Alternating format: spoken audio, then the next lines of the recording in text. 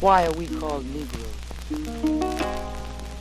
Why are we deaf, dumb, and blind? Why is everybody making progress, yet we seem to be lagging so far behind? Why are we mistreated? Why are we in this condition, stripped of our name, our language, our culture, our God, and our religion? Here in America, all of our religious training has been gotten by the preacher. He has told us of a heaven way up in the sky that we can't enjoy now, but rather after we die. But all of the years that we're living, for us there's nothing but hell, pain, torture, and misgiving. Yet the Bible speaks of a heaven filled with material luxury, which the white man and the preacher has right here, so we see. So my friend, take it for what it's worth. Your heaven and your hell is right here on this earth. So let's check back into history, which rewards all research. Welcome back, family, to another episode on the LANCESCURV platform, but this is actually Dr. Ade's lecture, and it's going to be overflowing with information that you probably never heard before. Maybe some things will be mentioned that you have, but she's going to go on in with what I like to call surgical precision, and it's going to be a very intense one. Dr. Ade is here with us, and we're ready to start. We are hungry for the meal. We've had to deal with lower vibrational stuff all over social media all day. Low vibrational people in situations that do not bring us to a higher level of existence. So now that we waited all day, after dealing with the food that had no nutrition, we waited all day with the conversations that didn't move us to anything but to want to get away from the people who were speaking the lower vibrational conversation. Now on a Friday night, I can't think of anywhere else that I want to be. There's no nightclub. There's no topless bar. There's no bar. There's no gambling spot. There's no place I want to be other than right here, because this is what's going to sustain us. And although people say we can't carry anything with us when we transition, we will carry wisdom.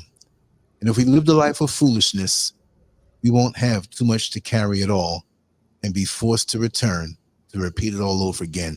So in essence, what she brings, she is your savior because she's bringing you the information you need. So let's dive on into this and open up the camera on our beautiful educator, sister, queen, mother, grandmother, sister. And by the looks of things, you look like my little sister. You forgot Granny. Well, you know what?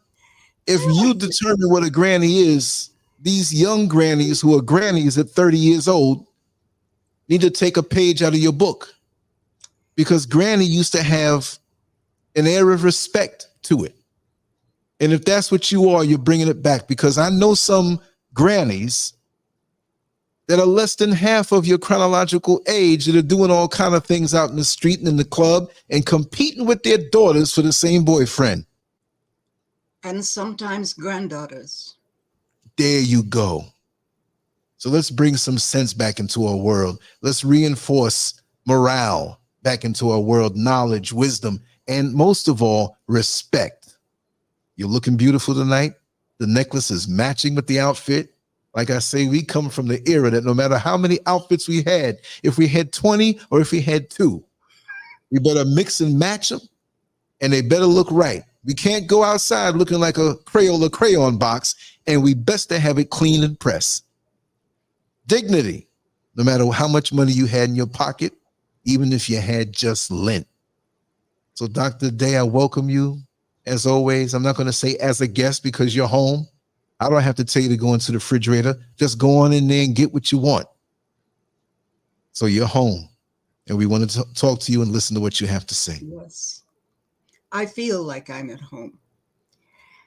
Before I get started, let me say Hi, beloved. How y'all doing? Oops, sorry about that. I hit the wrong button. Did they hear me? No, they heard you. Oh, they definitely heard you. Yes. And I want to thank everyone who sent a donation. I have tried to find time. No, I'm going to find time to just write down all your names, to thank you on the air. Thank you so much. It's unexpected and greatly appreciated. Uh, I don't need to say anymore. And long overdue, because you're doing the work that needs to be done.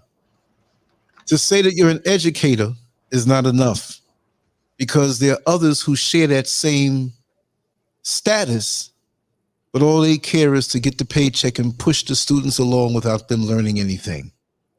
But here you are, for so many decades, and even before so many of us were born, that you were doing the work before they realized they needed it. You know, it's wonderful when you come home and you're hungry and it's not quite dinner time yet, but the dinner's made. So you've been preparing all of this for us long before we knew that we would be deficient from the educational system that doesn't care to teach us.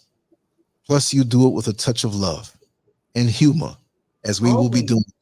And why not? Exactly. And I dress up. I mean, I'm always. That's appreciated too. too. Look nice. Because you're doing your best. That's you're setting the standard. For the show, I like to give it an extra touch. That's my way. I have always been very particular about my public appearance. So I never go to the supermarket unless I look nice. Exactly. I may not be this dressed up, but even if I wear a sweatsuit, it matches my tennis shoes. I have matching. I know it does. I have matching tennis shoes, and I'll a matching gele and some earrings, whatever. Right? That's the way we do it. That is the way I do it. It's the way we did it in my generation. Yes. I'm not going to change. And it makes me feel good every time I step out of my house, even if I'm in my house. I have several nice caftans.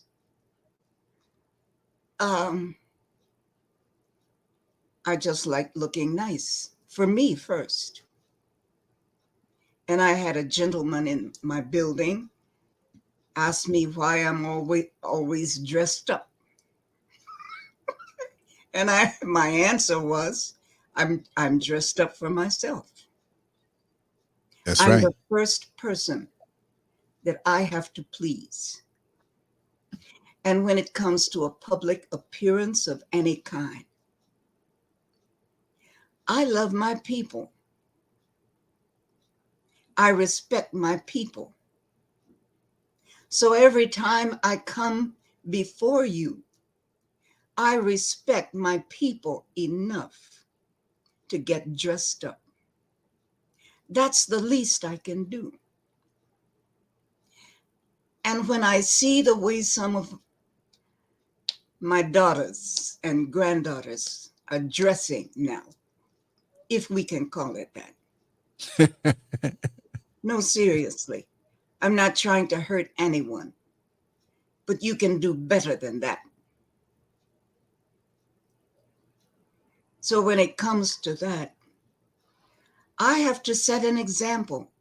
Whoever doesn't like it, sorry, I'm not changing. Look away.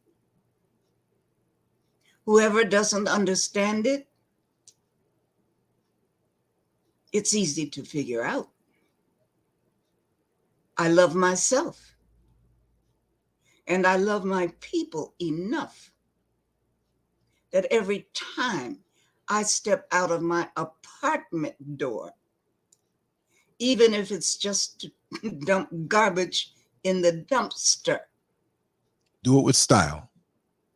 Thank you. Thank you. I have to represent. And we've forgotten how to do that. We have to represent our own excellence. Why have we forgotten to do that? On that particular note, let me give you young'uns. I think I can call all of you my children because I don't know if there is anyone in the chat my age, right? Most of you that respond to me are young enough to be my children and even my grandchildren, maybe my great-grandchildren. So let me give you a little history lesson on Black style in America, Black ways of dressing in America, and how far we have come down in terms of the way we dress and present ourselves in public. And I'm going to talk to the young ladies in particular. First, there was a time decades ago when the miniskirt came into style. And of course, you are familiar with the miniskirt. It's very short. And because those were the days when even white people had a little bit of pride, white women and Black women wanted to wear the miniskirt, but there was a problem that was shared between both groups, white women and Black women. What was the problem? When you sit down in a miniskirt, everyone can look up your name and address. And that's when tights came into vogue. So you put the tights on under the miniskirt, and you could wear the miniskirt and still be modest. That's a word that we've lost.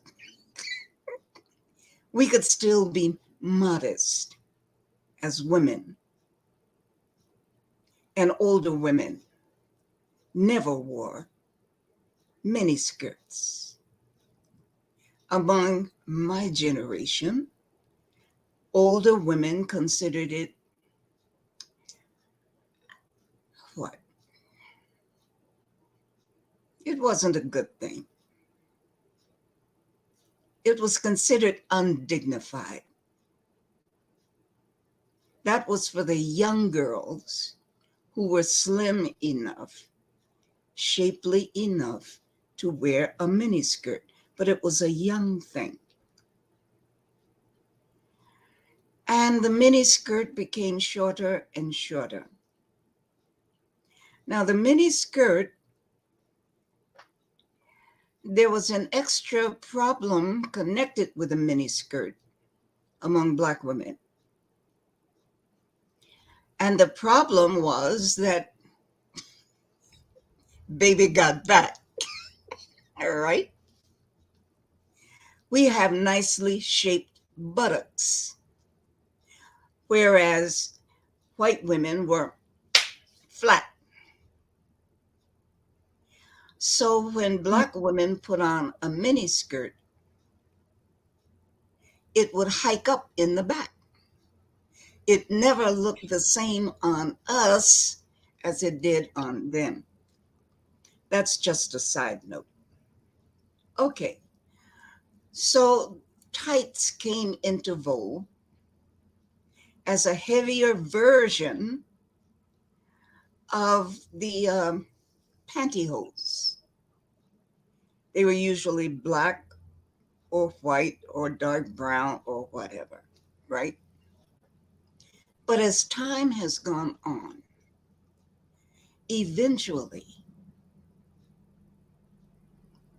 American women threw away the miniskirt and took the tights that started out as underwear and made the tights outerwear. So here we are. Now, if you're a skinny mini,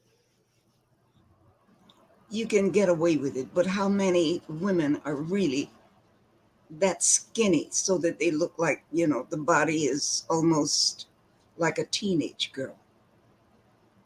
Even among teenage girls, it's not good. Let me tell you a secret about men.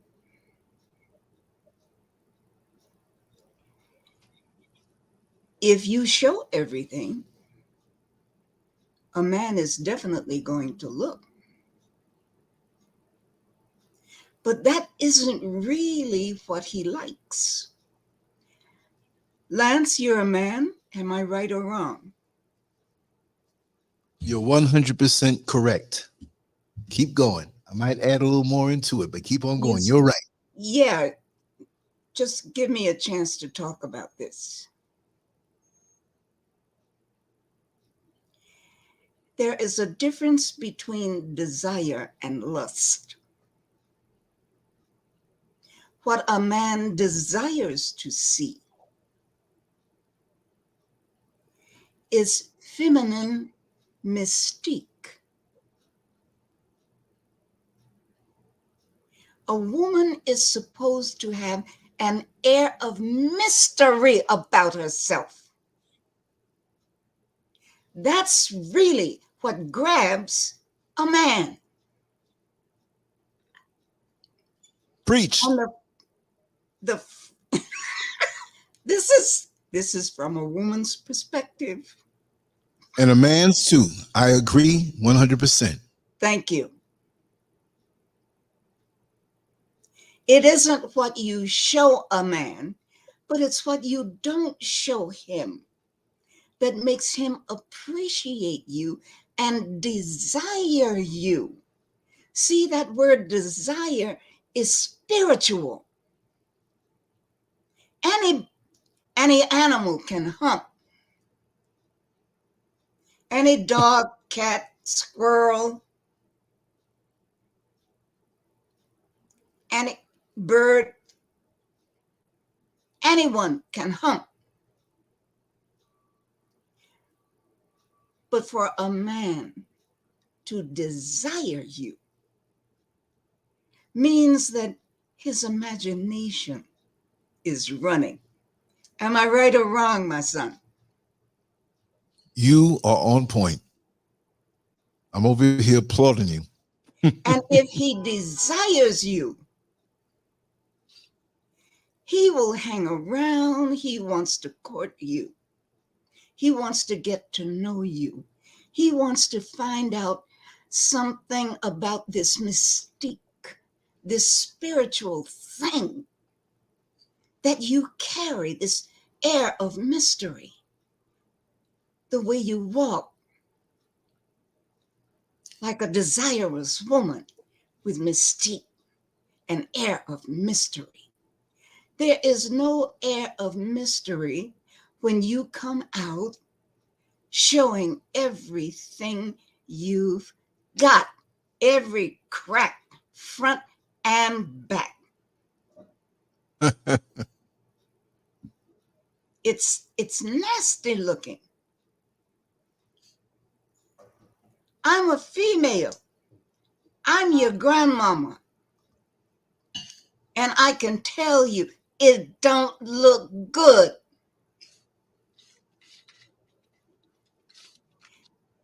an old,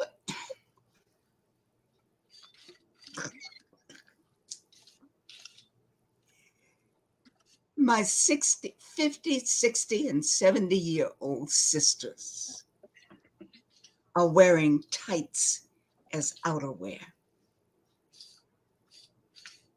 Overweight, no waistline left. No, I mean, it hurts my heart to see my daughters and granddaughters in worse shape than I am at 84. When did brassieres go out of style? When did girdles go out of style? At least, go buy a pair of Spanx. Pull some of that stuff in, lift some of that stuff up. Everything hanging.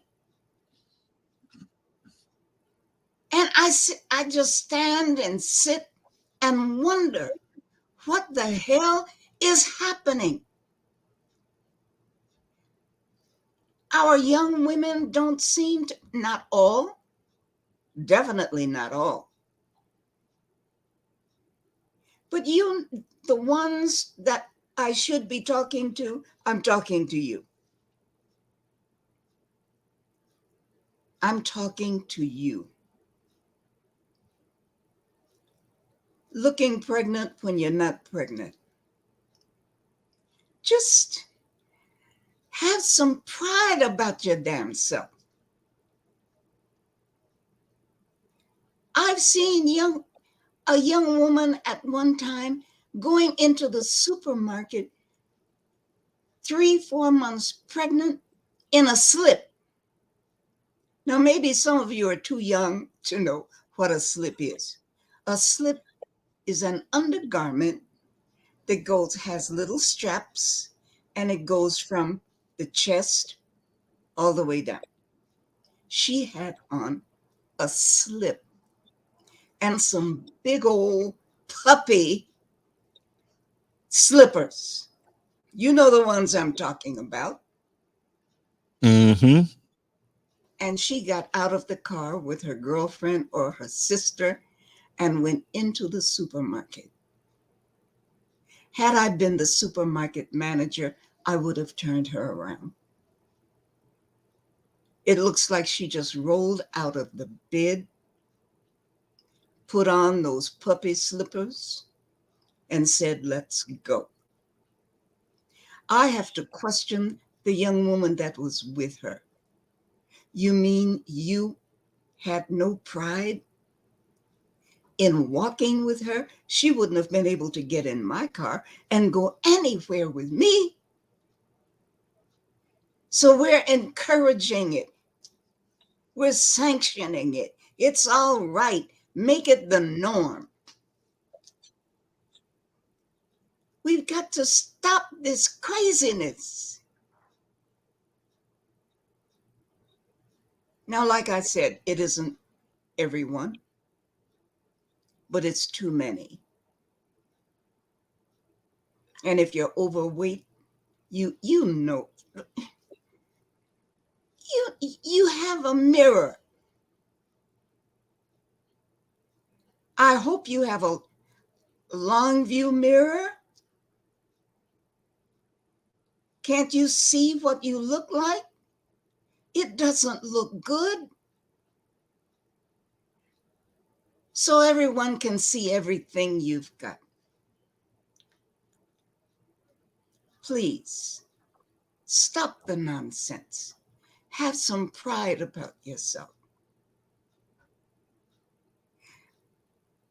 And for your information, this is why, not the whole reason, but part of the reason that I make a point in being dressed nicely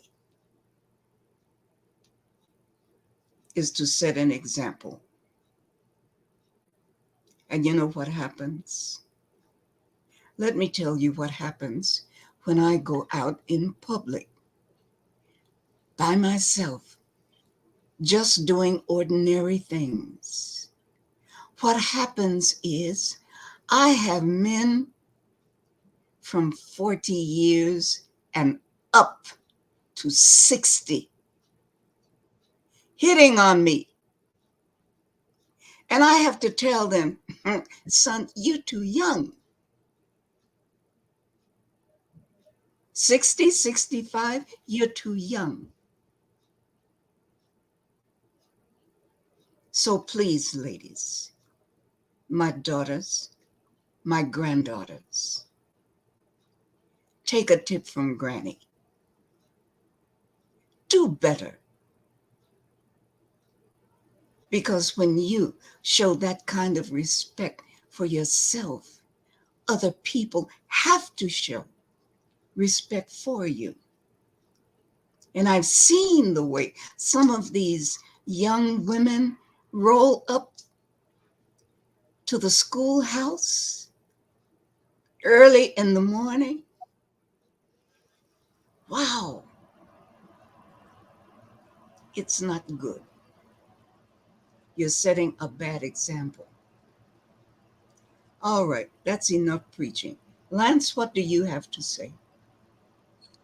You're absolutely correct. Many of us as males and some of us men haven't learned the lesson. And they find themselves in some bad situations made not by their top head. And then they want to throw off on what caught them. And they can't blame a woman or a female, as I'll call them, because they're not ladies. They listened to the wrong apparatus that took over with that male testosterone override switch. All sense goes out the window when that switch is thrown. I know this because I have been in that situation. I'm not holier than thou.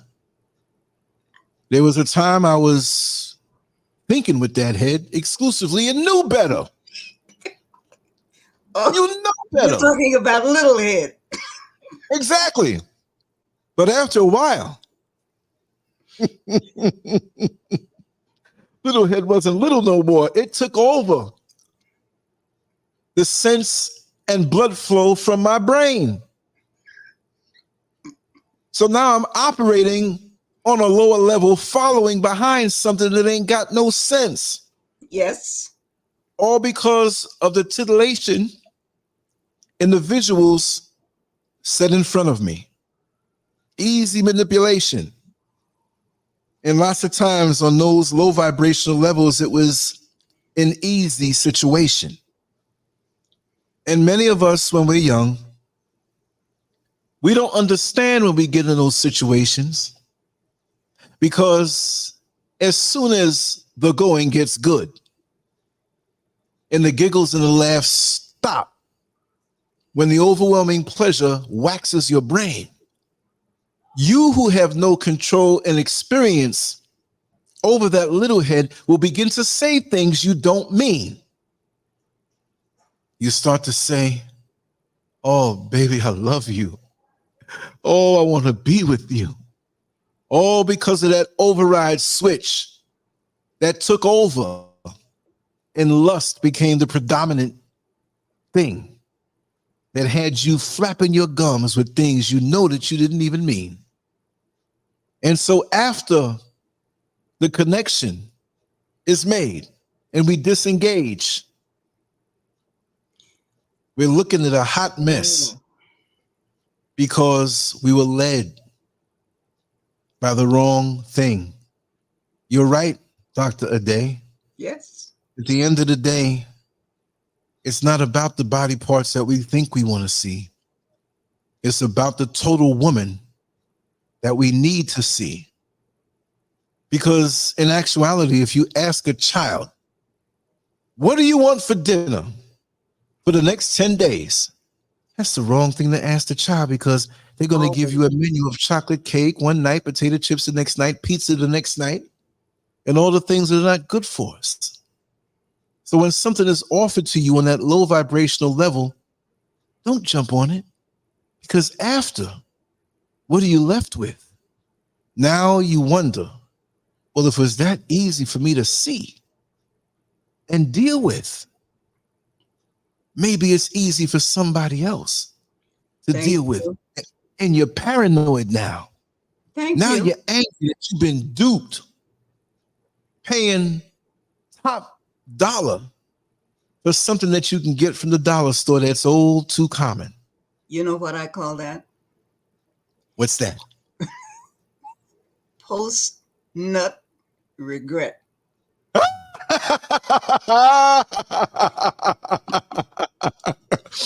Well, since you went there, I spoke on the earlier show, whether it was yesterday or today, because I ran my mouth for 3.5 hours early this morning. And there's the song by Earth, Wind, and Fire. After the love is gone. How do we? I forgot the rest of the words, but you know that song. Oh, after the love is gone. Well, I'll take it a step further with post-nut regret. We'll sing a tune of that song that I made up in my head, which I was always very proficient as a young man. Here it goes. After the sperm was shot, all the I love yous are forgot.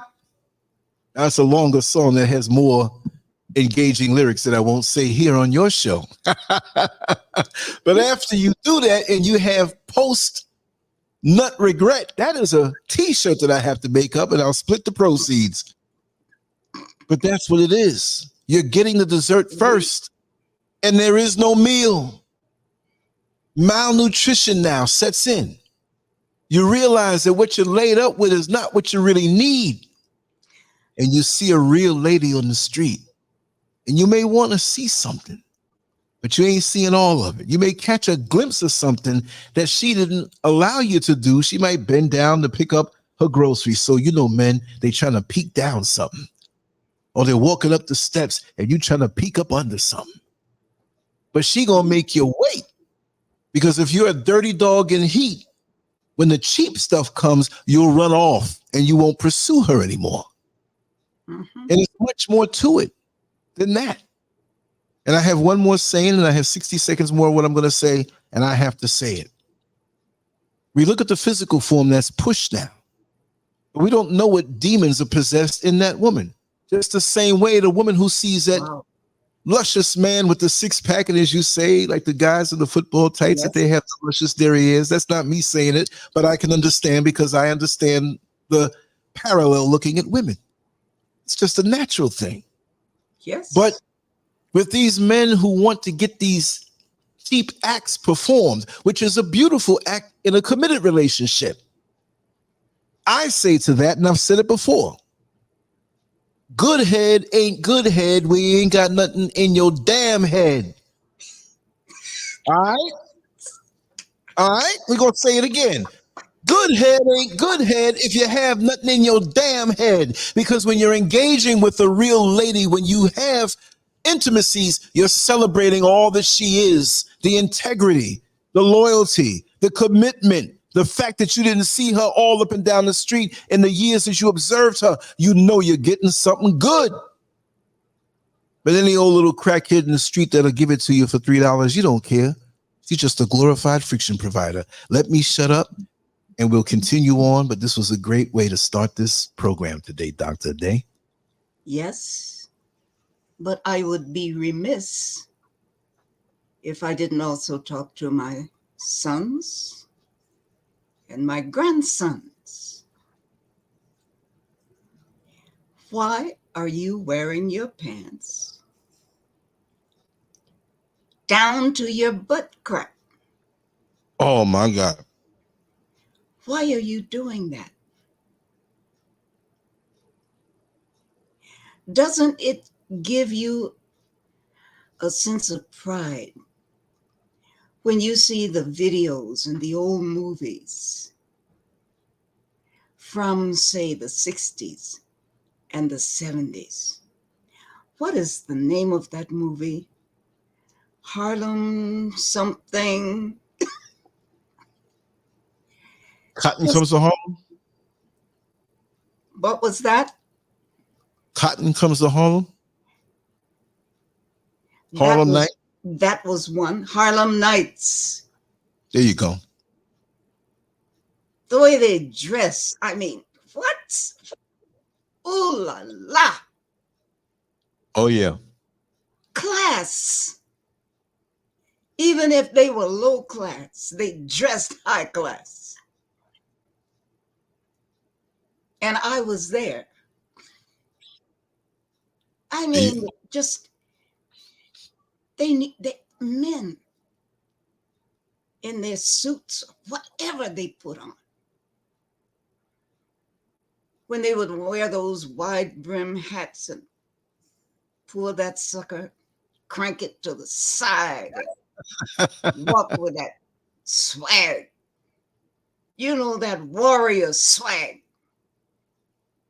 And we girls would just stand back and giggle and hunch each other.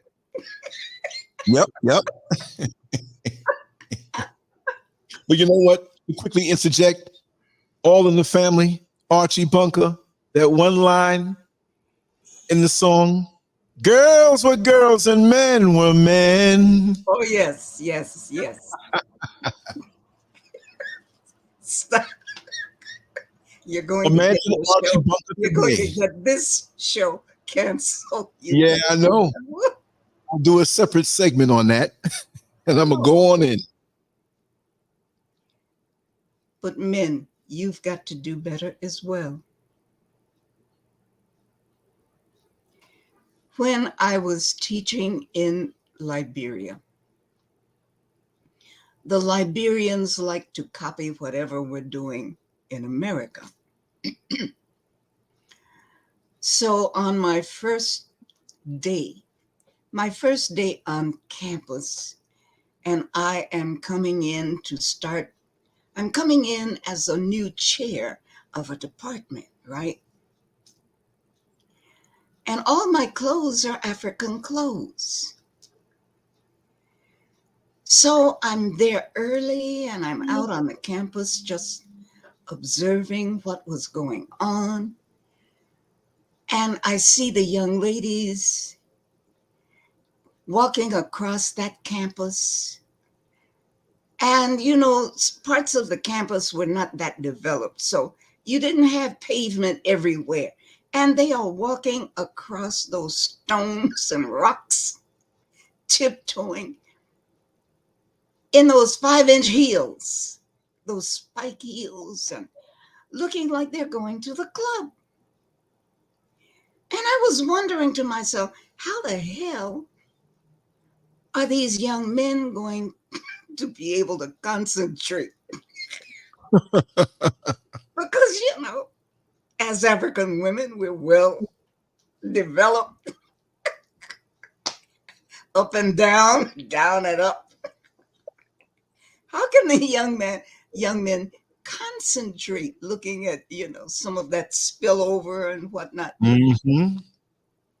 But what I saw coming across the campus from some distance was this young man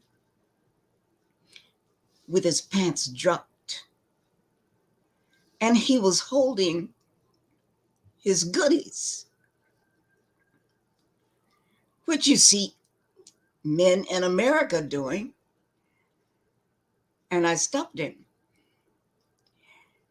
Good morning, young man. And he greeted me, and I asked him, do you have a problem? And he's, you know, he looked puzzled. And I said, you're holding yourself.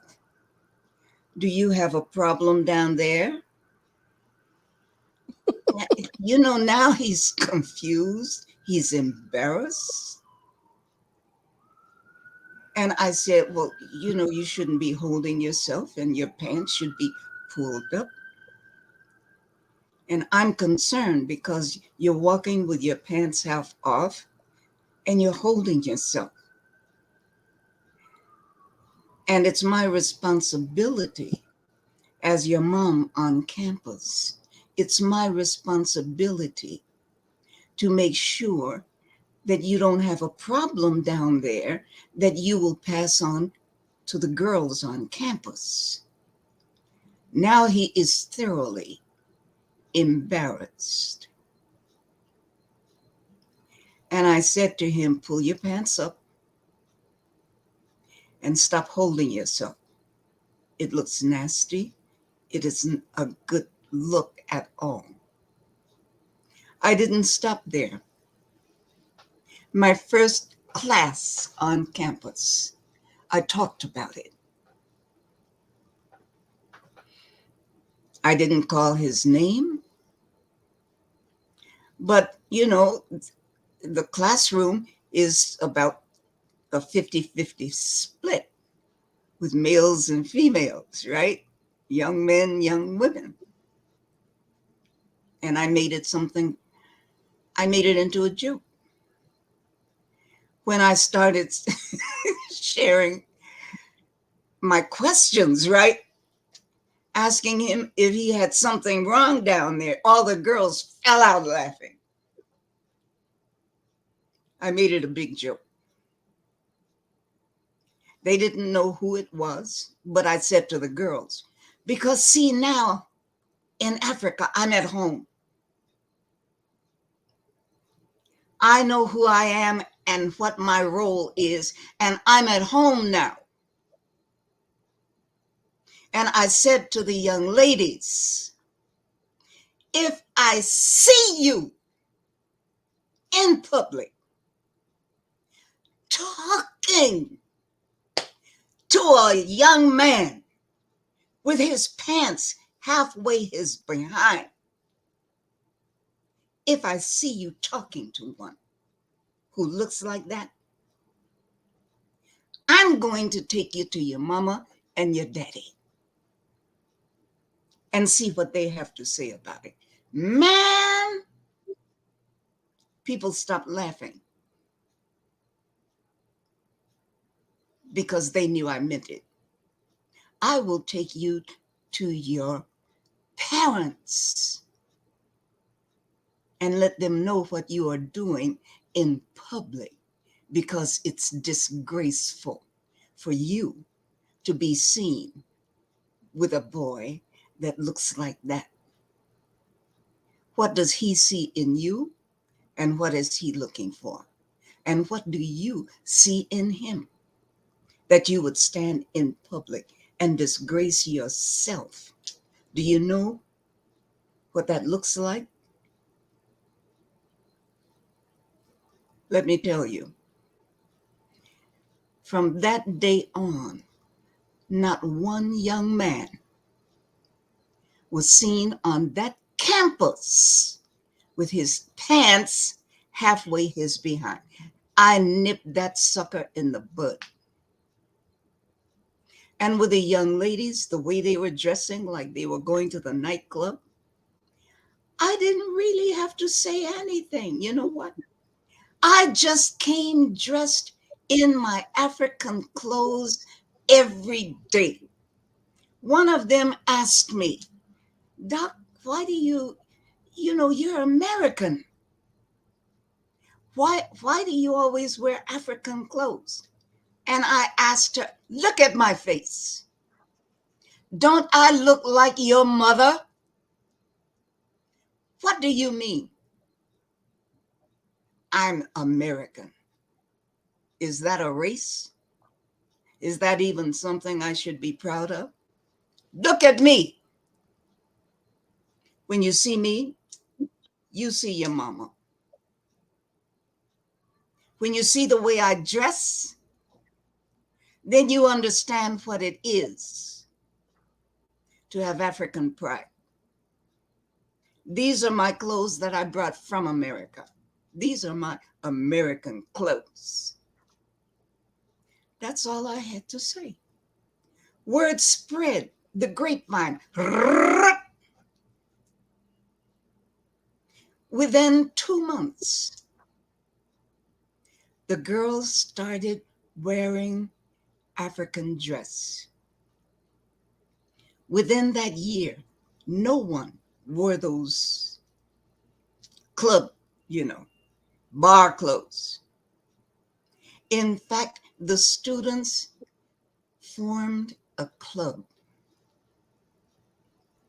And at the end of the year, they started a tradition that I believe is still carried on today at Cuttington University.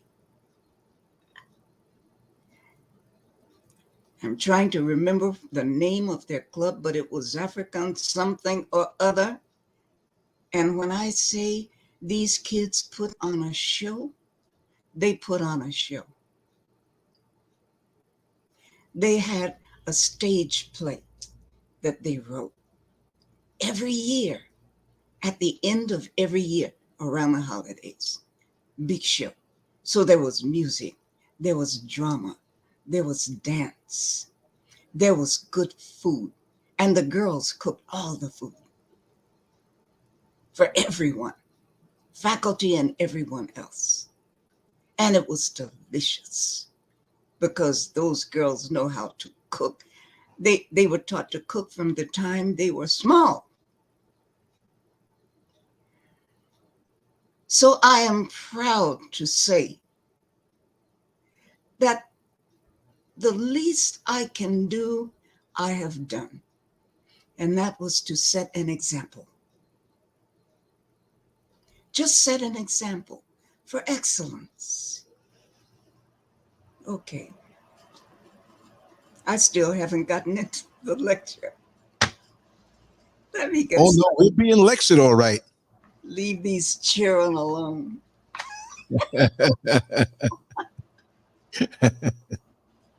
But I love you anyway. I love you anyway. And I hope you will do better. That's all. Just do better. If you think better of yourself, you will automatically do better. When I see you looking all slouchy and everything, I know that your self-esteem is low. Build yourself up. There is no reason for you to think of yourself as being anything less than excellent. And it has nothing to do with how much you have. It's what you present to the world. Okay. Let me get started on this topic about who came first, males or females. And I'm going from that topic, I'm going to segue into something called divine geometry or sacred geometry. Sacred geometry, that is something so mysterious.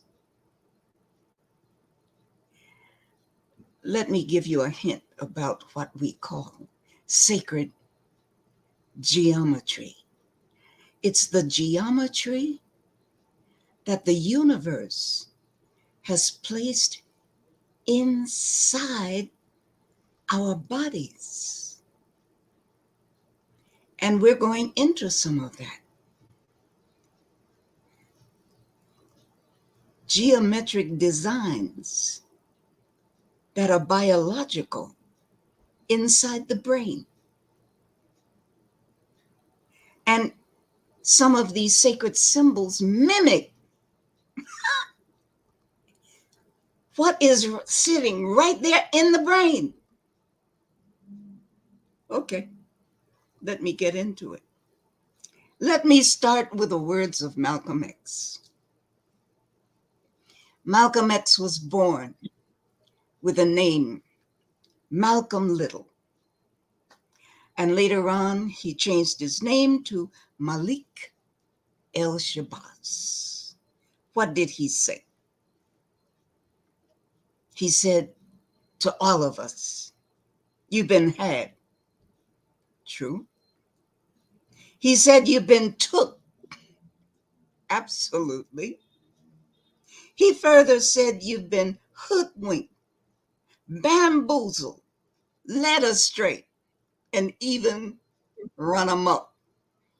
We are running amok. And I'm going to add my words to that. We've been raped. We've been beaten, lynched. We've been mentally and physically enslaved.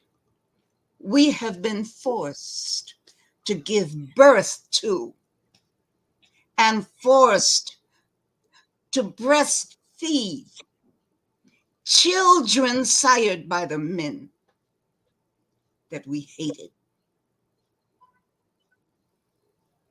As men, you have no idea how a woman feels having been raped by one of those beasts and being forced to carry that thing's child for 9 months and give birth to it and then tend to it. Here's a piece of history that perhaps you were not apprised of. It became common for African women to take those crossbred babies, take it by the heels, by the feet, soon after birth, and dash its head against a tree, or dash its head against a wall and just knock its brains out. If it was half white, we did it because we hated where it came from. It might have been African.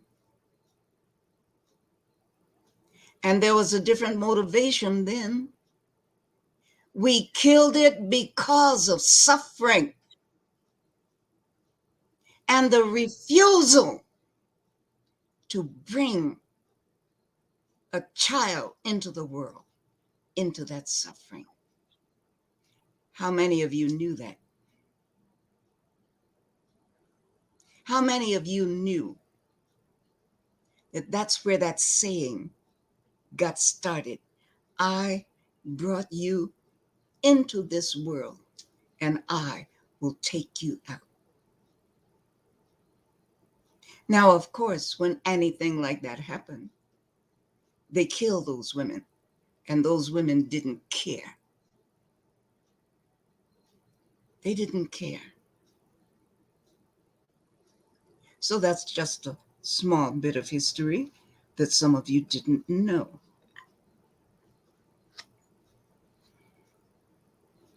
Wow, we have worked from can't see in the morning until can't see at night. We could only bathe once a week. Can you imagine that? In that hot sun, working 12, 14 hours a day. In fact, they had to write a law preventing slave owners from working us 24 hours straight. And this is why it was commonplace for us to just die from overwork at an early age, 35, 40. Wow. We've been abused in every way possible, brutalized, boiled to death, burned to death. How do you put somebody in a huge cauldron and set fire under it and just let that water heat up and take a pitchfork to keep that person in that hot water, boiling to death. And perhaps some of us don't realize that very often after they killed us, they ate us. You can Google it. This is not shit that I'm just making up for the pleasure of it. So you find people my age and younger, but the older we become under this brutality, the more traumatized we are. And we can be triggered. There are some movies that I refuse to see. I had to force myself to go and watch that movie about Malcolm. I had to force myself. A lot of people had to force themselves to go and see it. And let me tell you about the experience walking out of the theater. And you know, people are lying in a line walking out of the theater, and there is a line of white people lined up going in. And they were watching us like hawks as we were walking out. You could smell the fear on them. It was jumping off them. They were afraid. Roots, I never watched it. I just never watched it. I'm not going to either. Wow, now I'm stirred up. I'm stirred up thinking about how we African people everywhere, we have blessed the entire world. We bless them with life. We bless them with civilization. And yet we are hated everywhere. African women, no, I'm not going into that. Let me start talking about the cosmic and spiritual evidence that African females are primary humans on Earth. Some scientists liken the universe to the body of an African woman. First of all, the universe is black, totally black. And from the universe, that black universe, it or she constantly gives birth to new planets and stars. The scientists like Einstein have told us that we will never be able to leave the Earth and be able to get to the edge of the universe. It's impossible. It's impossible because the universe keeps giving birth. More planets, more stars, more galaxies. It doesn't end. So the scientists liken the universe to an African woman because the universe is totally black. And it just keeps giving birth continuously. Other scientists have concluded that the female principle is primordial. What does that mean? It means that the universe, the female principle, has been there since the beginning of time as we know it, since the beginning of creation. It's the feminine principle that is alive within the universe. It is female, feminine. They also say that life itself, just life, the principle, the concept of life, all by itself, is a female environment. Now you can Google what I'm saying. You can ask scientists about what I'm saying. Why is that? Why is it that life itself is a female environment, according to the scientists? Because life is itself is an ongoing process of conceiving, birthing, and nurturing life. That's female stuff. That's feminine stuff. Men don't do it. You know they don't do it. Men can't do it.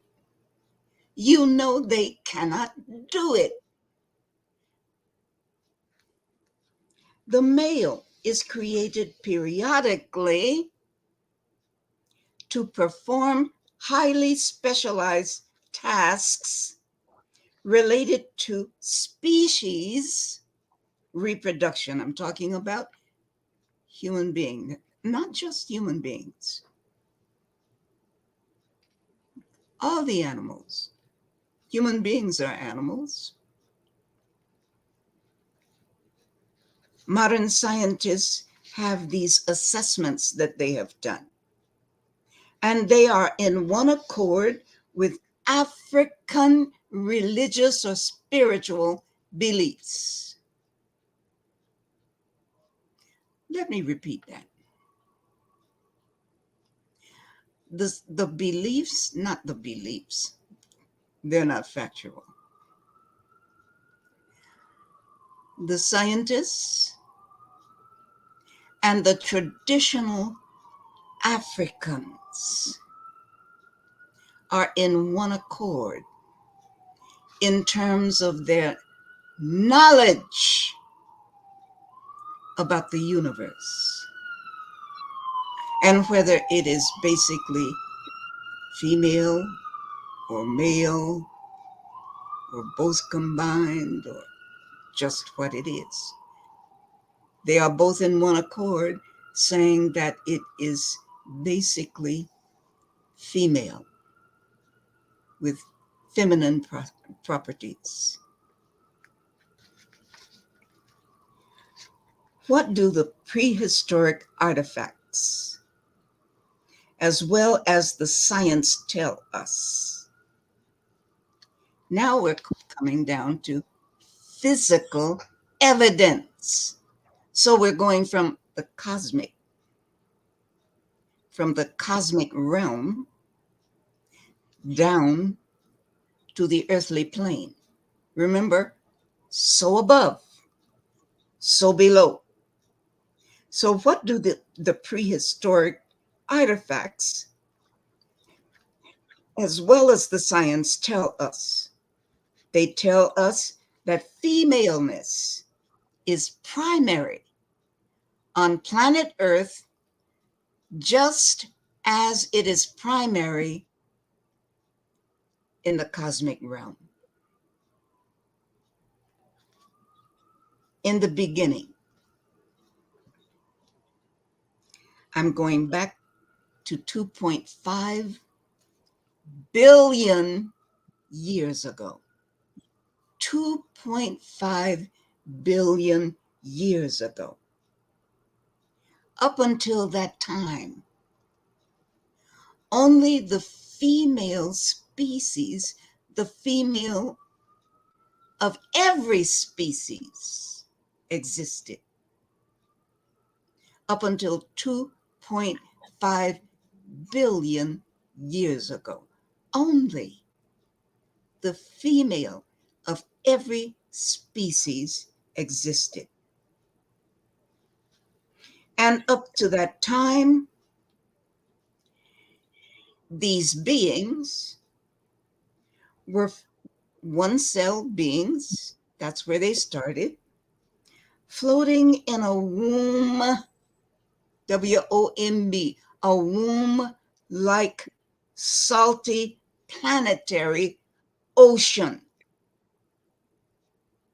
Within Earth's ocean womb was contained all organic life. And all of that organic life began as one-celled beings. We're talking about 2.5 billion years ago. And each of these one-celled beings was pre-programmed to develop into a different species. Every living thing started as one cell. The salty planetary ocean is likened to the womb of an African female's salty amniotic fluid. Both of them, the salty ocean and the salty amniotic fluid, both provide electrolytes that the fetus needs. As that fetus begins as one cell, and I'm talking about human beings now, one cell made up of 46 chromosomes. That's one human cell. Now 23 chromosomes after the male was created. 23 come from the male and 23 come from the female. But up to 2.5 billion years ago, there was only the XX chromosome present for human beings. When we look at the lunar tidal rhythms, you think of an African woman. We're talking about how life as humanity began, right? So we can only talk about Africans because for hundreds of thousands of years, no one walked this earth except us. So let me go on. When you think of the lunar tidal rhythms, you know, connected with the moon, those rhythms are related to the African female's menstrual rhythms, as well as the waves of rhythmic pains, the rhythmic pains that every woman experiences giving birth. Now, there is no way that a man can even begin comparing what happens with his body with the lunar rhythms, the rhythms of the planets and the oceans. It doesn't happen with him. And you can check what I'm getting ready to see. Google it. This is why among the scientific communities in science, they say that females have a direct connection with nature. Men don't have it. Now, I'm not trying to make men feel bad. I wish men were just as keen on not making women feel bad. But I'm not trying to do that. I'm trying to take what has been turned upside down. I'm trying to turn it right side up again. Because men have put themselves in a place and given themselves roles that they shouldn't have and shouldn't be doing. And that's why the entire world now is effed up.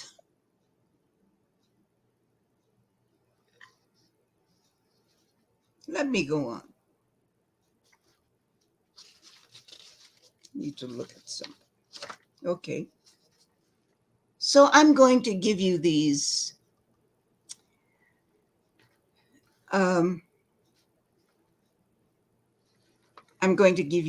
different scientific fields that demonstrate that females are primary humans on Earth. So let's look at paleontology first. Paleontology evidence that African females are primary humans on Earth. Blah, blah. Work mouth, I must be hungry. When did the first male penis appear on Earth? Who ever thought about this? The first male penis appeared during the age of reptiles. That was the Mesozoic era, around 200 to 252 million years ago. Up until that time, every living thing, every living species was female. Let me go on. The penis first appeared among honeybees and whiptail lizards. How did they discover that? Whoever thought of finding honeybees and checking for a penis? Wow. From paleontology, I'm going on to genetics. Here is genetic evidence that African females are primary humans on Earth. 3 points. Females existed for thousands of years before males ever came into existence. Females. It's going to be a bumpy ride, y'all. Females can reproduce without sperm through the process of parthenogenesis, which is sometimes called virgin birth. The scientific term for it is cloning. A lot of people don't really understand what cloning is. When you produce a living thing by cloning, it means no sperm is used at all. This is how miraculous and mysterious the female body is, especially the body of an African female.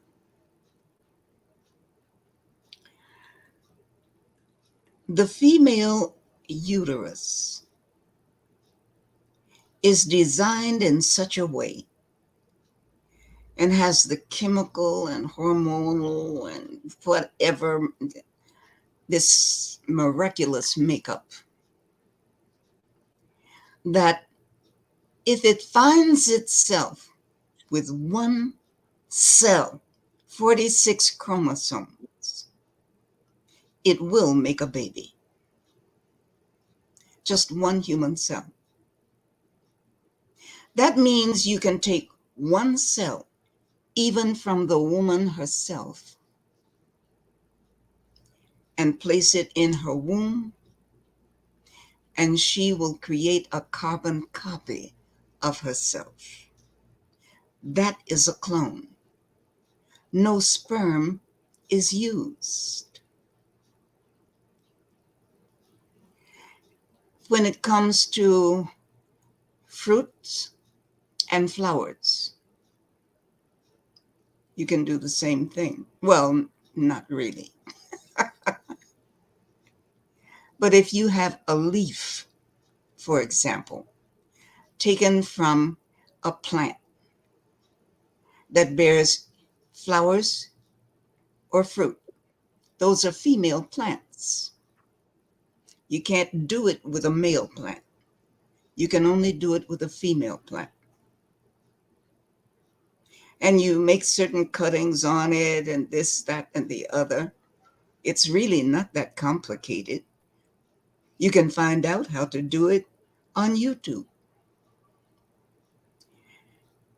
So you can recreate, just from a leaf, you can create a growing plant that will produce flowers or fruits just from the leaf,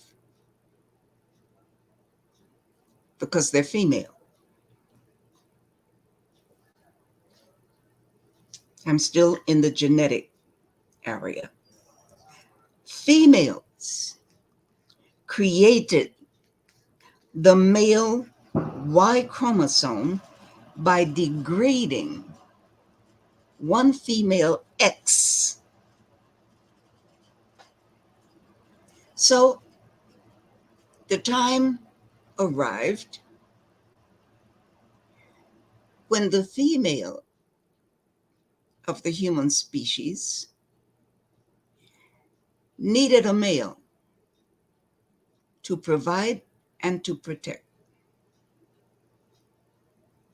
So males have only those two roles. In the animal kingdom, they have only those two roles: provide and protect. The offspring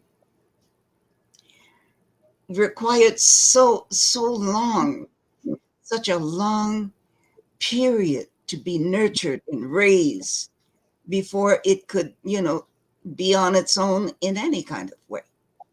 So if the mother were to take the offspring with her, she couldn't properly forage for food. If she left the offspring behind, something would eat it before she returned. How did she create the Y chromosome?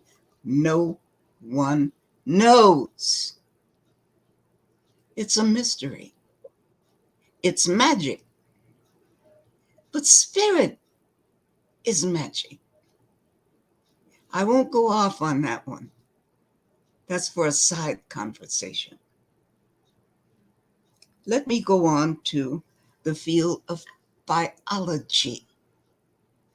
Biological evidence that African females are primary humans on Earth. 3 points. I start again with saying females created the male Y chromosome by degrading one X chromosome. One leg from the X broke off and became a Y. Now, in the process of that one leg breaking off, what results is the loss of a lot of genes.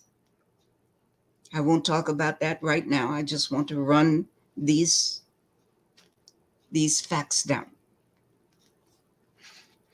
Since 1951, white male scientists hid the evidence that proves what we call the inductor theory. The inductor theory. What is that theory? The theory states that all mammalian embryos, all embryos that are mammals, male and female, are anatomically female during the early stages of fetal life. Now, what does that mean in human terms? It means that it is absolutely factual that every baby conceived, every human baby that is conceived, begins its life in its mother's womb. It begins its life as a female. Those of you who have gone through pregnancy and checked with the doctor and all of that, the medical professionals tell you you must wait until after 6 weeks of that pregnancy before they will know what that child, or whether that child will be female or male. Why is that? Because every fetus begins as a girl, XX. After 6 weeks, some switch inside the mother's body turns on. So if it's going to be a boy, that switch turns on, and one of those X chromosomes becomes a Y. So when you go back to the doctor, he'll be able to do a test, right? Probably an ultrasound. And they'll be able to see his little ding-a-ling, his little nub that is just beginning to grow. It takes around 2 months before this develops. That takes care of the biological. I'm moving on to the cultural and archaeological evidence that African females are primary humans on the planet Earth. How many points? 9 points. First of all, females created the first and the oldest digging stick tool. This is archaeological evidence. Females, African women, let me say it the way it should be said. African women were the first to domesticate fire, which was an important, very important aspect of human development. African women were the first to invent agriculture. Out of all the schooling and miseducation that we had, they never told us that it was African women that laid the foundation for world civilization.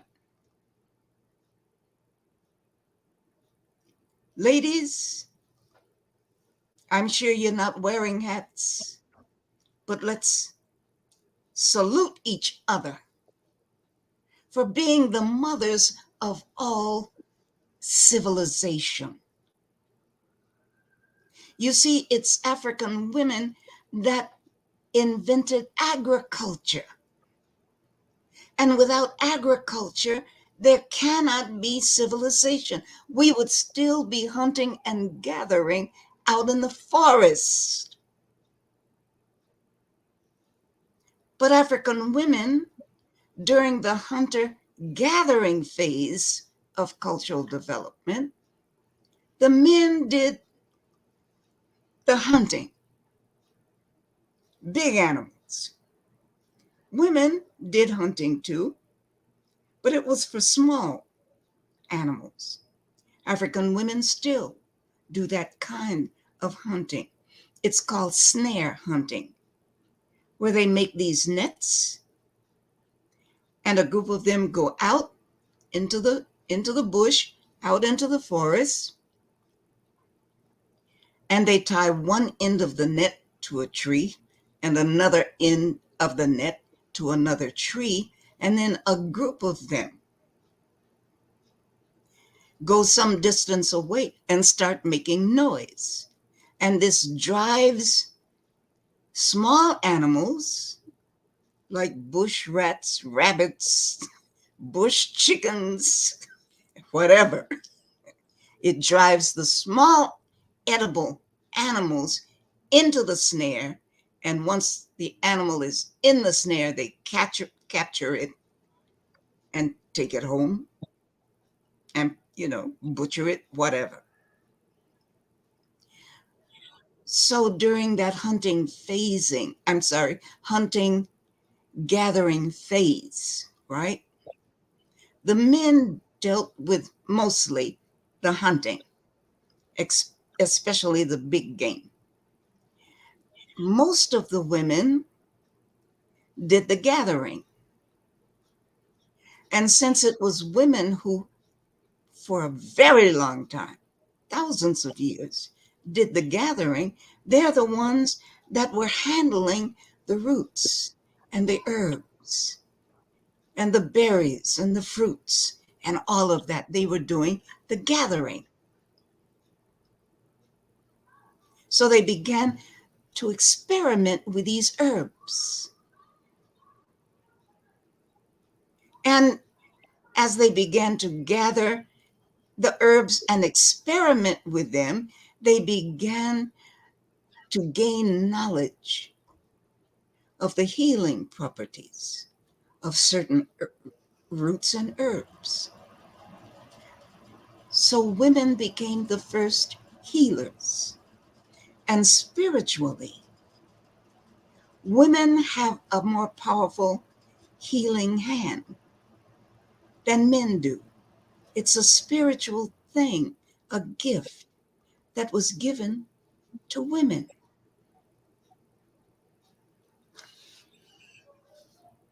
Where am I?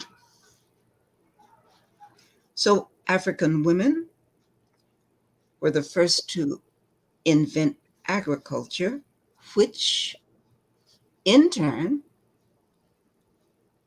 laid the foundation for world civilization. I haven't talked about that enough yet. So our mothers, our ancient mothers, being very intelligent, they got to the point where they began to say, well, listen, instead of just plucking this plant, why don't we take these plants back to the homestead and plant them there? So they started pulling up the entire root and replanting. That is how the first garden started. So there was an herb garden and there was a garden for the edible vegetation. After a while, the garden grew bigger. It grew larger. And that home garden started the first farm. It kept getting bigger and bigger because they started planting different kinds of things. So I can see them even planting new banana trees, orange trees, lime trees, plantain trees. You understand? And as those farms began to grow larger and larger, people became sedentary. You're not going to have a farm and you plant all this stuff and you're cultivating and everything all the time. And then you're still hunting and gathering and roaming around like a nomad or a semi-nomad. No. Once they started gardening, once they started farming, it required for them to start building sedentary housing. Houses, huts, whatever. They began to stay in one place. That's what it means to say they became sedentary. They began to sit on that land and they began to flourish from there. Civilization began from there because now they are harvesting. At the end of the harvest period, they have more than they need just for themselves. So trade with other villages gets started. The division of labor gets started. This is how civilization began. Division of labor. In order to cut trees, do chopping kinds of things, you need someone with the expertise of creating, inventing and creating cutlasses, chopping tools, all kinds of tools. It was women who first created these large urns. Why? Because it was always the women, by tradition, that would go to the river to get water and bring it back. You can't carry it in a sack. You need something to carry it in. So women, that was part of the division of labor. Women began to make pottery and dishes, cook pots, that kind of thing. This is how civilization began. I see something. The good doctor delivering the medicine again. Okay. All right, beloved. I'm trying. So that is how African women created civilization. They laid the foundation. If it were not for African women, we would still be foraging in the forest, hunting and gathering. I've already explained how and why African women were the first to study and to create medicines from these medicinal plants. African women were the first healers. African women were the first potters, making dishes and pots and pottery. There is more. African women, we're still talking about the division of labor because people want clothing. Who's going to make these clothes? Where are the fabrics coming from? Women were the first weavers. This is part of civilization. African women were the first textile dyers, the first ones to start dyeing fabrics in different colors. And they were specialists at it because they are the ones who were always gathering the roots and berries and barks and all of that. So they knew from their hands, from the dyes that would stain their hands, they knew how to make these dyes to create different colored clothing. So these were African women laying the foundation for civilization.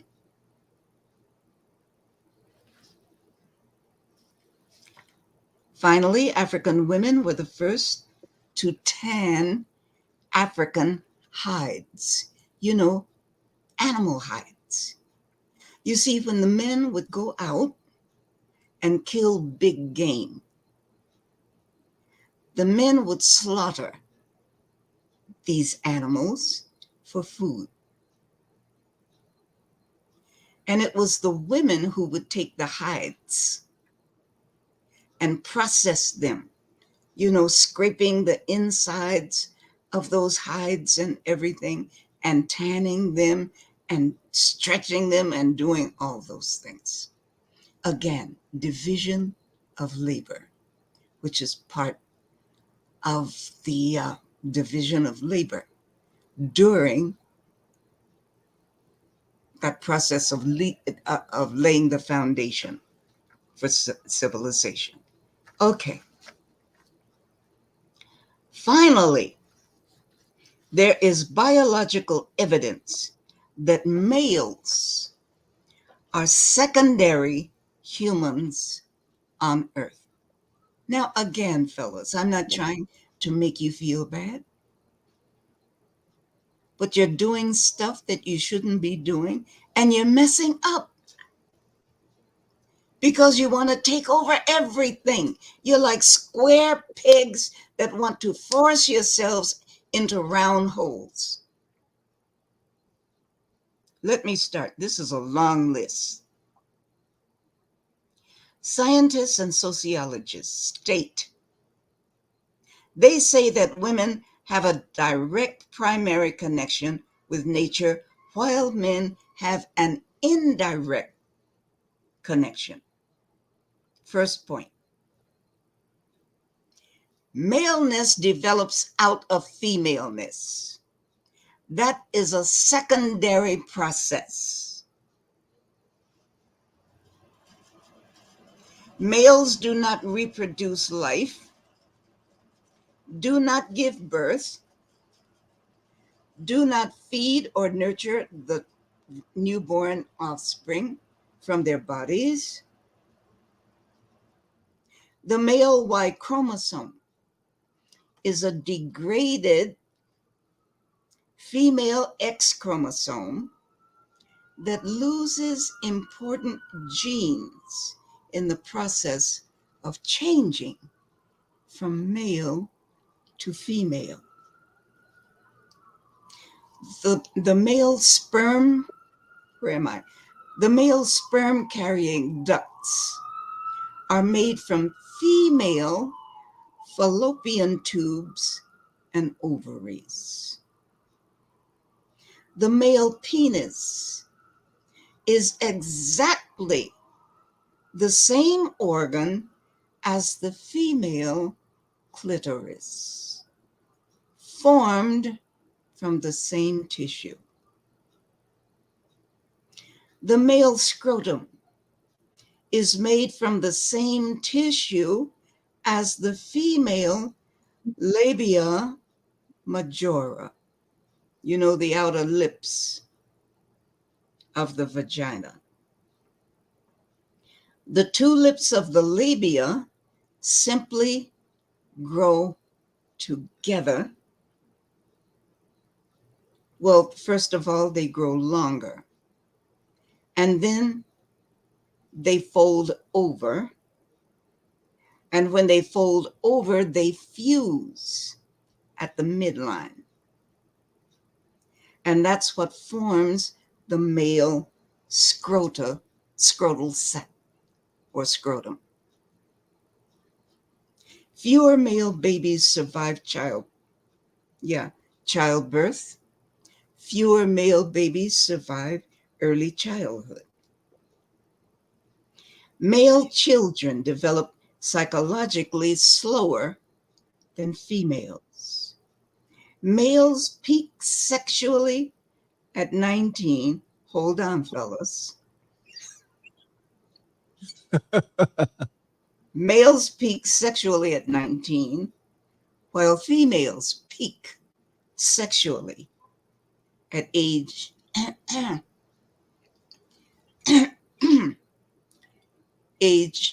30.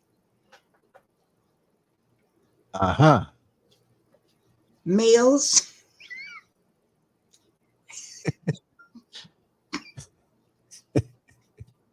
I hear you. Things for me. Males have a shorter lifespan than females. Oh. Okay, does anyone want to chime in right now? You can Google all this stuff. Well, I just say this, that explains a lot of the invitations I received when I was 19. Those who may have been 11 years older than me. As far as living a shorter life, because of those experiences, I made sure to take very good care of myself so I can have a longer life, so I can repeat some of those experiences. But males peak sexually. Let me pinpoint exactly what that means. It means that after age 19,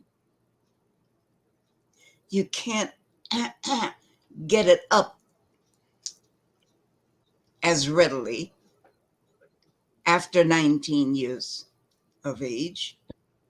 You can't get it up as often. And once you get it up, you don't have the same staying power. It begins to decline. Everything begins to decline after age 19. A woman doesn't peak until age 30. Now, some say even 33. I don't know.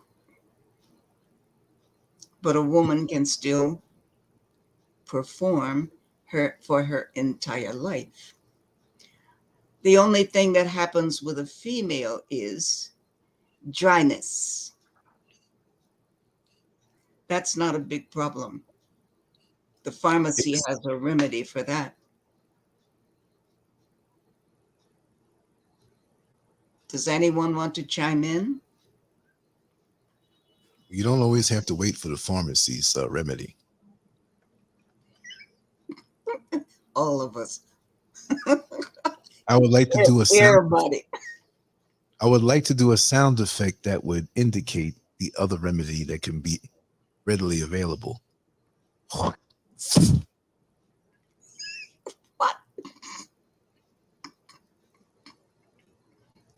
Let me see if anybody wants to chime in.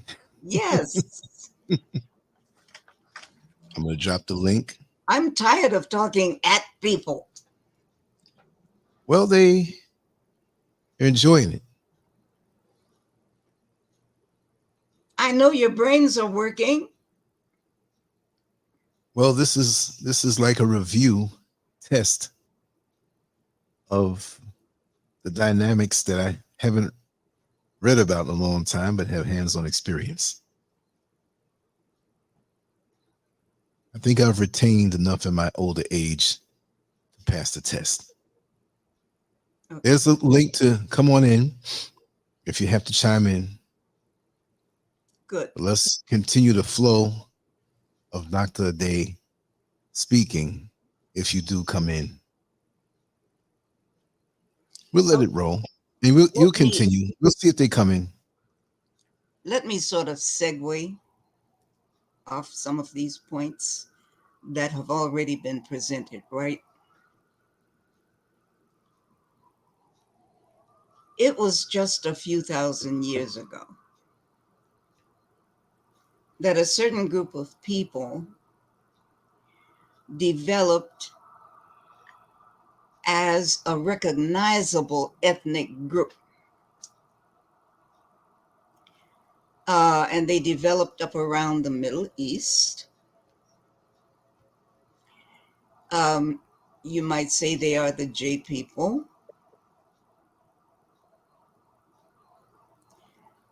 Everyone else besides Africans are newcomers on the earth. We've discussed this, right? I've already talked about how Africans began to leave Africa about 150,000 BC because we had filled up the continent. You know how we roll. And there were no other human beings on the earth. Only us. With all our diversity that is provided by the one and only mtDNA. I'm hiccuping. Why do I have these problems when I come on your show? The mtDNA has the variation inside her, the African woman's mtDNA has such variation that without being mixed with anyone,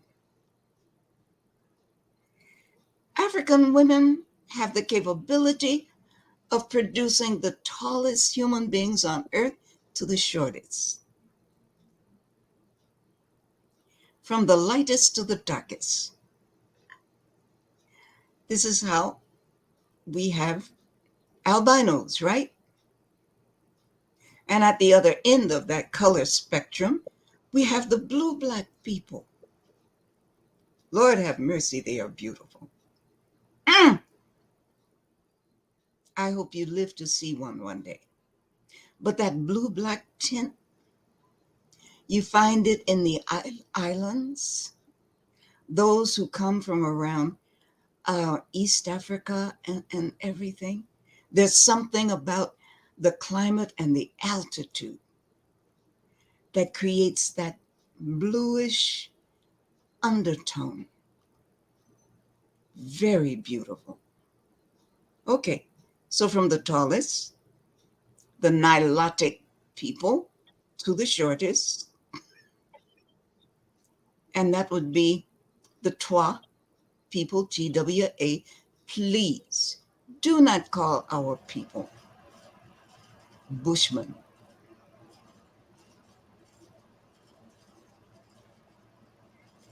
The name for those people, African people, that the whites call Bushmen, those are the Khoi and the San people. The Khoi, Khoi, and the San, San. Please don't call our people pygmies. They are the Twa people, very small in stature. So we go from the tallest to the shortest, and from the lightest to the darkest.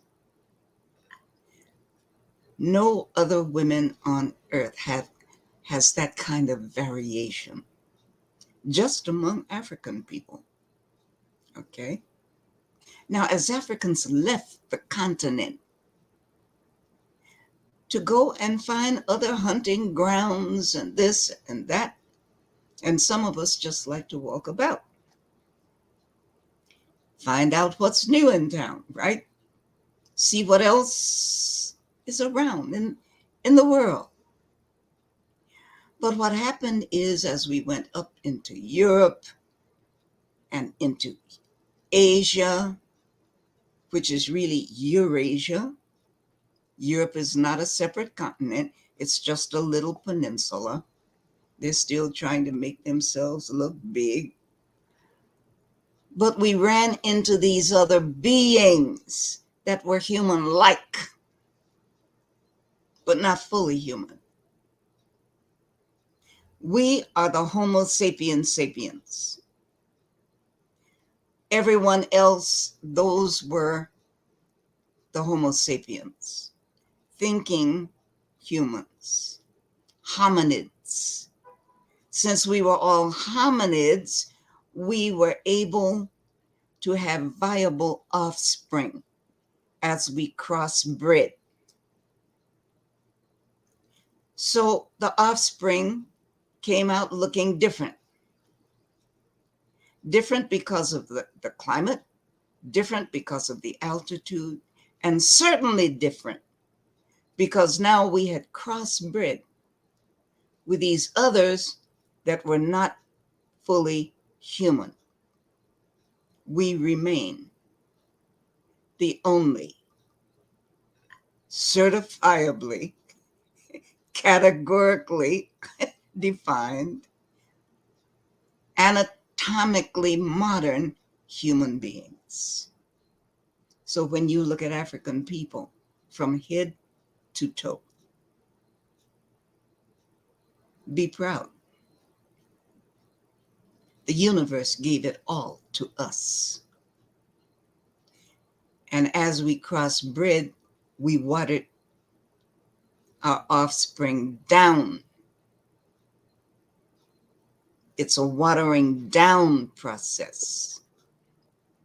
That means the offspring loses a lot of important genes. So that's how you've got dim folks, non-Africans on the earth. And their behaviors are all the same. As Africans, we are different. I don't know why that bothers somebody. Yes, we are different. Praise God. Who in their right mind would want to be one of them? They even smell funny. You know it. Everyone knows it. That was old news when I was a girl. It's old news in Africa. We say they smell like wet dog. In Africa, they say they smell like wet chicken. And when it comes to neuromelanin, to look into those pale eyes, it scares the hell out of me. It always has. Those reptilian looking eyes with no neuromelanin show. What? You see, the human eye is an accurate index of how much neuromelanin is flowing through your brain and your entire body system. And during my research, guess what I ran across? In psychology,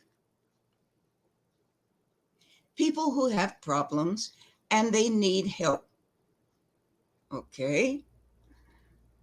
And they go to a therapist. The therapist can be a psychologist or a psychiatrist, which is a higher level. They did studies with just white people. And the study was based on the color of the therapist's eyes. So they were dealing with therapist eyes that went from brown to hazel to light. And in the light category, you had the blue, the green, and the gray. Okay. Blue, green, and gray. So the light colored eyes of the therapist. So it's white people going to white therapists to talk about their problems and to get healed. Okay. What happens? They get inside the office and they're facing the therapist. If the therapist's eyes are brown, white people looking at a brown-eyed white person has some degree of trust. Listen very carefully. Trust. If the patient or the client does not trust the therapist, the client, the patient, does not fully self-disclose. Did you hear me? White on white. If the therapist's eyes are a light color, the client will never fully self-disclose, which means that the patient, the patient or the client never really gets healed. The healing comes through the trust between the two of them, creating self-disclosure. But if the self-disclosure is not full enough, then the patient, the client, does not adequately heal, because the patient, the client, will never trust this psychiatrist, or just say the therapist, will never trust that person. Now, this is white on white.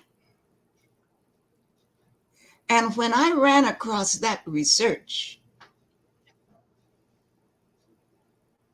it was enlightening, because all my life, I got the heebie-jeebies just looking at a Caucasian with light-colored eyes. And that it remains today. Even if I see one on TV, click, I'm gone. I'm gone to another channel. What kind of eyes are those?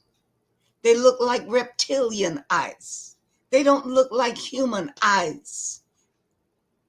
They have always frightened me. They frighten. That's the best word. They have always frightened me. I don't want to have a one-on-one conversation with one. Think about the Native Americans. They had a name for them. They called them what?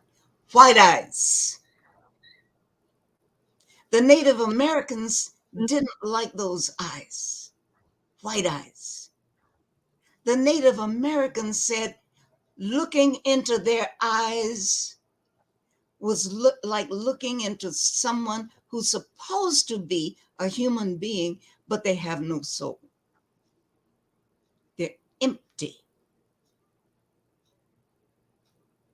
See, our human instincts tell us, they guide us in the right direction. But because of society,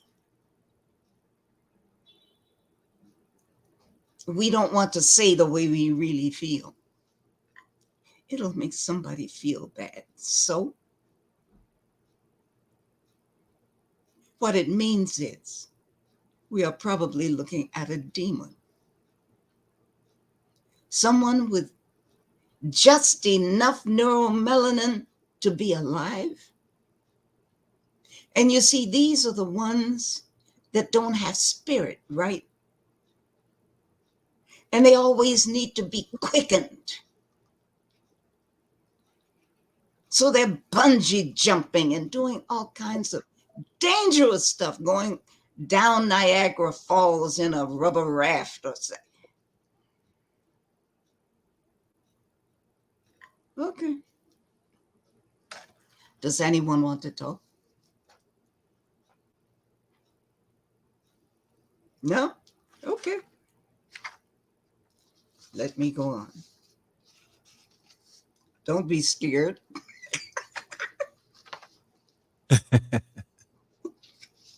I'm not even pronouncing it right. Scared. Scared, that's the way they say it now. Scared. You know how they say it now. They twist it around. Don't be scared. All right. You can be scared, but don't be scared. Don't be scared. But these are things that you can Google. It's good to do research. You find out all kinds of things. Okay, let me segue. Now I'm going to talk about the pineal. Okay? And I'm first going to look at the ancient myth of Osiris and Horus, because that myth about Osiris and his son Horus, it reveals how the pineal gland is directly connected with divine spirit.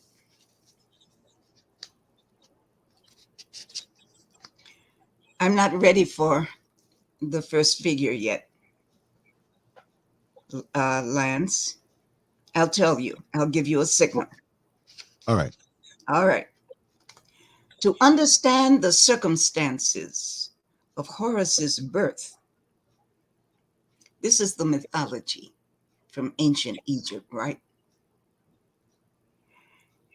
And when I really went into it, I was just amazed, because 5,000-6,000 years ago, the ancient Africans knew then about what we are not cognizant of today.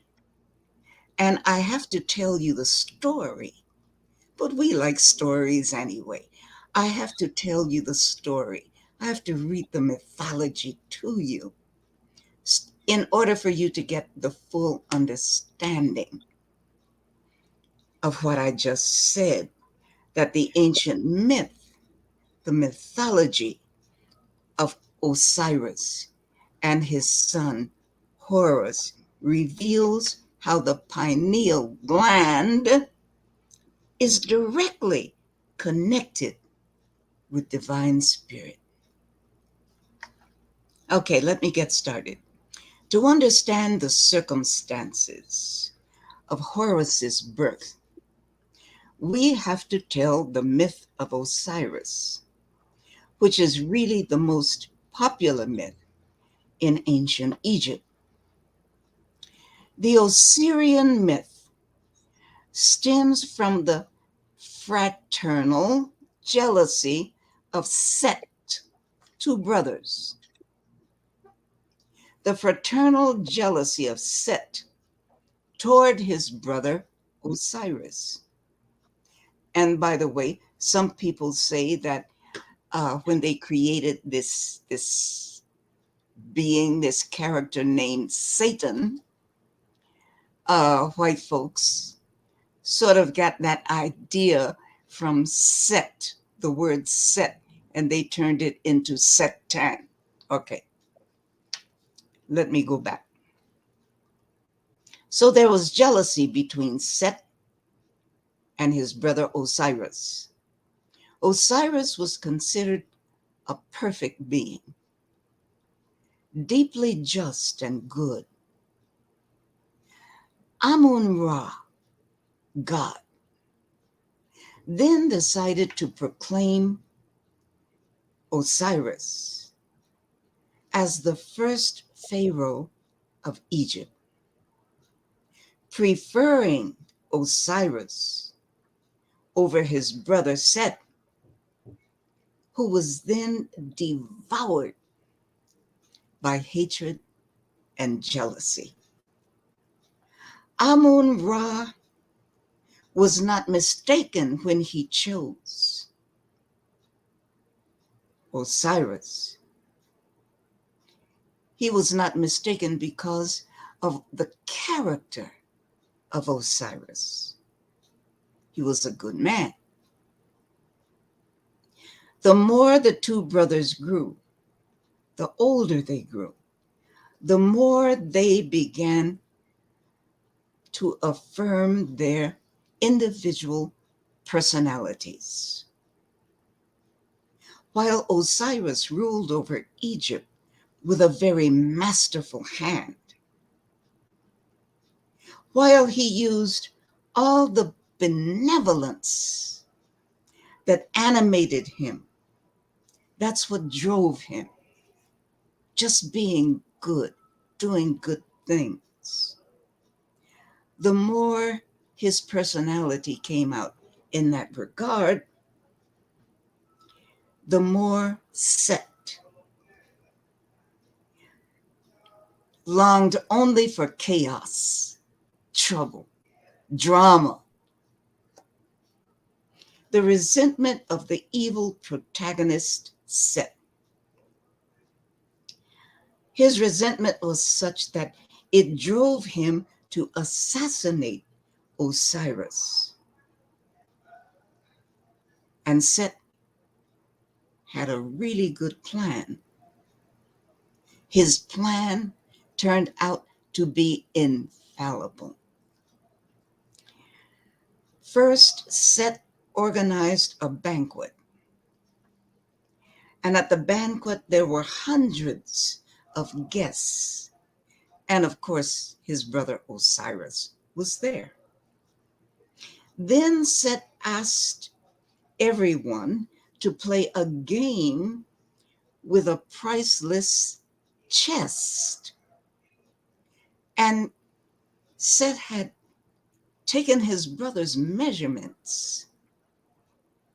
So the chest was made to perfectly fit Osiris, and it was beautifully decorated in gold, laminated with gold, decorated with gemstones of all different colors.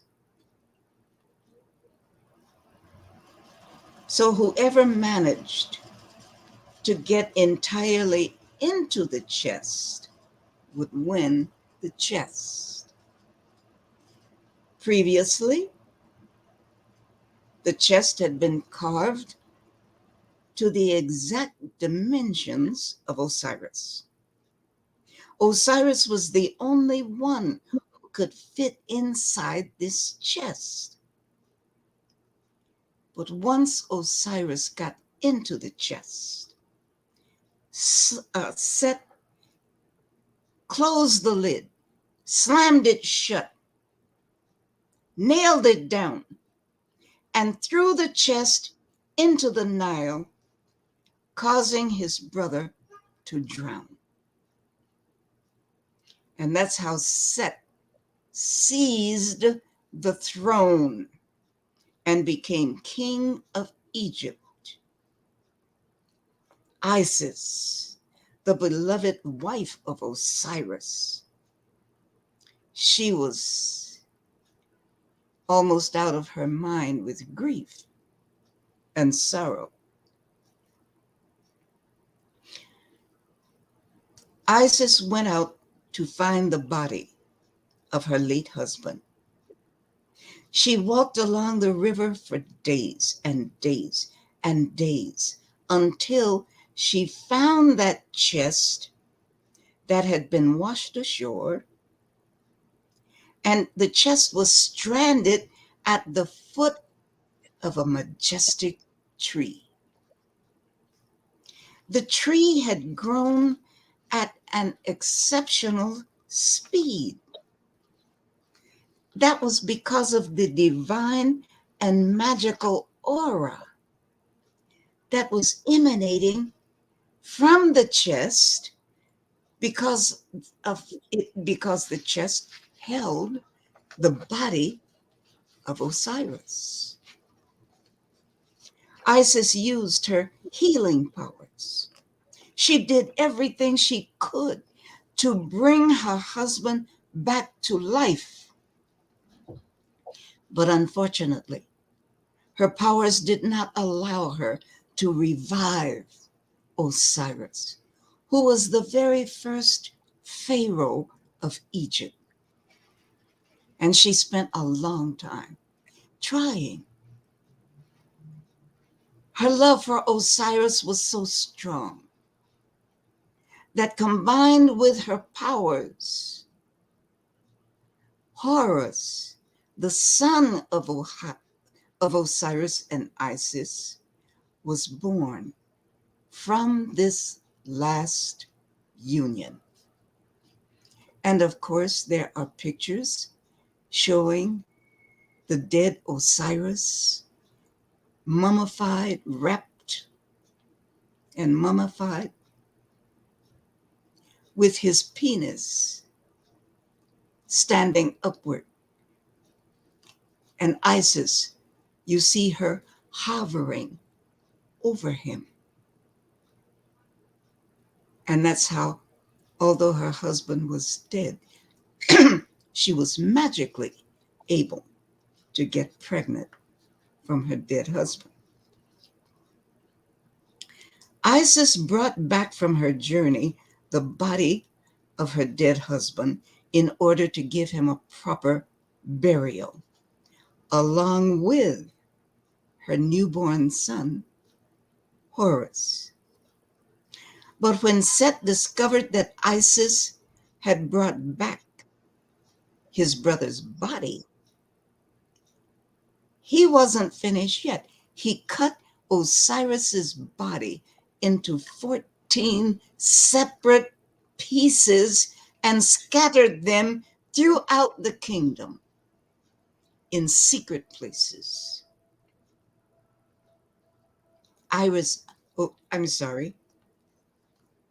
Isis, the widow of Osiris, didn't give in even then. What she did next was to lead an expedition to find every piece of her husband's body. She was accompanied by her sister Nephthys. And with the two of them together, Isis managed to gather and assemble all the pieces using magical bandages. Now, thanks to her powers, combined with those of her sister, Isis succeeds in bringing back to life her husband. And thus, he became the deity of the kingdom of the dead. But the story doesn't end there, because Horus, the son of Osiris, when Horus reached the age whereby he could wield a weapon, Horus decided to avenge his father and to recover the throne of Egypt that should have been his by right of inheritance. Horus then summoned a divine council to cast Set out from power. The council was composed of Amun-Ra, no other than the sun god. So the council was composed of Amun-Ra plus Thoth, the god of wisdom, and Shu, the god of air. The jury was undecided. The members of the jury decided that the two rivals, that's Horus and Set. Remember, Set is the uncle. Set is the brother of the dead Osiris and the uncle of Horus.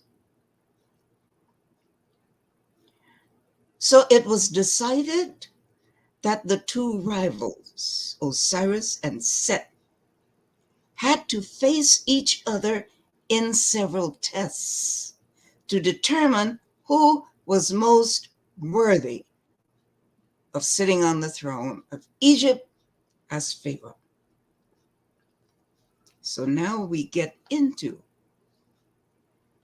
the Ujat and the Wejat, which are the two eyes. The Wejat is the right eye that represents and symbolizes the eye of Almighty God, Ra or Re. And the left eye symbolizes Horus. And it is called the Ujat. So here is the meaning of the Ujat. The Egyptian eye originates from the confrontation between Horus and Set for the throne of Egypt.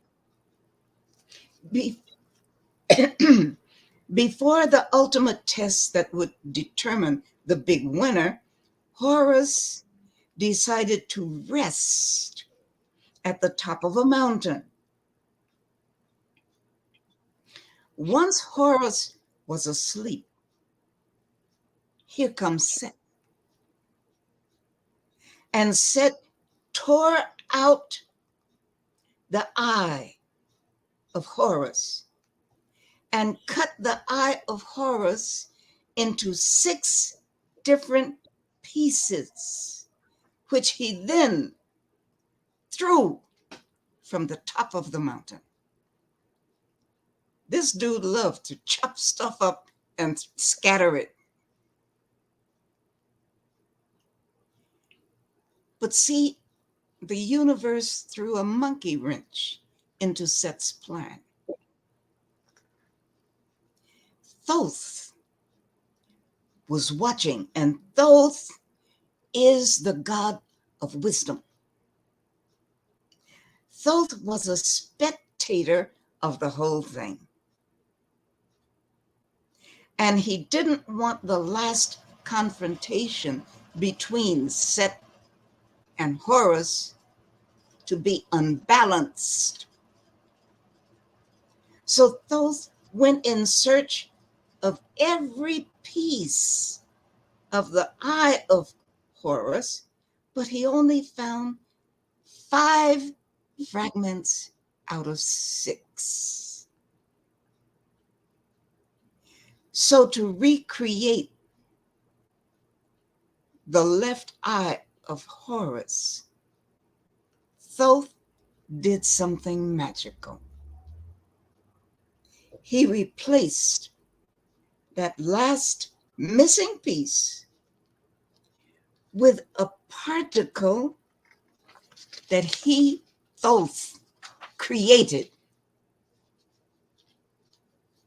He just created it and made that the missing piece to create balance with that eye.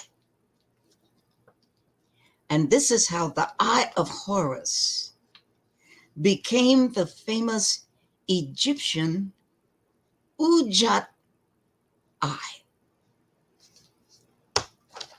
Hold on. Let me look at my list. Yes, can I have figures 1 and 2? Lance? Yes, it's coming. Here we go. Okay.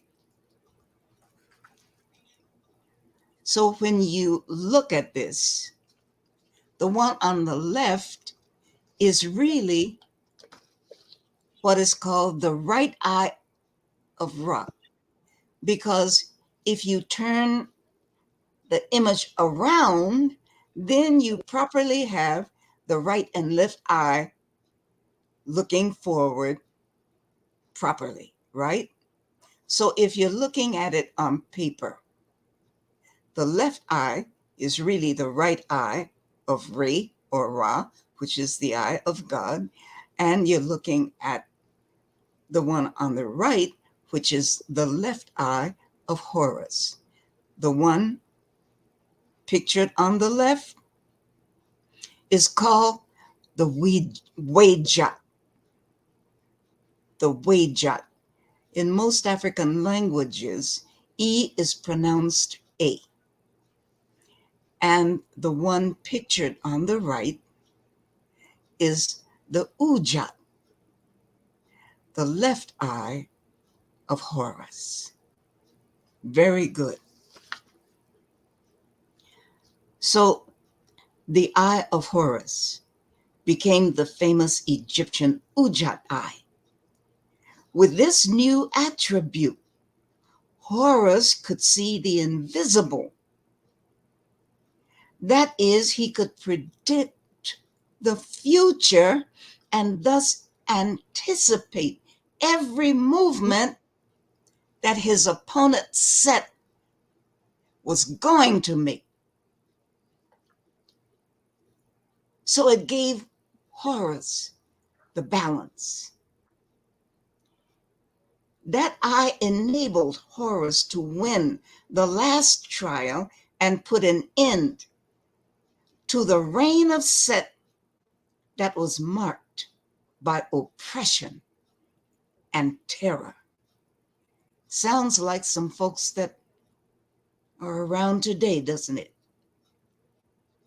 Horus then became the rightful pharaoh of the Egyptian kingdom, and he later married Hathor, or Hathor, the goddess of love and beauty. So now we can understand the major interpretations of the left eye of Horus and the right eye of Re or Ra that represents God. So to do this, here is a very simple, how do you say this word? Mnemonic. Yes, the Ejat eye of Horus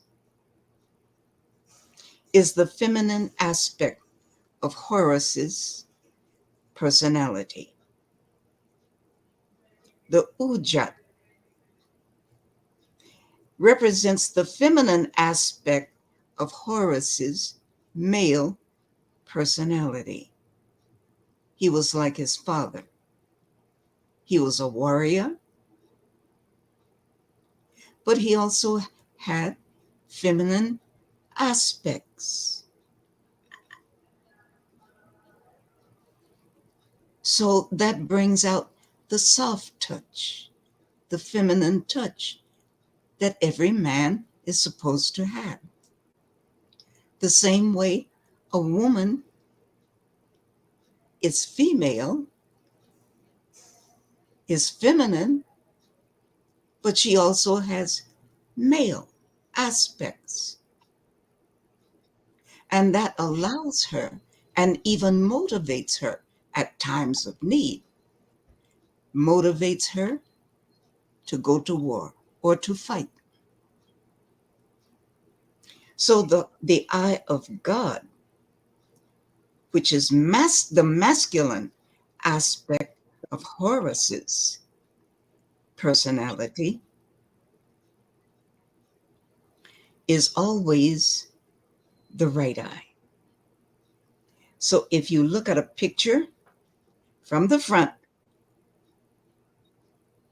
as I explained, it will always be the eye located on your left.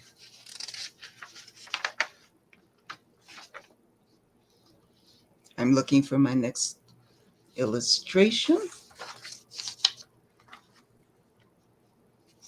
Oh, you beat me to it, huh? Yes. So here we have figure 3.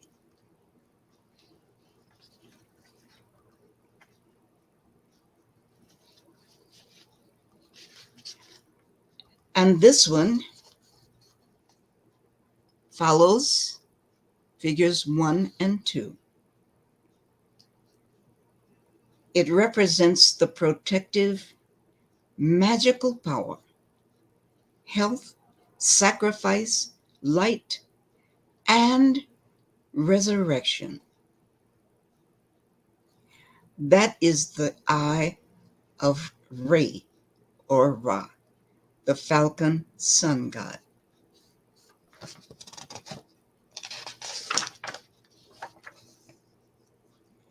Let's go to figure 4.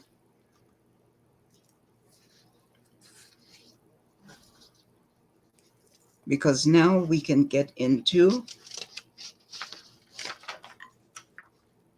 the pineal gland.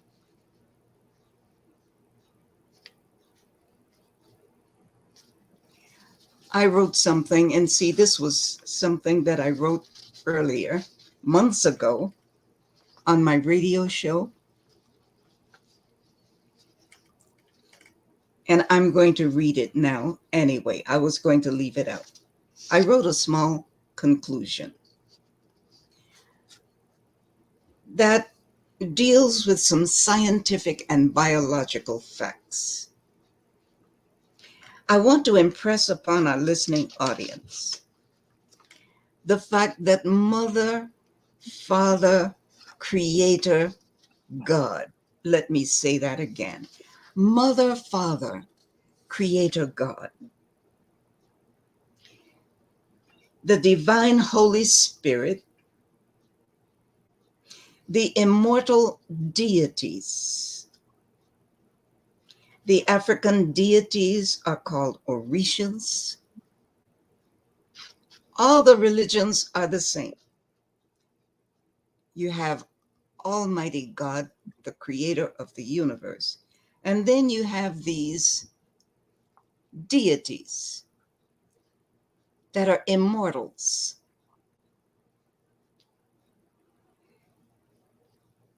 Some call them angels, some call them loas, some call them divas, some call them orishas. But if you place them on like an organizational chart, they're all in the same place. So all of these deities and the ancestral spirits, they are all real. They are not something artificial. They are not something imaginary. Not only that, please notice the correlation between things that are spiritual and things that have scientific validation proved by evidence. That's what we're getting into now. So these small examples give us knowledge of several things. What are these things? Fact. Creator God is the ultimate scientist. I'm going to get into the pineal gland in a minute. So what I'm doing is starting from above. As above, so below. That's what we're dealing with. It is factual. There is evidence that Creator God is the ultimate scientist. The entire universe is created along scientific and mathematical principles. And we as Africans can be proud that our ancient African ancestors had this knowledge. I shouldn't say 6,000 years before now, because when we look at the Sphinx, it has been proven that the Sphinx is more than 25 or 28,000 years old. So all this knowledge had already been collected and recorded, not only on scrolls, not only etched in stone, but pictorially, in artwork, artistically.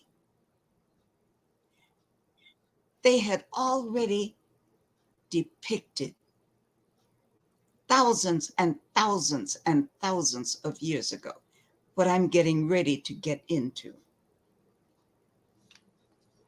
So it's evidence that Creator God is the ultimate scientist. The entire universe is created along scientific and mathematical principles.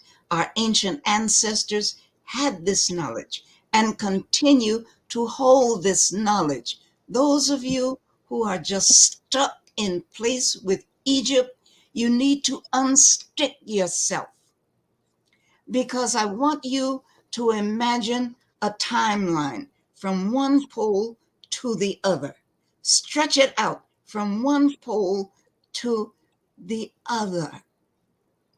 And someplace along that timeline, you can put a dot to represent Egypt. And not only Egypt, but also Ethiopia and Nubia. All three of them. The Egyptians didn't get this knowledge by themselves.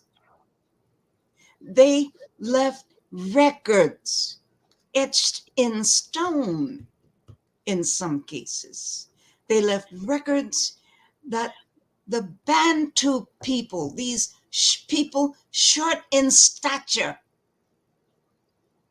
had come to live with them, and they are the ones who taught the Egyptians by way of the Sudan and by way of Ethiopia. Remember, it was the Ethiopians that sent their people into the land that we now call Kemet or Egypt,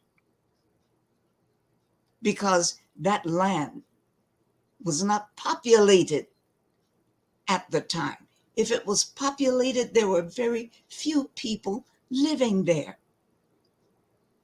For hundreds of thousands of years, Egypt was underwater. But as the Nile would overflow periodically, the Nile River brought a lot of silt that built up. And after a while, All of Egypt was above water. And after it was stabilized that way, the Ethiopians have ancient documents showing that they sent their people into the land that we now call Kemet. They occupied it. They established a government structure that was much like their own and much like the government of the Sudan as well. Now remember, with those three nations, they were all the same people who had just spread out. And from time to time, Nubia, the people from Nubia, ruled over the people of Egypt. They were all the same people. Let me go on. So this knowledge comes from hundreds of thousands of years ago, and it has been handed down. And when we talk of traditional African spirituality and religion, that started some 300,000 years ago, maybe more. So don't think that Egypt was some miraculous kind of thing. No, it's just that the people of Egypt, it was their divine destiny to present African spirituality and religion, to present it in such a way that it became the classical representation of African belief. Africa has only had one religion, one culture, and one spirituality since the beginning of humanity.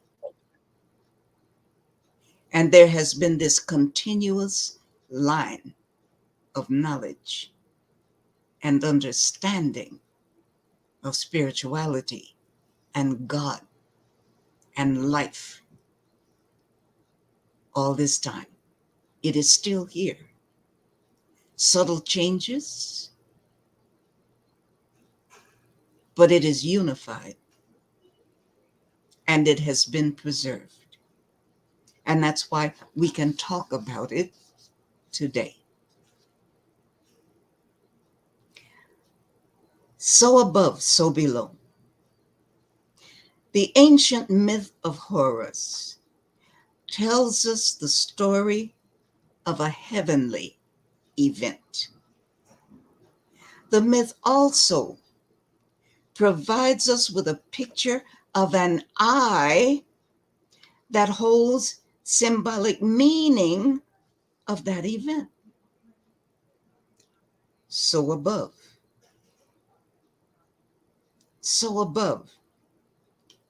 Above, the symbol models the structure of the human brain. This symbolic, spiritual story is a model of the structure of the human brain. The myth not only explains the spiritual function of the pineal gland, but also tells us that the pineal gland is what causes Africans to be what? In the likeness of Almighty God. As above, so below. And we begin with what we are looking at on the screen now. And I typed this in. I found the image. And in order to understand the function of the pineal gland, this is what I wrote. I have two eyes to look at what is tangible. But I also have a third eye, another eye, to see the intangible. So this is how we have human beings who can see spirits and all kinds of other things. Let's get into the pineal gland. When you look at the eye of Horus, look at the midbrain, that purple part right there.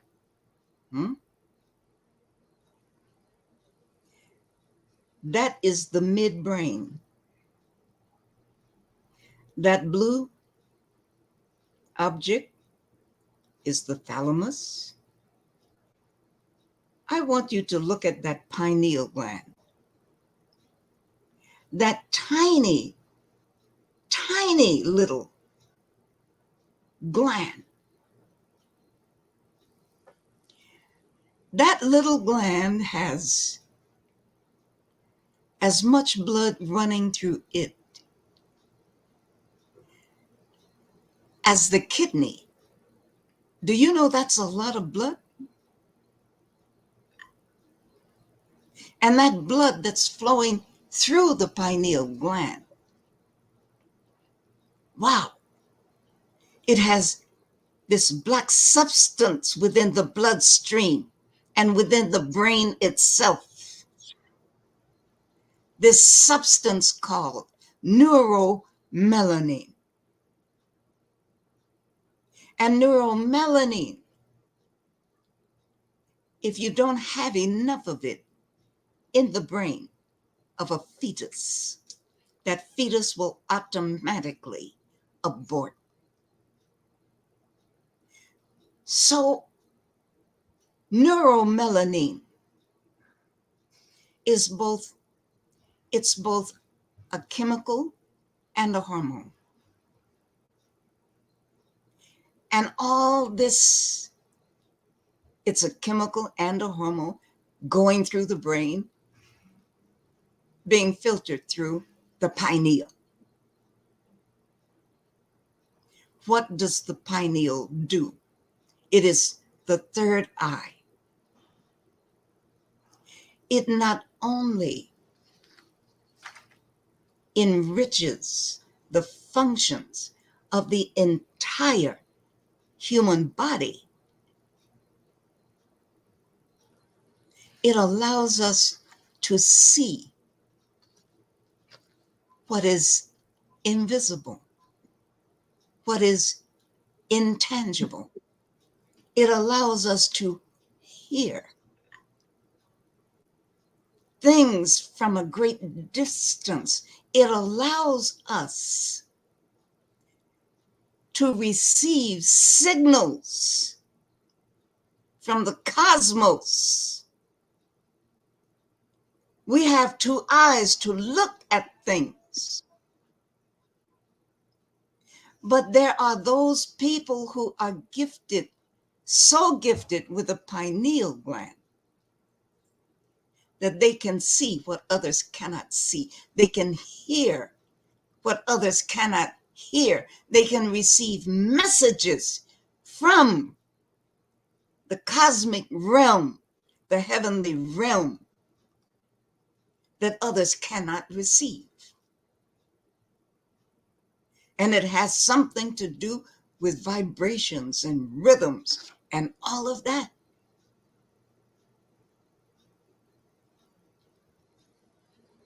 Now, there's even more science when it comes to the 6 parts of the eye.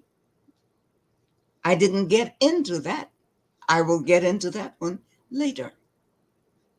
Because there are mathematical principles connected with each part each of the 6 parts that were supposedly in the mythology, cut apart by Set and scattered to the winds.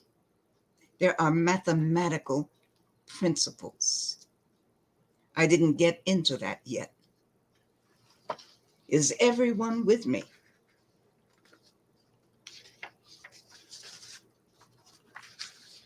So when we start talking about how the pineal gland allows us to access spirit, divine spirit, there are folks who can't do it.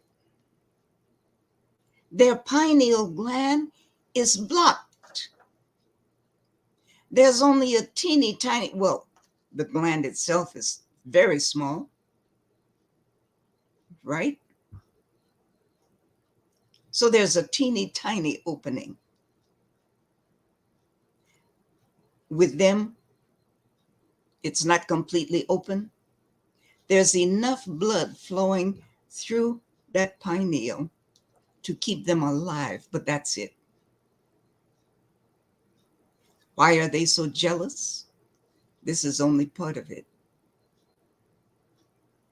Is this the reason, this fact that we have spirit? The fact that we have Almighty God inside us, not some God that has to come down from the sky and rescue us. When we get into divine anatomy or sacred anatomy, this is why in African spirituality, any African, especially the traditionalist that hasn't become dumbed down through one of these Abrahamic religions, they will tell you, God is inside us. We have spiritual capabilities that other people do not have. Spiritual capabilities that have kept us alive. And them folks can't understand how and why we are still alive after all the brutality, after all the genocide, after all the suffering. We are still here. They cannot destroy us, but they are still trying to their own detriment. Because the more they try to kill us, I shouldn't say try, the more they kill us, the faster they are becoming extinct. We have spirit. We radiate spirit. This is why they can't stand us. And yet they always want to be around us, because when they come close to us, they are siphoning off some of that quickening power. They are a dead bunch of sorry assholes who don't have any higher form of humanity. They don't have any higher form of life. And this is why they hate anything that is living. If they haven't already killed it, they are planning to. You know I'm not lying. So it makes you wonder, who are these folks? Who are they? Everything on earth is blessed by the sun except them. Why? How? Are they human beings? I know that I'm offending somebody out there. I don't care, because we should have been asking these questions thousands of years ago. Our people have tried, our ancestors have tried to humanize them, let alone civilize them. If you can't humanize someone, you can't civilize them. And now the universe itself is taking them off the planet. Why? We know that the universe has sped up and continues to speed up.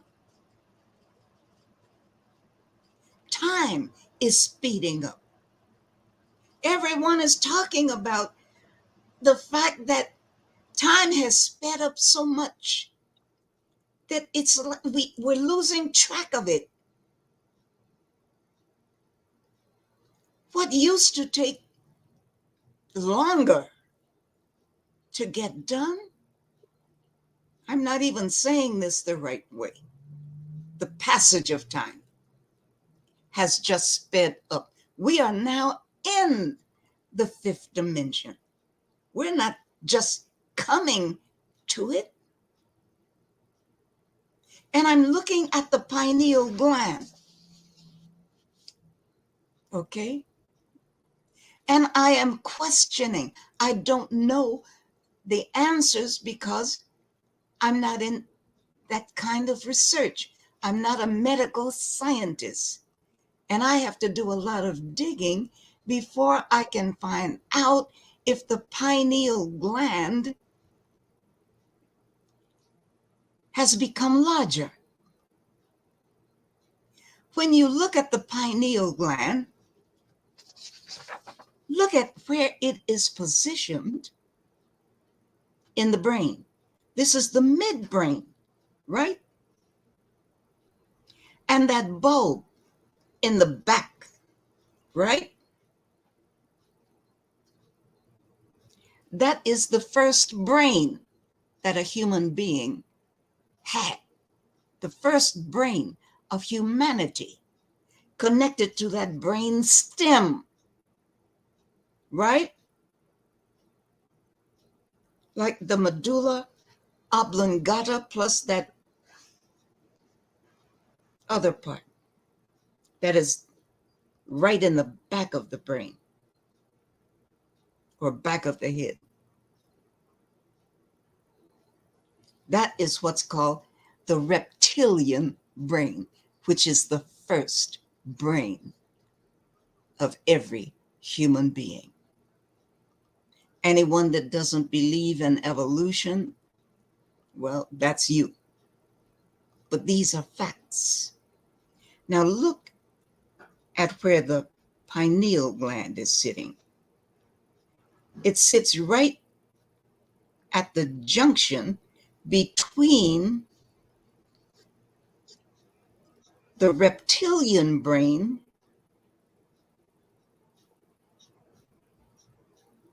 and the new brain that came in. The limbic system is a new area, a new part, a second growth of the human brain.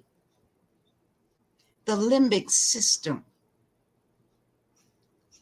During that reptilian period, humanity just developing had the consciousness of a reptile. Everything was just about survival. You kill to eat, you kill to survive.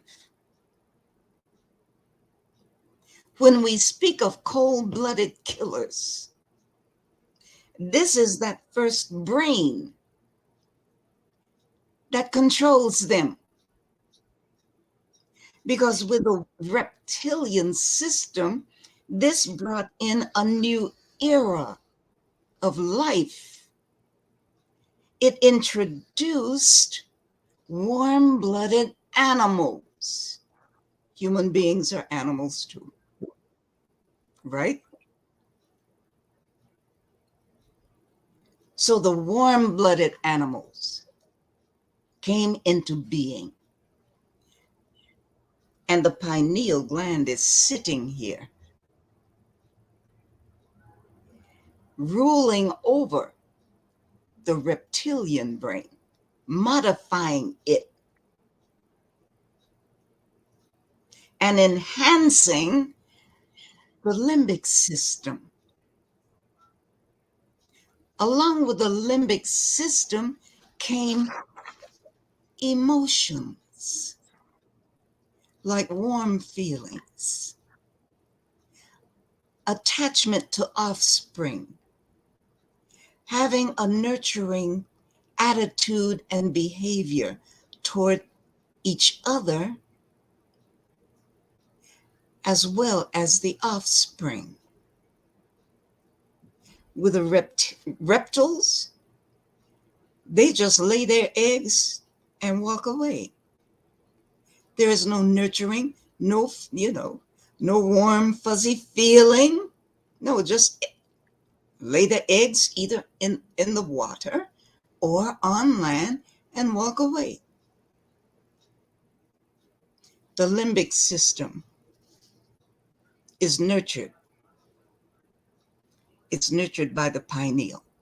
That's why the pineal sits right in between the reptilian brain and the limbic system. It has control over the reptilian brain, and it enhances the limbic system part of the brain, which is the second brain to develop in humanity. What happens in nature is this. In terms of evolution, it can start with one thing, and in its development, this living thing, in its development, it adds on, but it never leaves off what was there in the first place. So the basic one, the base one, never disappears. It just becomes modified. And it goes into the second phase of development. So that lizard brain, when we are injured to such an extent to that part of the brain, we have to die, because that reptilian section of the brain keeps the lungs, keeps all the organs and everything working. Now, if we are so injured that the limbic system is damaged, but the reptilian brain remains, it's not hurt.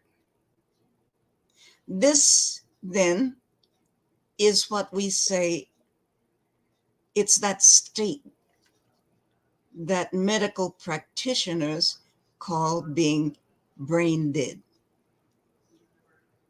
The neocortex, that fatty tissue in all those folds and everything, that can be damaged. The limbic system can be damaged and cannot be repaired. But as long as that brain stem and that reptilian brain remain intact, that's what we call being brain dead. So most of your humanity is gone. So we see people sitting around just drooling and pissing and pooping on themselves. They don't know where they are, but the hospitals keep them alive in order to get that money. Is everyone with me? I hope so. So let's move away from the limbic system now and go to the neocortex. Neo means new. In French, N-E-O, neo. It means new. This is the new brain. It's the most recent development. Now, when we look at this diagram, this picture of the human brain, this cross section, we have to understand that the brain keeps growing. The neocortex keeps growing, keeps evolving under the influence of the pineal, which is spiritual, which accesses spirit. And as the universe speeds up in its vibrations, the pineal gland has already, the pineal gland allows us to keep up with it in terms of rhythms. It's been a long time since I talked about this, so forgive me for kind of stumbling. And as I said, sometimes my brain is running faster than my mouth can keep up with. When we look at the pineal gland, from its inception, it wasn't always there.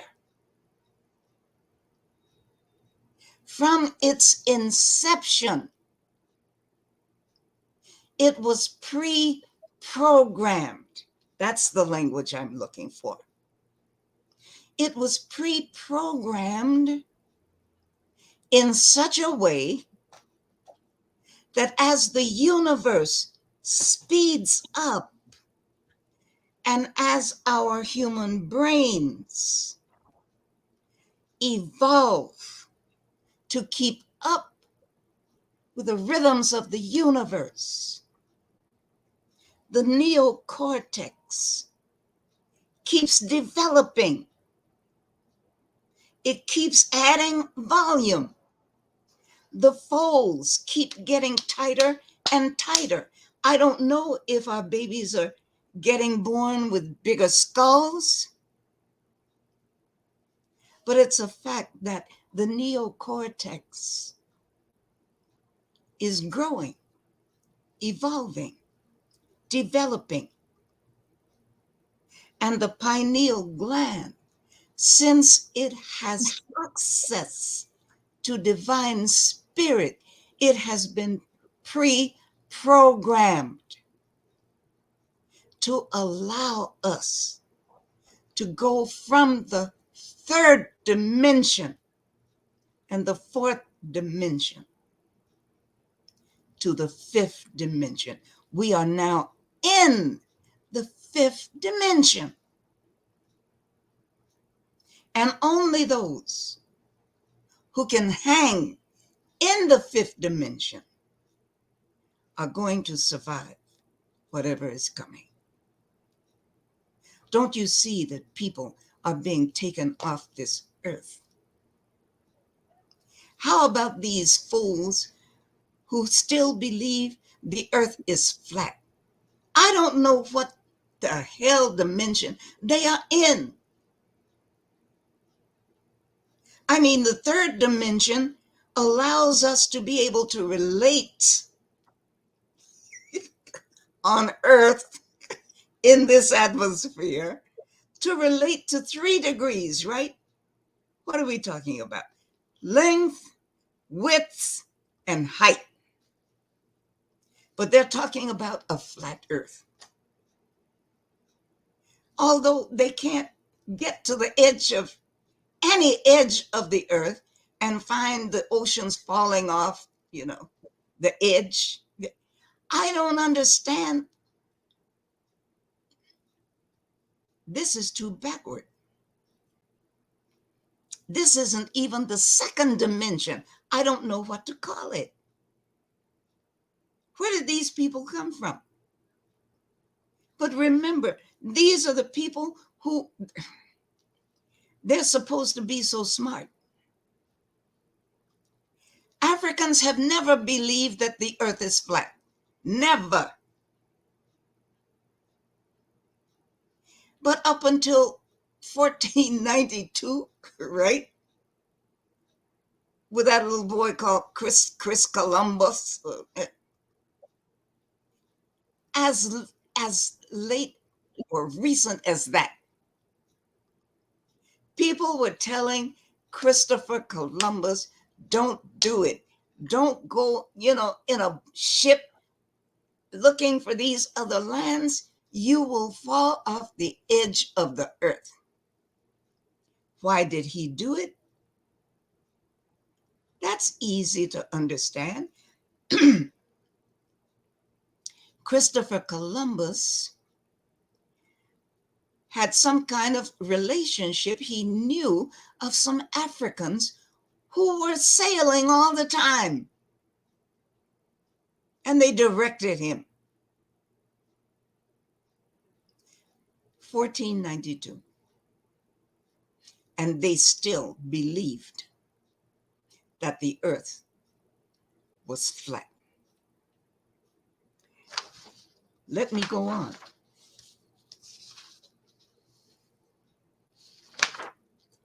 Can I see figure 5, Lance?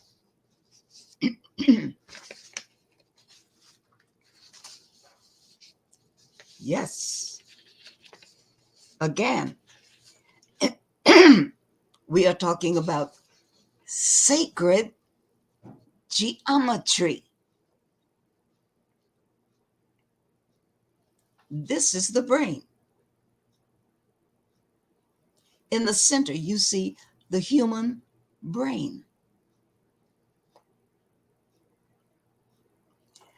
To the left, you see this structure within the human brain. To the right, what is that? The shape of the ankh, which represents what? Life. As above, so below. For those of you who think that spirit is something imaginary, look at how the human brain is developed beyond the pineal gland, beyond the limbic system, beyond the mathematical divisions of eye functions. Right square down the middle of the human brain is the ankh. How old is the ankh? How did our ancient ancestors know about this structure within the human brain?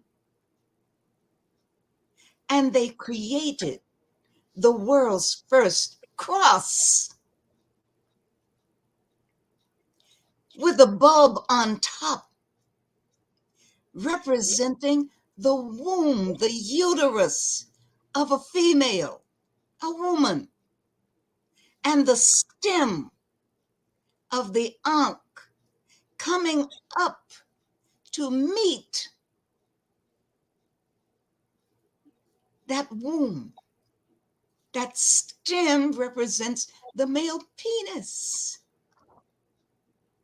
coming into contact and even piercing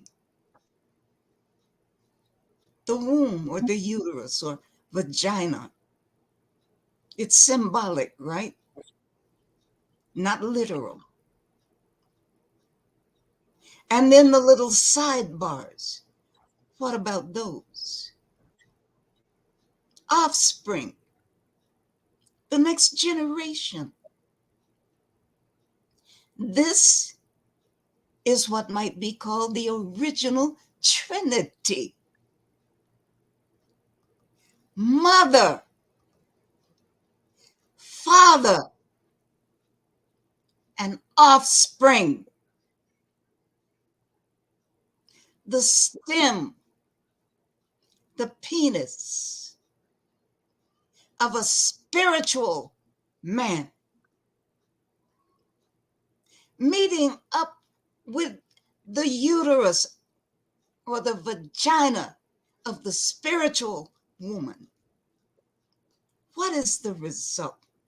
Spiritual offspring that come into the world with their individual genius to make life on earth the same as life in the upper realms of the universe.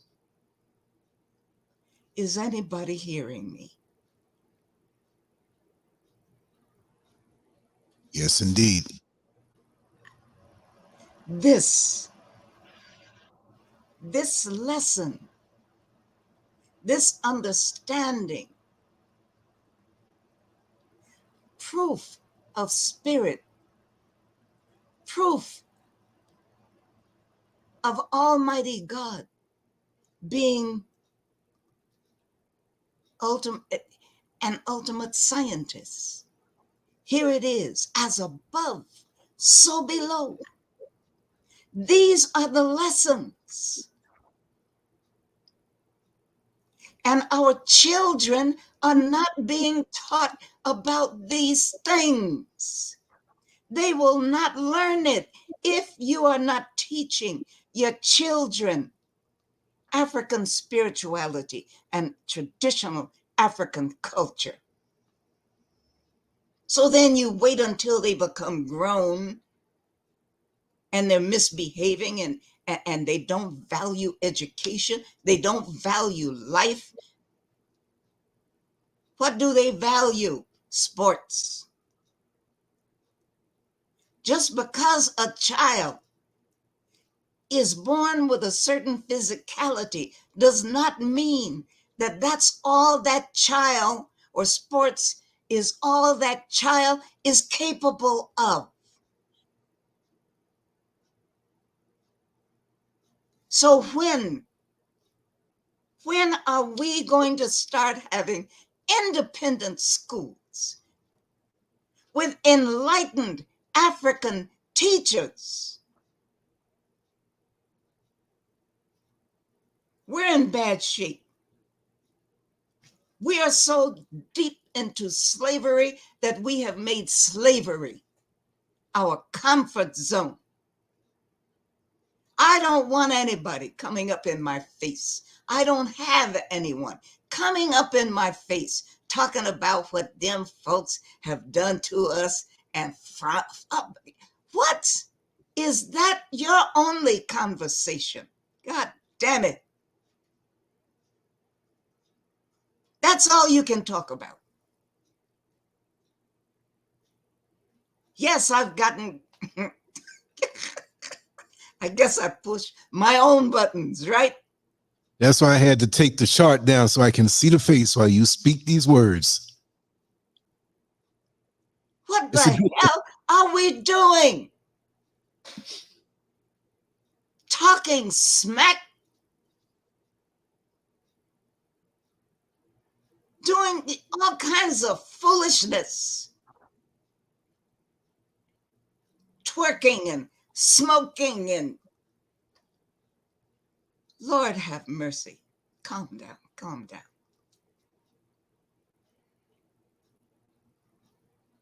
I don't want to leave this world seeing my young people, my children, my grandchildren, my great-grandchildren all over the world in this dire situation. And the fifth dimension is here. Those of us who are spiritual, we're set. We are all set. Yeah, we hear things. People who are talking at a distance, yeah, we can hear a lot of you.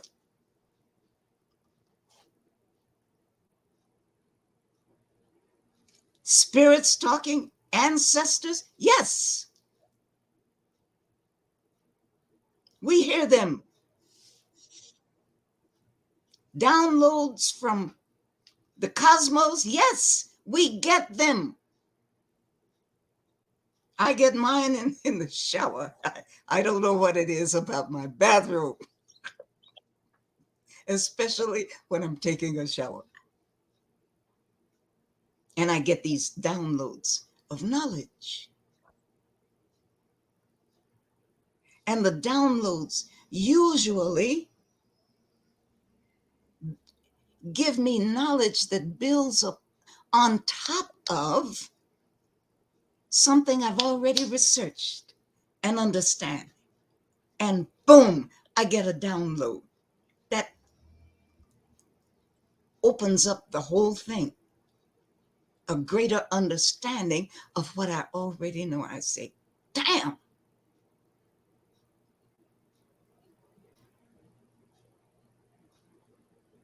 So some of us are already in the fifth dimension, but so many of us are still wasting our lives. Does anyone want to come into the chat room? I get tired of hearing myself talk.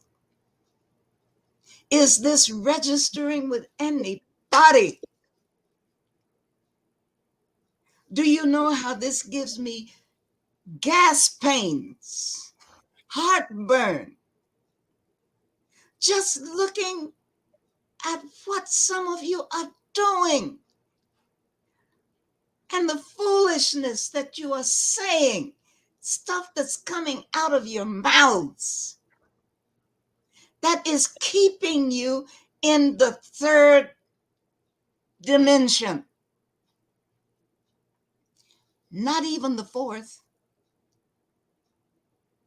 The first dimension is length, second dimension, width, third dimension, height.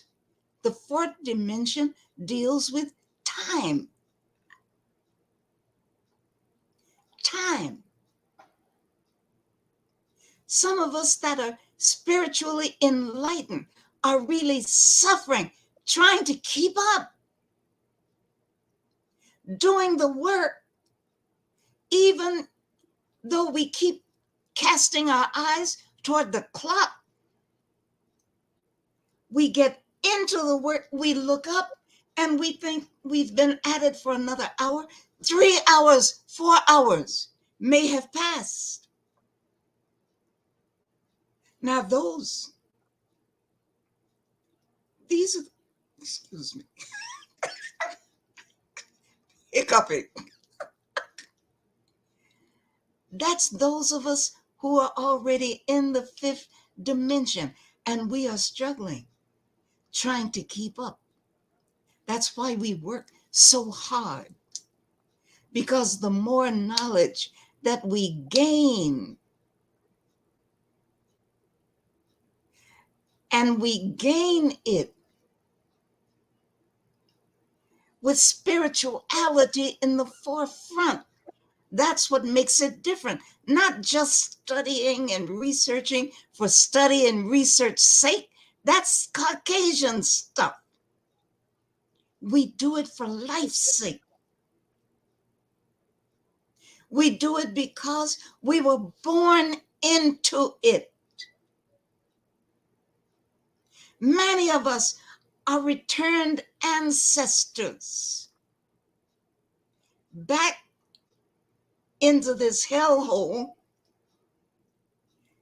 trying to fight another fight at another time. So the fourth dimension deals with time. And the struggle is maintain our spirituality, not just maintain, develop our spirituality. Do everything with our spirituality in the forefront, knowing that we are here on this earth for a divine purpose, and we try to get it done before we transition. And so many of you are just pissing your lives away. So many of you are like frogs in the pot with a fire underneath. How do you boil a frog? You put him in a pot of cold water, turn the fire up, and as the fire gets hotter and hotter and hotter, the frog sits and makes adjustments. Well, let me change my diet. Let me become a vegan. Let me cut out dairy. Let me do this, that, and the other. Let me get more sleep. Making adjustments as the fire increases, and the fire represents vibrations, the rhythms of the universe, the vibrations of the universe. And it's hot, hot, hot. And you don't know. You just keep adjusting, going to the gym. The gym ain't going to help your ass. You've got to get your life straightened out. Look at the condition of our children. Look at what they are suffering. They're putting 3-year-olds in jail. Wow.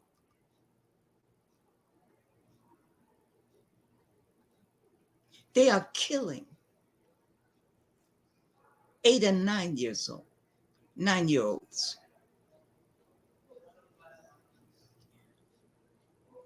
Can't anybody see this? And still, no one is unifying. I'll be back. Wait for a second, Doctor. Yes. Answer call to nature. I'll be back. Keep talking. Okay. We are more set, more interested, more driven to join these other folks than we are to unite with our own people. There we go. Every white movement, and you know, all they have to do is get on TikTok and talk some kind of smack and boogity boogity. We want to join them. And we'll be out in the streets putting our lives in danger for them folks. And we keep falling for the same trick. And why? It's easy, because we believe in white supremacy and Black inferiority. That's why. Remember, beliefs are not facts. And since you don't study who you are, you know, we know about everybody in the world except ourselves. Folks like me on campus, right? In a discussion, any discussion,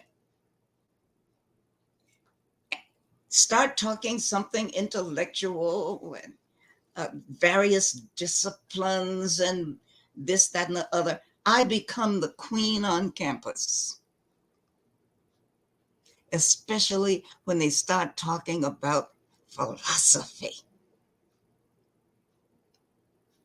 European philosophy, and here the Asian philosophy, and I come right in African philosophy, and I get this kind of look. It's like the world stops with them. The world stops. Bam! And it takes them some time. And of course, I'm still talking. I'm on a roll. Talking about African philosophy and how it's the oldest, in the world. Why? And how is it the oldest in the world? Well, we're the first human beings. We were on the earth contemplating life, God, spirit, all of these things for hundreds of thousands of years before anyone else. And, they hear me saying before any of you were even on the earth. It's the African philosophy is the deepest on earth because we've lived the longest contemplating God, dealing with spirit, knowing that spirit is real because we saw it working in nature and in us and for us, knowing about ancestors because they never leave us. They never leave us because they transition and circle right back around and come back again. I want to say something. All right, I'm going to say it.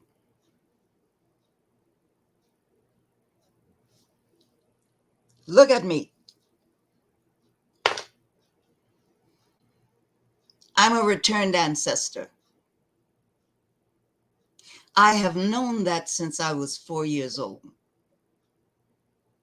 For some of you who thinks that's some kind of spookified something or other, here I am.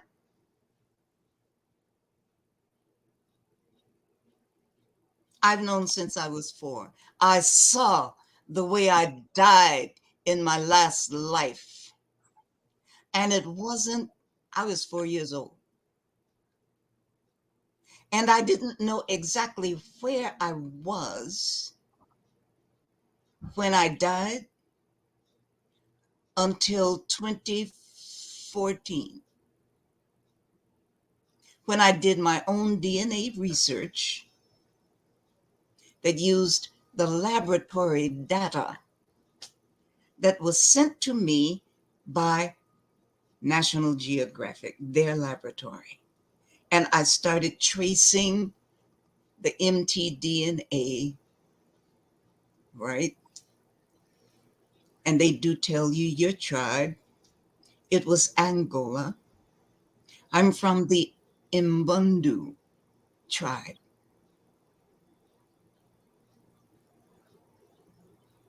And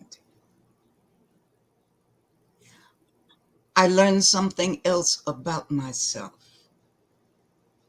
because I died on the warpath. I know who I was. At 4 years old, I saw myself in the midst of war. And I was running alongside one warrior. I don't know if he was my husband, my lover. I don't know. But we were running together, and I heard the guns and the dogs behind us, and we were running.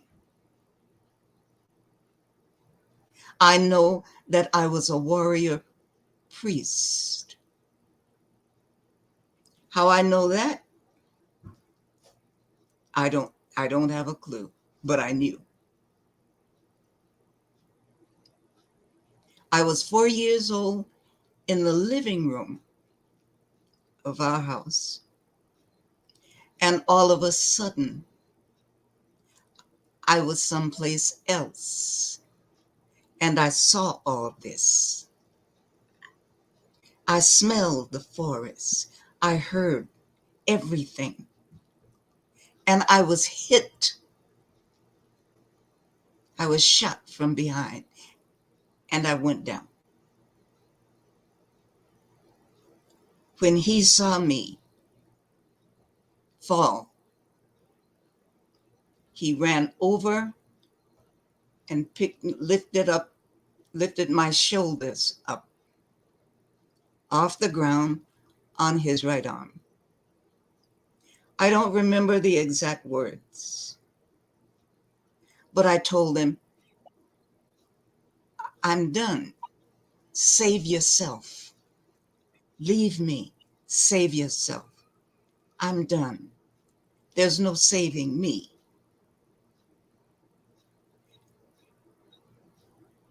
And as I was going out, I heard him say, I will never leave you. And I came to myself as a 4-year-old. What the hell does a 4-year-old know? All we know is eating and sleeping and playing and begging for cookies and candy. That was at 4 years old. I am not telling you this to make myself look big, because damn it, I don't need it. I'm sharing this with you to let you know that spirit is real. And when we talk about transitioning and coming right back again, and coming here each time with a divine mission that's got to be done. And we're trying like hell to get it done. And that isn't the only thing that ever happened to me. I've been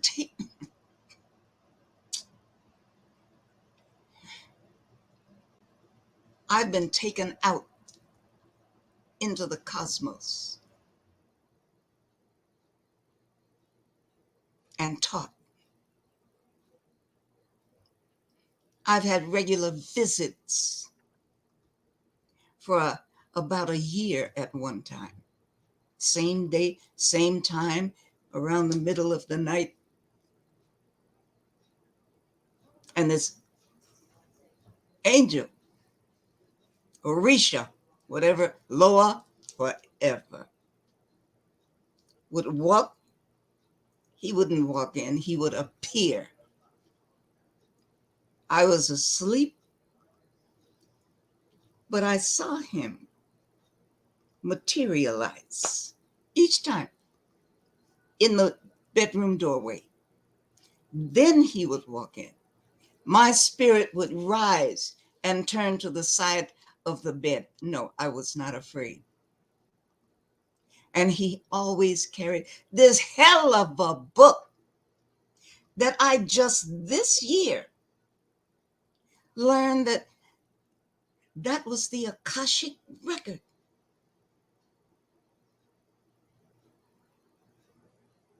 And he would teach me from that book in a different language that I had never heard before, but I understood it, and I would answer in that language. I'm not trying to make myself look big. I'm trying to get you to know that this shit is real.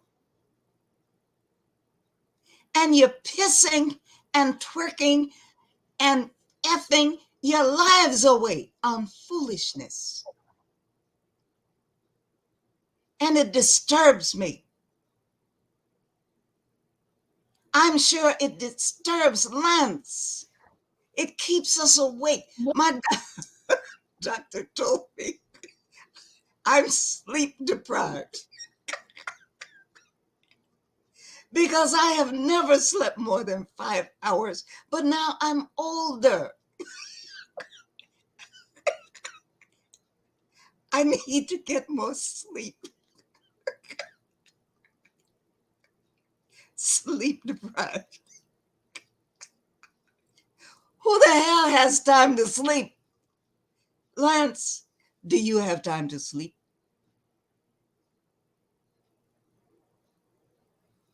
I can go on and on talking about spiritual stuff that has happened to me. Wonderful stuff that will never leave me. Taught in such a way that I will always meet every challenge with courage, because that's what I was told to do. And it was even demonstrated.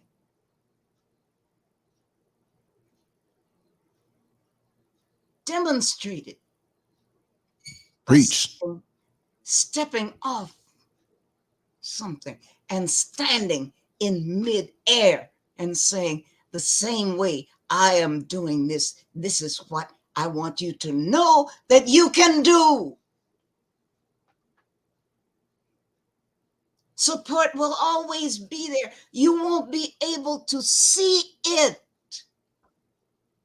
but we will always be with you.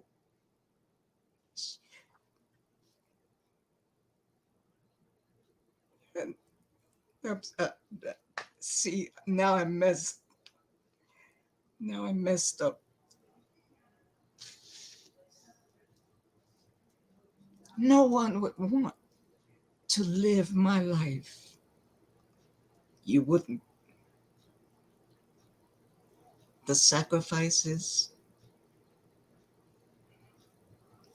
When I talked about refusing money, I haven't even told you the big one.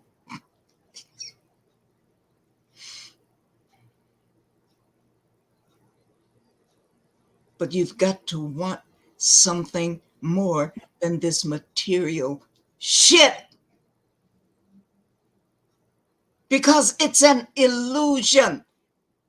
Just look at the way we have been running after money, money, money, money, money, money, money, money. And look at what has happened to the dollar. It will be non-existent in a few days. All this crap is an illusion. The real thing, reality, is in what we cannot see, the things that we can look at. That's not the reality, what we are looking at with our two eyes. It's what we are seeing with our third eye. It's what we can hear that others can't hear. It's what we can receive. We have adepts now talking about how our kinky hair serves as antennas for receiving messages from above. We just receive it. Bam! What do white folks have to do? Look at all the apparatuses, billions of dollars worth of apparatuses and machinery trying to capture messages from other planets. And all we have to do is just sit around eating some popcorn and drinking red Kool-Aid. You have no idea who we are as an African human being. And these Negroes have the nerve to open their dirty mouths talking about, I ain't no African. In a few days, you will beg to kiss an African's bare, buck naked ass.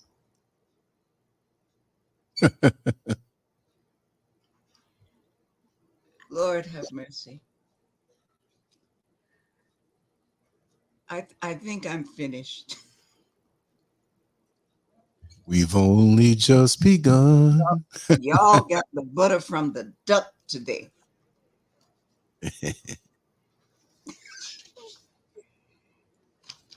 No, I'm not finished.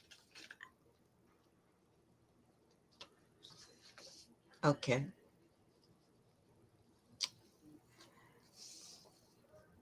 What do I have left to say? As above, so below. As in heaven, so on earth.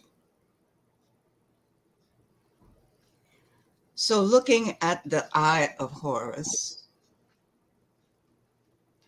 when I study it, I see two aspects or paths or perspectives of the eye of Horus. I could be wrong with this, but this is what I see. The left eye is the Ujjat, right? And to me, that's like a feminine path.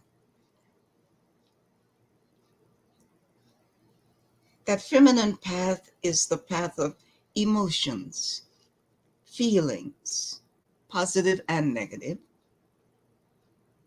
sexual energy, birthing, death, psychic energy, and everything that is not logical. The right eye of God, which is the Wayjet, represents, I think, at this stage of understanding, until I learn some more. To me, it represents the masculine path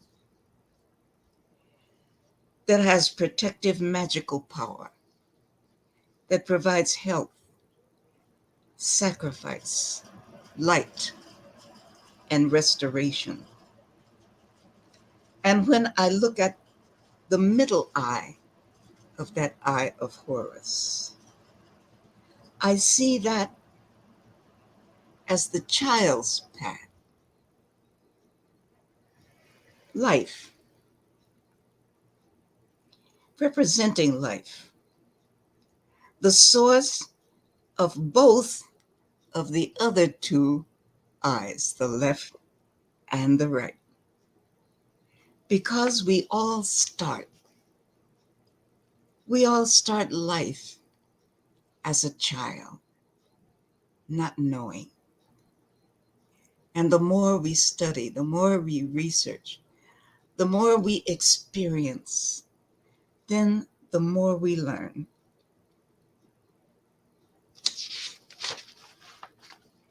I will finish up with this. Many Egyptian symbols match human body parts. I hope someone will be inspired by this, this is a lightweight piece of research that I've presented. It's lightweight. I hope some of you will just be inspired to do deeper research. Open up your mind, your interests. Because when you get into it, you will be discovering who we are as African people, not just as flesh and blood. We are created from the beginning with a capacity of divine beings. It's up to us to develop it or to leave it undeveloped. If we are gifted with certain capacities and we just refuse to use it, very often this is the reason a young person dies young. If we are not doing what we are put on this earth to do, there's no reason to be here. So now that I think about it, if I don't keep being sleep deprived, getting the job done the best way I can, there's no reason for me to be here. I have forfeited the job. I will have to come back and do this ish all over again. I ain't, no, that's not for me.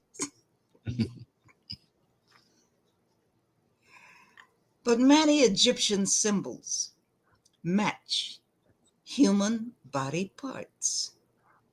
The Eye of Horus is just one example of this notion of divine anatomy.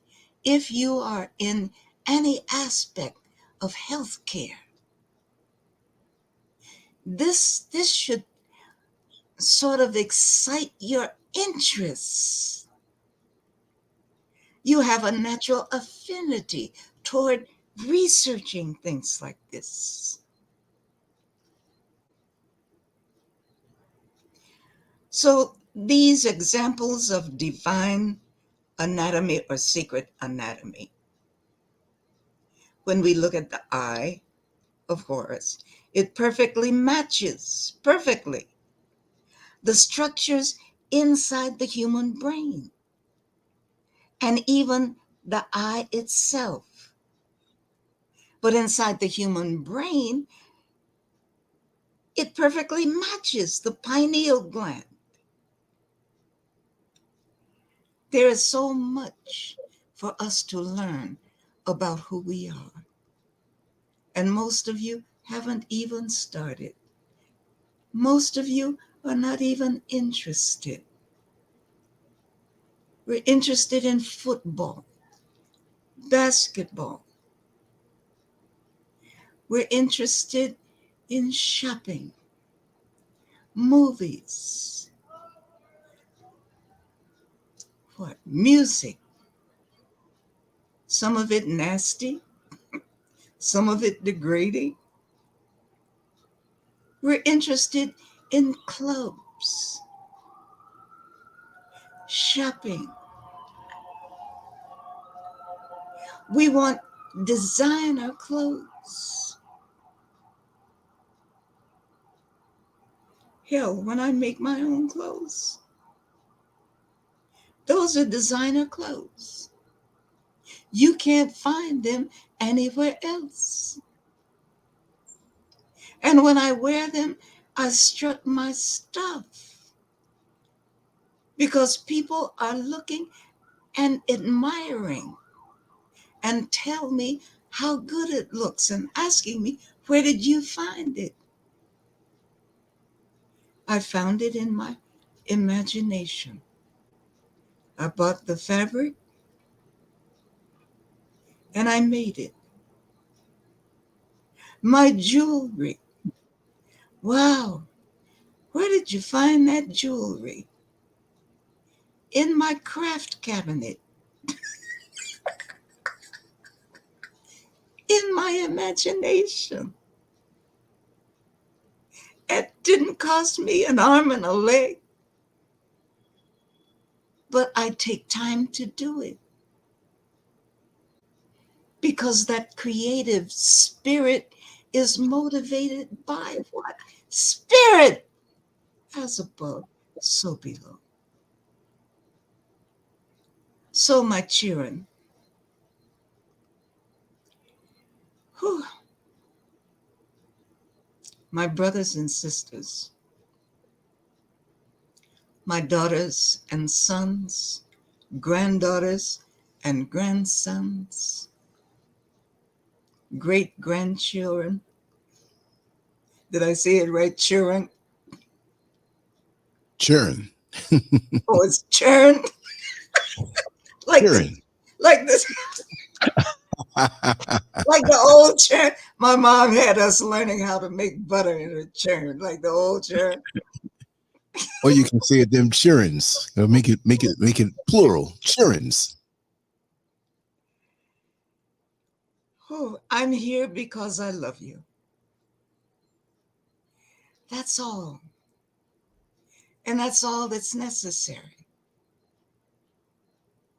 If you appreciate it, fine. If you don't, so what? I'm going to keep doing what I do. With me, it's like from the cradle to the grave. But I'm going to make sure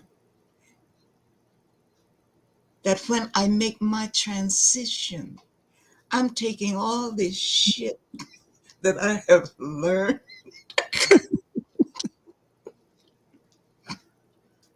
I'm taking it all with me so that next time around, I'm on a higher level. They're not going to start me at the level at which I transition. It doesn't work like that. I'm going to transition, get my damn reward, rest a little bit. That's right. Until I am sent back on a higher level, doing something that I enjoy more, because this damn life has been rough.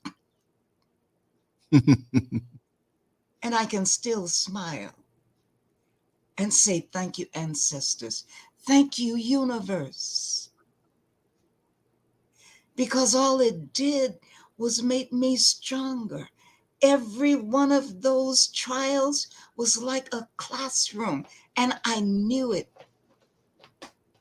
And even if they knocked me down, even if they tried to kill me, some of them are dead. And I am still here, carrying on. And that's real.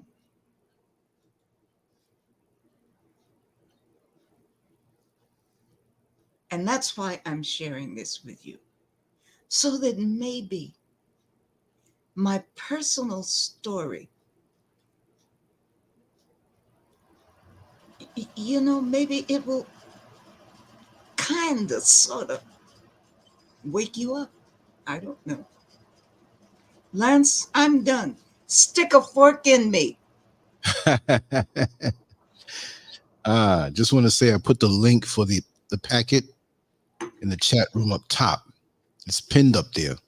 So all you have to do is hit the link and go right to the site and enjoy and absorb. It's all right there. Easy to get to.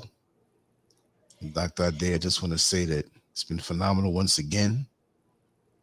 We're not going to stick a fork in you. I want everybody to go hit that Cash App and stick some cash in that Cash App for her, because she's been working for free for a very long time for us to sit down and enjoy this meal. Not only now, but before some of us were even born, she was getting the meal ready, getting the knowledge ready, going international, having experiences and accruing different bits of info that other people didn't even choose to bring together. It's all in one place. So we have to cherish her while we have her, which that's not insinuating anything, because she's going to make 100+ easily, as youthful as she is and as preserved as she is. And even though her doctor says that she's sleep deprived, she's also preserved, because she's not at the club alcohol up and twerking. She's not out there gossiping. She's not out there wasting her time with foolish endeavors. See, it's not the age of the vehicle, right? It's the wear and tear. She doesn't have any wear and tear. So you can take a car that's a year old and run it in the streets, dropping in potholes, not tuning it up, leaving it in the street. And you can take another vehicle that's decades old, that's garage kept, that's driven a little bit maybe once a week for an hour on a Sunday, preserved, and that's going to outdo any younger recent vehicle. So we know that she's going to be around for a long, long time. Now, for those people who are drinking up all the alcohol, eating the pork and twerking, laying up with everybody, getting all kind of soul ties, on their knees and not to pray, we got to worry about them.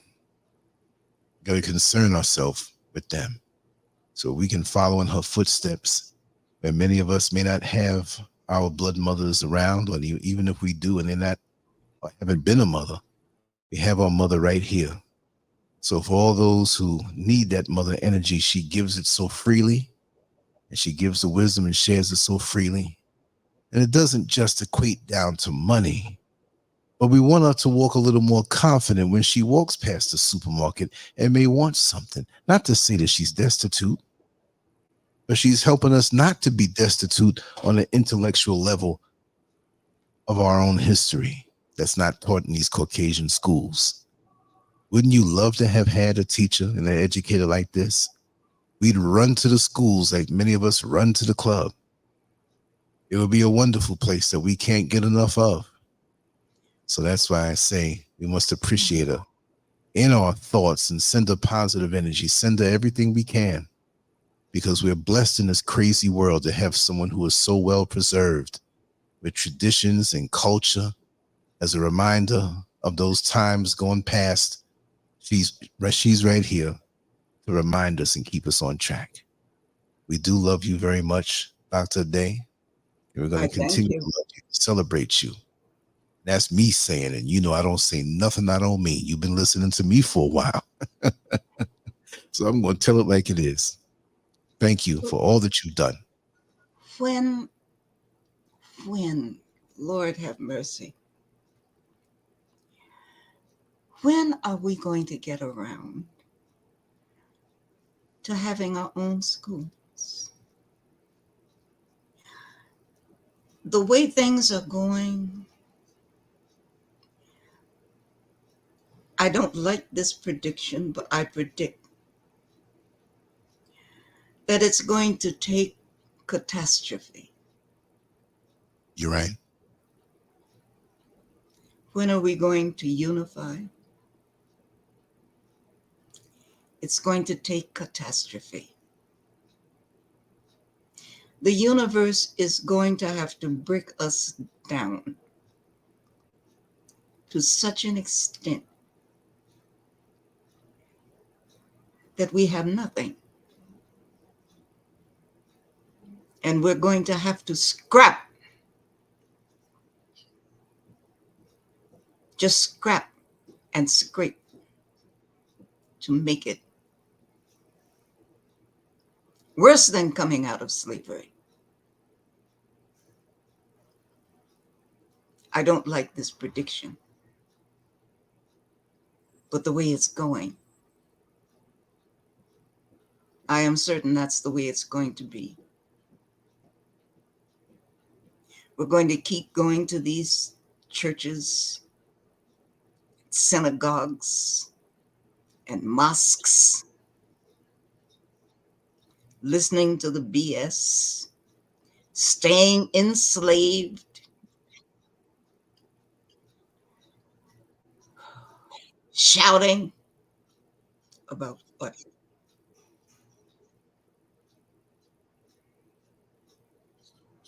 Complaining about what their schools, them folks' schools, are not doing for our children. God damn it, if you can buy a damn Gucci bag,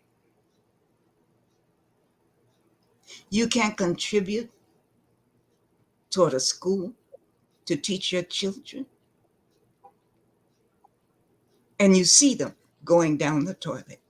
You see them in danger. $1,000 bag, and you've got only $10 in it. Who are we impressing with these fancy tennis shoes? Tennis? You can go anywhere in the Caribbean, anywhere in Africa, and those tennis shoes, I know you call them sneakers, tennis shoes that you pay.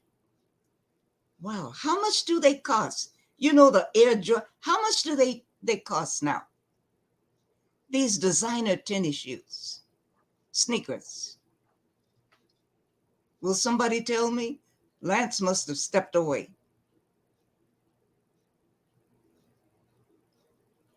You can buy any of them for $35 to $40 tops, anywhere in Africa or the Caribbean. And you're spending hundreds of dollars for tennis shoes. So much so that some folks have forgotten what a regular shoe looks like. Sneakers are not dress up. They never have been. They're still just tennis shoes. I knew this woman with a newborn toddler. The baby was only about 4 months old. And she was bragging because everything that her baby had on had Tommy Hilfiger's name stamped on it, down to his socks. She told me that this is outrageous. She told me that she paid $15 or $20 on baby socks that were not different from any other socks except Tommy Hilfiger's name was stamped on her baby socks. That's how big of fools we've become. Everything on her baby was stamped with Tommy Hilfiger. And if she paid $15 or $20 for baby socks that you can get 3 pairs for $5, then how much did she spend for the clothing and the little caps and little, mittens? And it's insane. And we talk about what we don't have. We don't have money for this. You have money. Stop lying. You spend money on what you want that keeps you enslaved. And then you beg for what you need, which also keeps you enslaved. This is pitiful. And all the time, they're building more jails, more prisons to put your babies into. Just a short stretch down the road, I'm sure they will be finding reasons to take your teenagers, even your preteens, to prison and even charge them with a life, or might even give them the death sentence. That's where we are. There's an old saying that we should know from a little what a lot will do. They are beyond the hinting stage. They're just doing it. And all we do is run out in the damn street with placards. And they sit back and wait until we go home. And then they do it some more.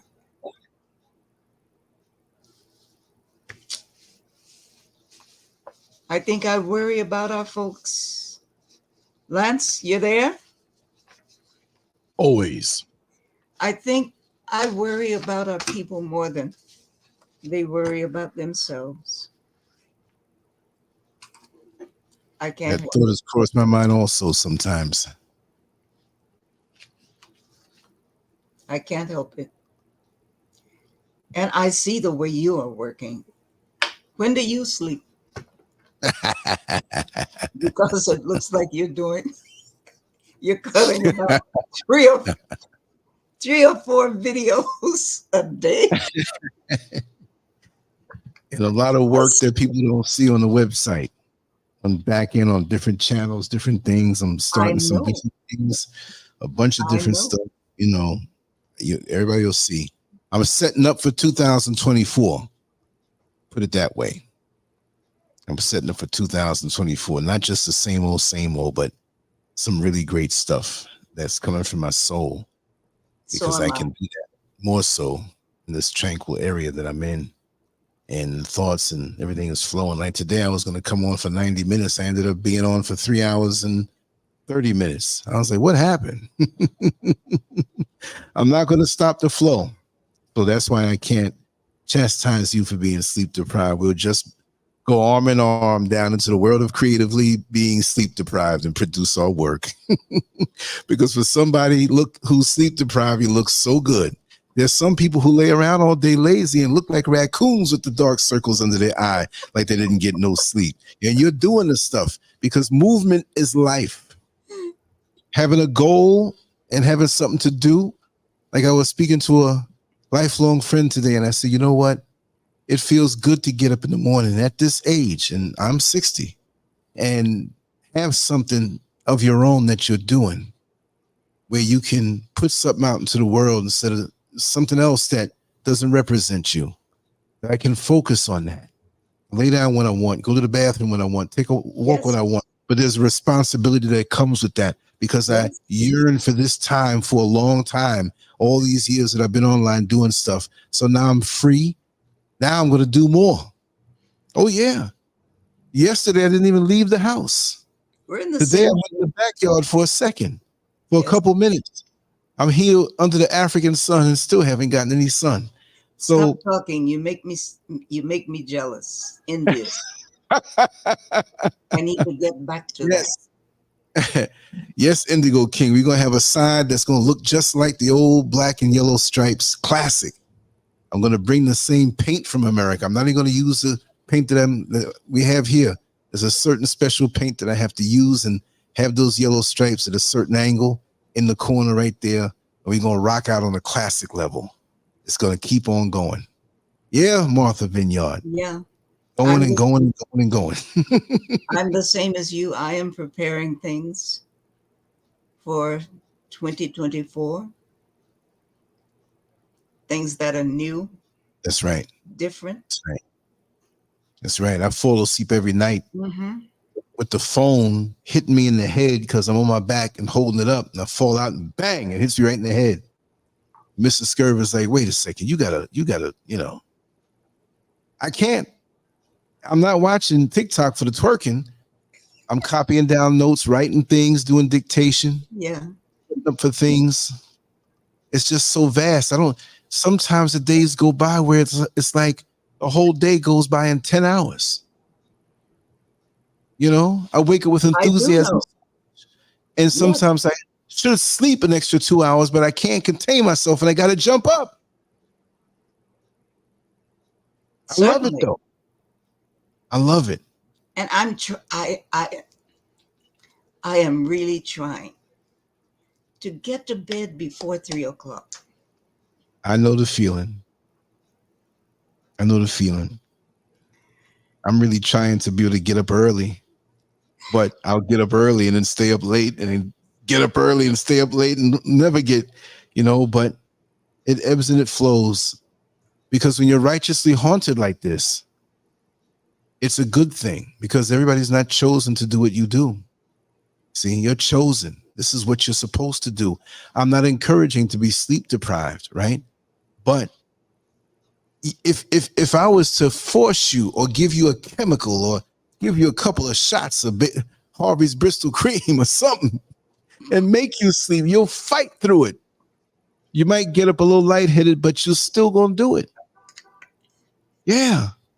You don't know with this stuff on a technical level, the different social media platforms that I'm discovering, the different ways of distributing things, the different ways to create. the new things that are coming up that I can choose from and use, and the new plugins that I can put into my site. My mind is always, this is what Mrs. Scurv gets from me if we go out in public. She'll say, you see that big watermelon over there? You think we should bring it home? I'm like, because a lot of times my mind is gone. If I'm on the computers most of the day doing work, it's going to take 2 hours for my brain to thaw off. Yeah, because I'm in La La Land. Yeah. And don't let somebody send me something that's worthwhile. And getting up to go to the bathroom is the worst. I'll be in a deep sleep and I say, okay, I'm gonna get up and go to the bathroom and come on back. And I check my phone and something's on there worthwhile, a story or something to talk about. So I'll tiptoe downstairs and get in the computer and talk for a few minutes on it and go back to bed and put it up the next day. Tomorrow, I'm gonna rattle off so many shorter videos. I know tomorrow's Saturday and I might not be able to do the super early show, but at some point I'm going to do something, right? Research and study and I'm so, man, there's so much stuff coming. Kudos to Mrs. Scurv.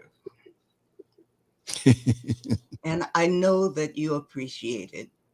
Without her, you wouldn't be able to do all this. She's just nuts as I am because she's in the backyard with the plants, talking to the plants, hugging trees, weeding out stuff. No, is she a tree hugger? I am too. You know, the tree, should I say, the trees. You know, the plants and trees will talk to you. Yeah, she's back there talking to them all day. They talk to you. I've been talking to the trees for years. And, you know, I'm near a place, it's almost like a mall, right? It's a place, and they always have they have greenery, plants and things outside. Right. And there are certain plants, every time they see me, they greet me. So I have to go and, you know, sort of touch one of the leaves or do something. But plants will talk to you. Trees will talk to you. Yeah, they will. We are one. We are one. There is no big difference between us. We all are imbued with the same life. Different types, different expressions of life. But yes, if I'm walking down the street or driving in my car, there are trees that will talk to me. So I have to greet them and tell them how handsome they are looking on that day. This is life. This is fifth dimension life. And I hope there are many more of us. Yeah. That's right. Okay. Oh, before I go, beloved, thank you from the bottom of my heart. So many of you have surprised me with your generosity. Thank you, thank you, thank you. Because you don't have to do it. I can't tell you how much I appreciate it. All right. Bye-bye. Yes. Love you. I love you too, sweetheart. Thank you so much. Until next time, give me that call. I'm here like a fireman. I'm ready for you. Yes. We're going to do it. Good. This is what I do, and this is what you do. And we're divinely connected. Right? Yes. Logistically and synchronized. You, myself, Brother Neil, and all those who come to the show to listen. It's wonderful. And like I always say, I can brag to my future grandchildren that I can touch the hem of the garment of Dr. Ade on these shows. Oh. You're so Yes, kind. it's the truth. I, I, I don't even see myself as knowing that much, but I know, Well, see, I you know know what a it little is? bit. You know that much, but more importantly, you are being that much. And I know down to the decades of my life, there are many elders that I've had before, and even some younger people who were elders to me, even though they weren't olders. And some have transitioned, some have gone the wayside from different things, but they added on to my life. And that's why every time I'm in the presence of someone who has so much to offer and adds into my life, I have to let them know. And you're here in front of me, and I'm not only letting you know because of you, I'm letting you know because of you, because you're connected to all those who came before me, even though you may not have known them. It's the same, not the same, but the offering of knowledge and nourishment on a spiritual level that keeps me going. So just like that very first message you sent to me on YouTube and you said, you know who I am, I can also say that I know who you are. You're very precious to me. Thank you.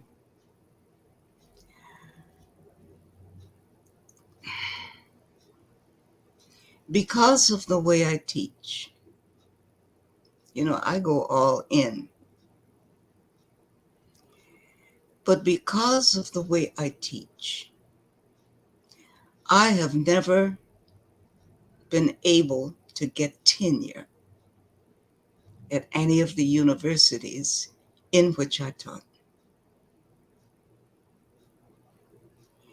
If you want to know what harassment is, if I were to tell you how much I have suffered in some of these universities, not because I did anything wrong. I start teaching, my classes are packed. The next thing I knew, I'm being harassed. The administrators don't like it. And sometimes the harassment has been so blatant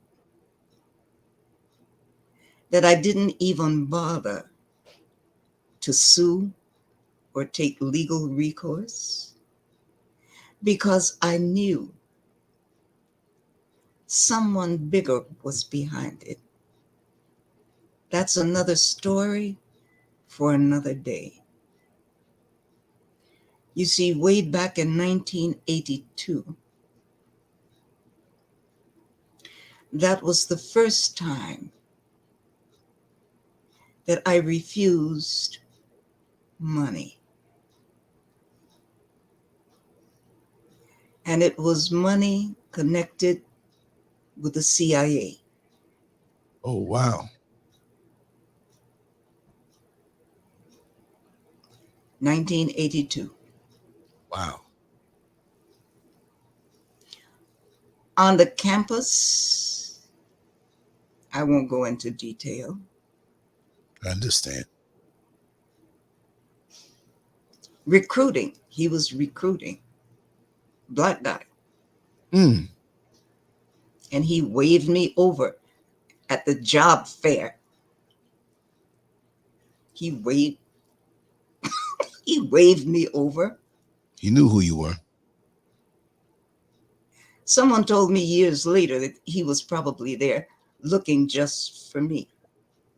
Could have been because I had already lived in Africa for 6 years just on my own. I just got tired of America and I got out of here and I I know stayed for the feeling. 6 years. And I learned who I was. Yep. I had only a 2-year degree in in business, 2-year certificate. I said, I'm out of here.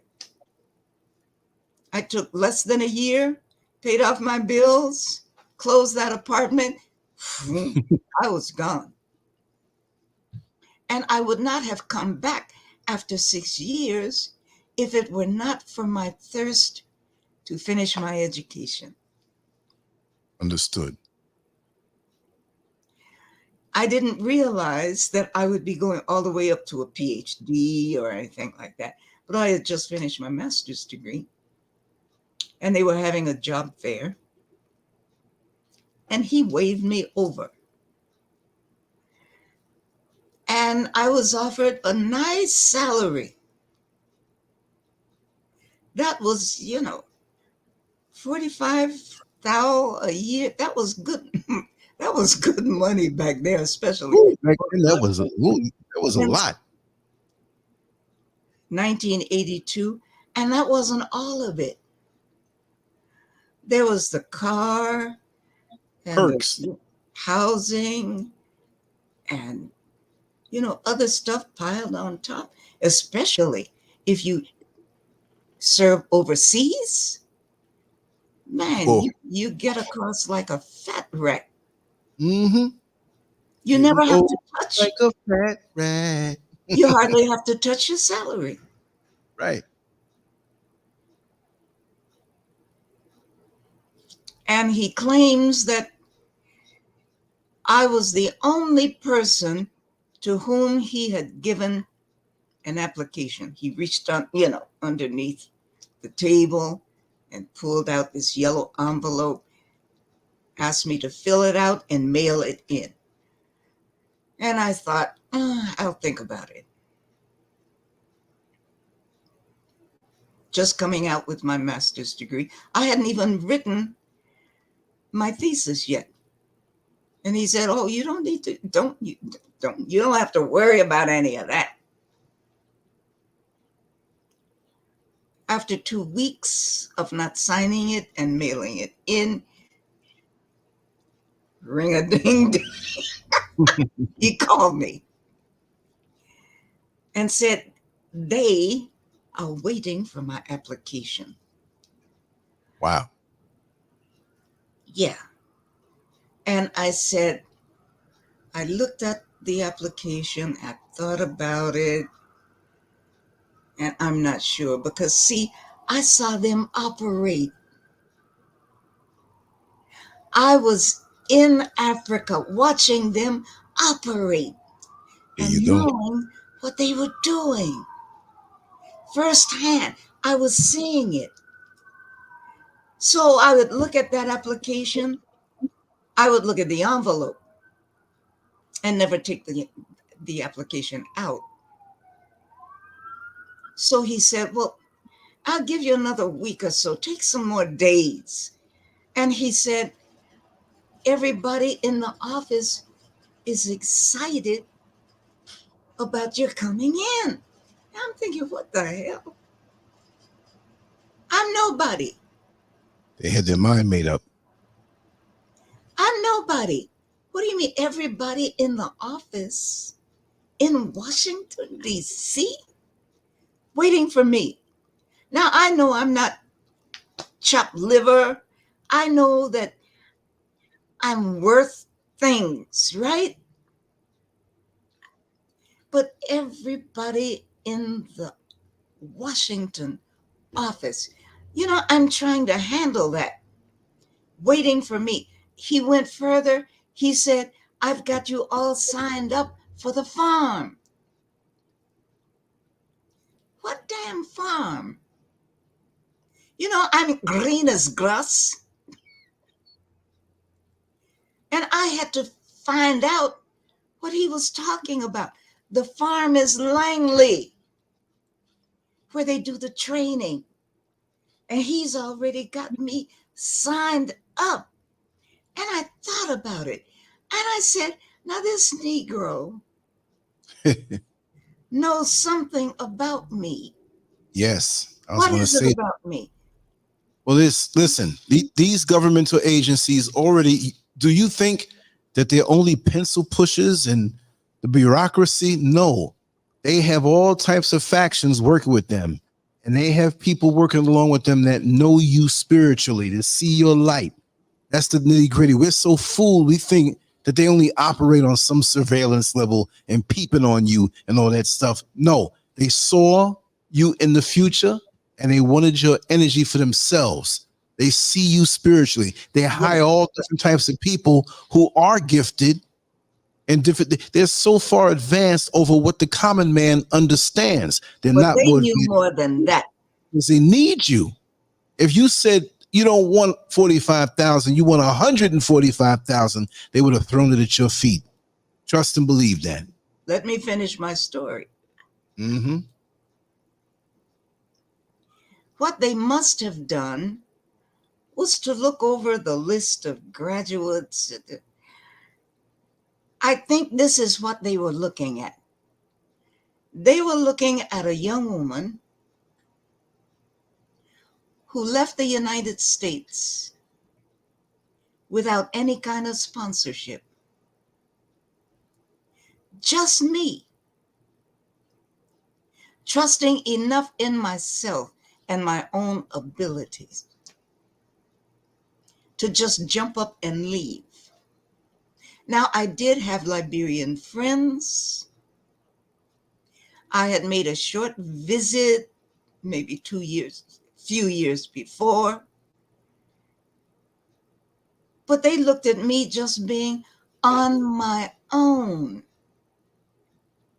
And on my own, I became one of the people. That's valuable stuff. I had people who loved me. I had people who trusted in me. People who loved me enough to sort of, adopt me. You know how it goes in Africa. Exactly. I didn't go over there with any attitude like I'm American and I'm better than you. I was glad to be there. I went Same as here. I went with humility. That's the main key. Yep. It's number I one. was glad to be there. And I learned so much. I learned what civilization is. And it was blowing people's minds when I came back, because that's what I was saying. If you want to know about civilization, you need to go to Africa. And they say, what? What? Someone asked me, well, don't they live in trees? I say, yeah, we live in trees in Africa. And I lived in a tree, and my limb, I was on a higher limb than the American ambassador.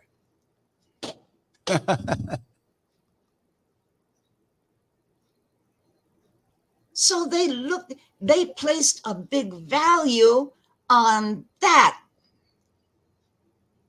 And they were going to use me like they would use a dish rag to betray my people.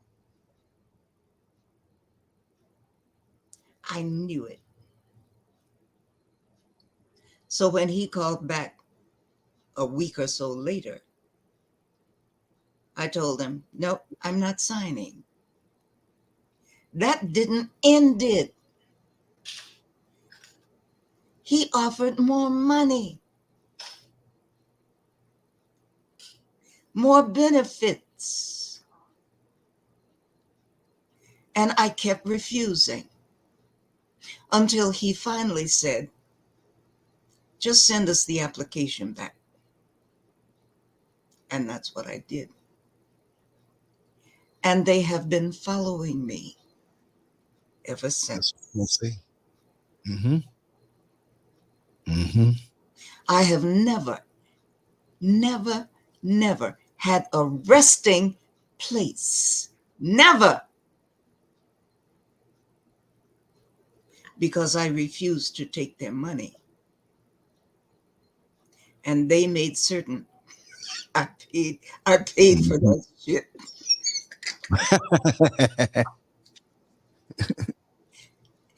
And you know what? I don't care. I wasn't going to let them use me to spy on my own people. the way I love my people, that ain't for me. They can't offer me enough money.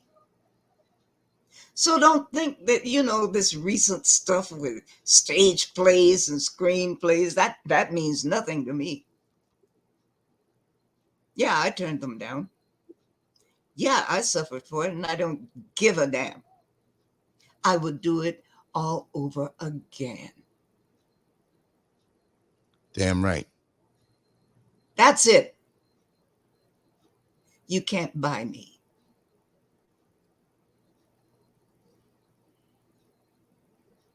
And again, I'm sharing this not to make myself look big. It ain't about that. It's to let you know, to let you younger ones know what is out here and what you have to sacrifice in order to keep your integrity. Have I made mistakes in my life? Of course, I'm a human being. But their money is not good for me. So it's like, sorry. Yeah, I paid for it dearly. It's a lot of suffering. When they get on your tail, you're going to suffer. I would do it all over again. How do you think people become chosen? I'm talking to those who are not familiar. You get chosen. You get put on the front line because they know you can take it.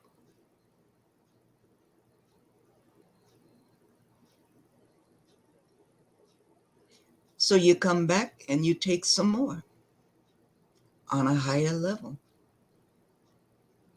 And then you transition out of that classroom and you come back higher. That's the way it works. It's so natural. People who are chosen like that, it means you come back battle ready.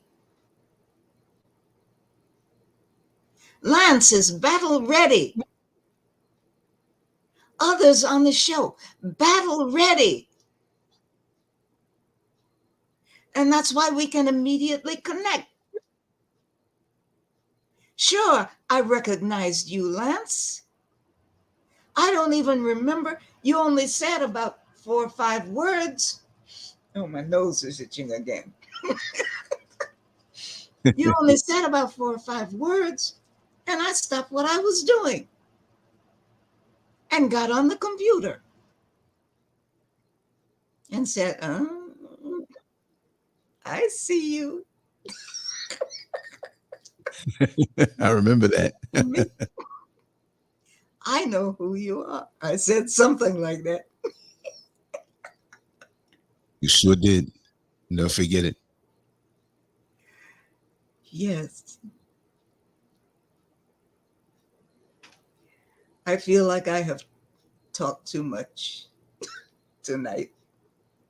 It's inspirational. I hope it will be inspirational. We're trying to let you know life is real. Spirit is real. There is nothing greater than an African human being.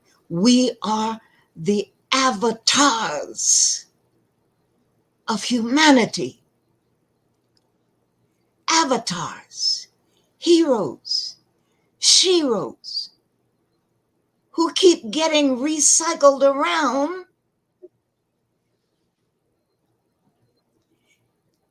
We are the test group for every new age.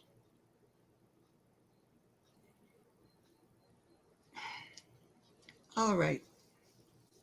I'm going to shut up.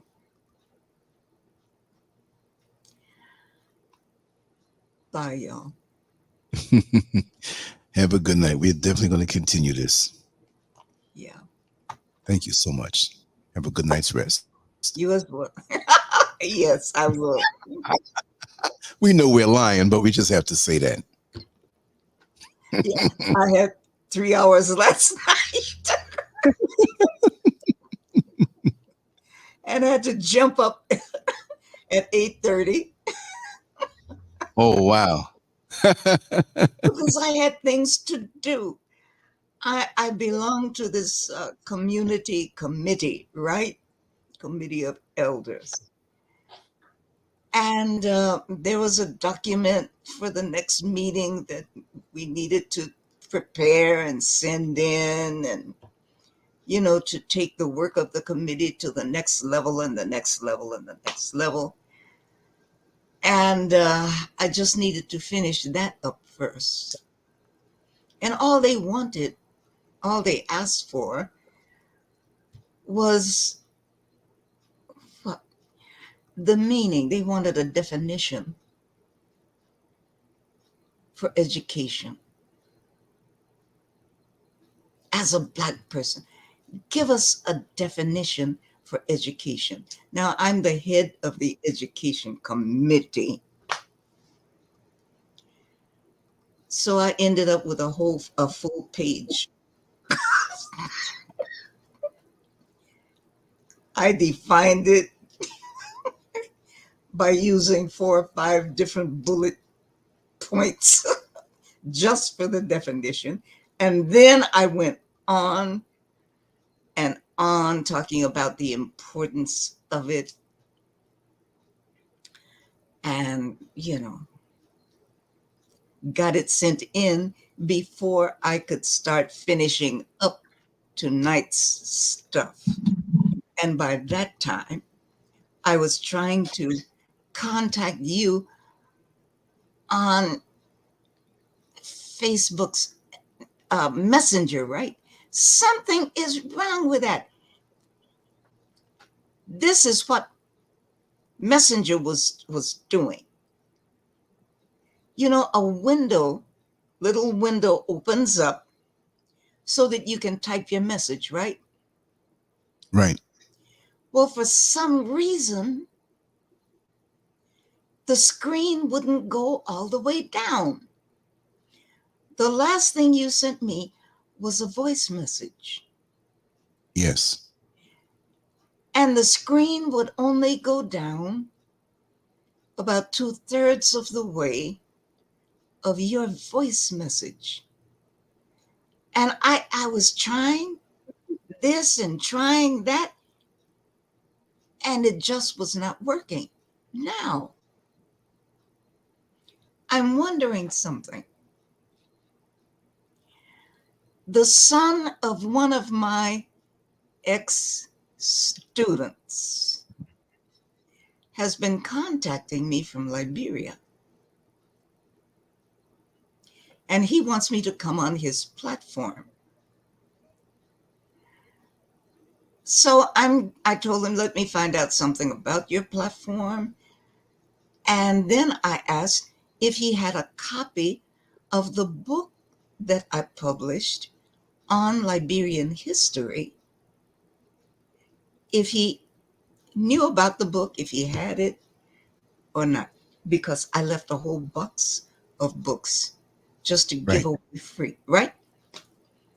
So he emailed me back saying, no, I don't know about that book. And he asked if it's on Amazon. And I said, yes, it is. And I sent a picture of the book. That was the last thing I did on Messenger late, I shouldn't say late last night, early this morning, right? Since then, I haven't been able to get a message out on Messenger. I'm Mhm. wondering if my friends from Washington Of course. found Of something. course. Did they find something dangerous about that? Look, I'm not joking with you. They have tracked me all No, I know. my life. You hear me? I know exactly what you're talking about because there's a lot of spooky stories I've been through that I haven't even spoken on yet. And it's happened all the way out here to the motherland. They've sent people out here asking about me and where I live and what am I doing and stuff. People that I knew from online, but they would never contact me, but they would ask around. And they would connect with other people that they didn't know that I knew and show up at certain places. It's weird. Like I don't know. And I just see it right now that Yes. it's not all peace and love out here. What? You see, you have all these different organizations that are fronts to watch people who are coming out here independently to watch them and see what they're doing. Organizations that are not doing a damn thing. They get the attention of the people who are unknowing and titillate them with little ceremonies and little this and little that, but ain't nobody doing the real damn work as they should. And when you're independent, I'm so tired of this. No, it's sickening. It's sickening. And you see, the thing is, you have so many people, and I'm talking real now. Like I said, there's a lot of things I haven't said. They will compromise those who you think are closest to you to pay them to take you out to deep water and drown you symbolically, discourage you, go against you. And what are they going to do when they find out that it doesn't work? There are many here in the room, here in the chat room that know exactly what I'm talking about. And you see, just because a person throws on an ankh and some kente cloth and starts speaking about this, I'm not saying you because we speak about certain things, but they try to emulate these culture pimps. Culture pimps that talk good. What they are, culture pimps. Exactly. And you think they're doing the work that they should be doing on the outside from the surface, and you quickly find out that they are government plants who get lots of hits on YouTube and live out here in the motherland. That have a look. I'm not looking for fame. I love doing what I'm doing from the comfort of my own home on my own path. Tomorrow's a new day, and I'm looking forward to all the things I can create and do and reflect and download. But none of these people will ever reach out to me. They see me in the street. They see me in the mall. They see me here and there. But not one of them will say, Lance, come on. Just like I interview everybody else, you came from America. You have a wonderful story. You're very successful in the fact that, not that I have much money, no, but the fact that you're executing the plans that you planned and set out to do, and you're doing a damn thing. But because I don't get down with the secret handshakes, because I don't get down with the cult-like entities that are out here that are compromised and subsidized with government money, they will never acknowledge me. And I'm glad it's so obvious, right? And they think I'm going to run after them and please let me in. Please let me get on your show. Please let me get popular. Please let me be the new Ghana African man. That look, I had over 100,000 followers before I even left damn America. Only got 17,000 more. You ever wonder why? See? So I understand what's going on, and I'm content in my corner because I have created my own little bit of paradise, and that's all I need. I don't need what they are running after. I'm not trying to be this and trying to be that, because Ghana and other places in the motherland are being exploited to the nth degree. And so many people think that coming out here will change their funky ways. Coming here to the motherland is not going to change you unless you change yourself. And just like I say, I've said it a million times before, if you've ever lived in a roach-infested apartment and you plan on moving, you laughing already. You already know I'm going somewhere with this. You probably didn't hear it already. But you go to a new apartment or a new house, a new structure that has no roaches. You're like, oh, I'm so overjoyed. I don't have any roaches in this place. I don't have no roaches. I don't have no rats, no mice, but no roaches. And so they pack up their bags and come in their boxes and come to the new place. And they open up a couple of the boxes and pull out certain things. Hey, we ain't gonna unpack all the way. We just need something to wash or brush my teeth, whatever, a little bottle of ketchup, whatever. We'll go eat out tonight. and they come home, wake up the next day, there's roaches all over the place. Yes. You know why? There were no roaches in that place. They brought the damn roaches in the boxes. Exactly. So you have these people coming out here dressing up with their same old funky ways. I've seen them. I've seen American Africans come out here It's with not for niggardly everybody. ways. Yeah, It is not. yeah. You see them, and they have attitudes on site when they see you. I don't care who listens, because they all listen to what I do. I run them ragged. Damn, I can't keep up. He's doing another one again? See? I'd stick to my business and do what I need to do. I'm not here to join up with this. Look, if you're sincere in what you do, I will support you. I will be with you. I'll show up at whatever meetings, whatever. But I'm not sitting here for no damn American ghetto ass nigga social club in Africa, the same way it was back there, and you're not doing anything. All you're trying to do is find out who's sleeping with who got money, more money than who, how he making it, how he built his house, how much he gets on his pension check. I saw him videotaping this chick downtown, and she had a nice backside. He must be messing with her. Well, 95% of the women out here got nice backsides. So what? So what? I'm gonna be me, and I'm gonna do me, and what I have to do. And even if that were true, what is that to him? Exactly. Exactly. These people don't have lives. No, a lot of them don't. A lot of them don't. They should be developing their lives instead of focusing on what other people are doing. And it won't be just you that they're focusing on. It's several. They will be focusing on several people. Well, what is this one doing? What is that one doing? It's never just one person. And this is why they get nowhere in life. All their energy is negative energy spent the wrong way. With a smile on their face. I And can they end sense up it. with nothing. And before they can turn around twice, they're old. There you go. And they've got nothing to show for it. That's sad. And it's real sad. It takes living in a senior citizen apartment, right, to learn a lot of things. 95% of the senior citizens in any of these buildings don't even have a hobby. I know that because I've known many. Yeah, I know that.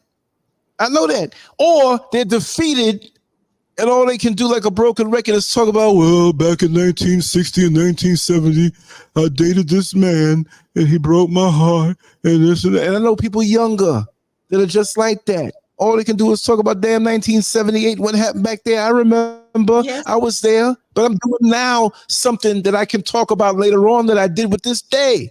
I'm not wasting no time. I'm not wasting no time.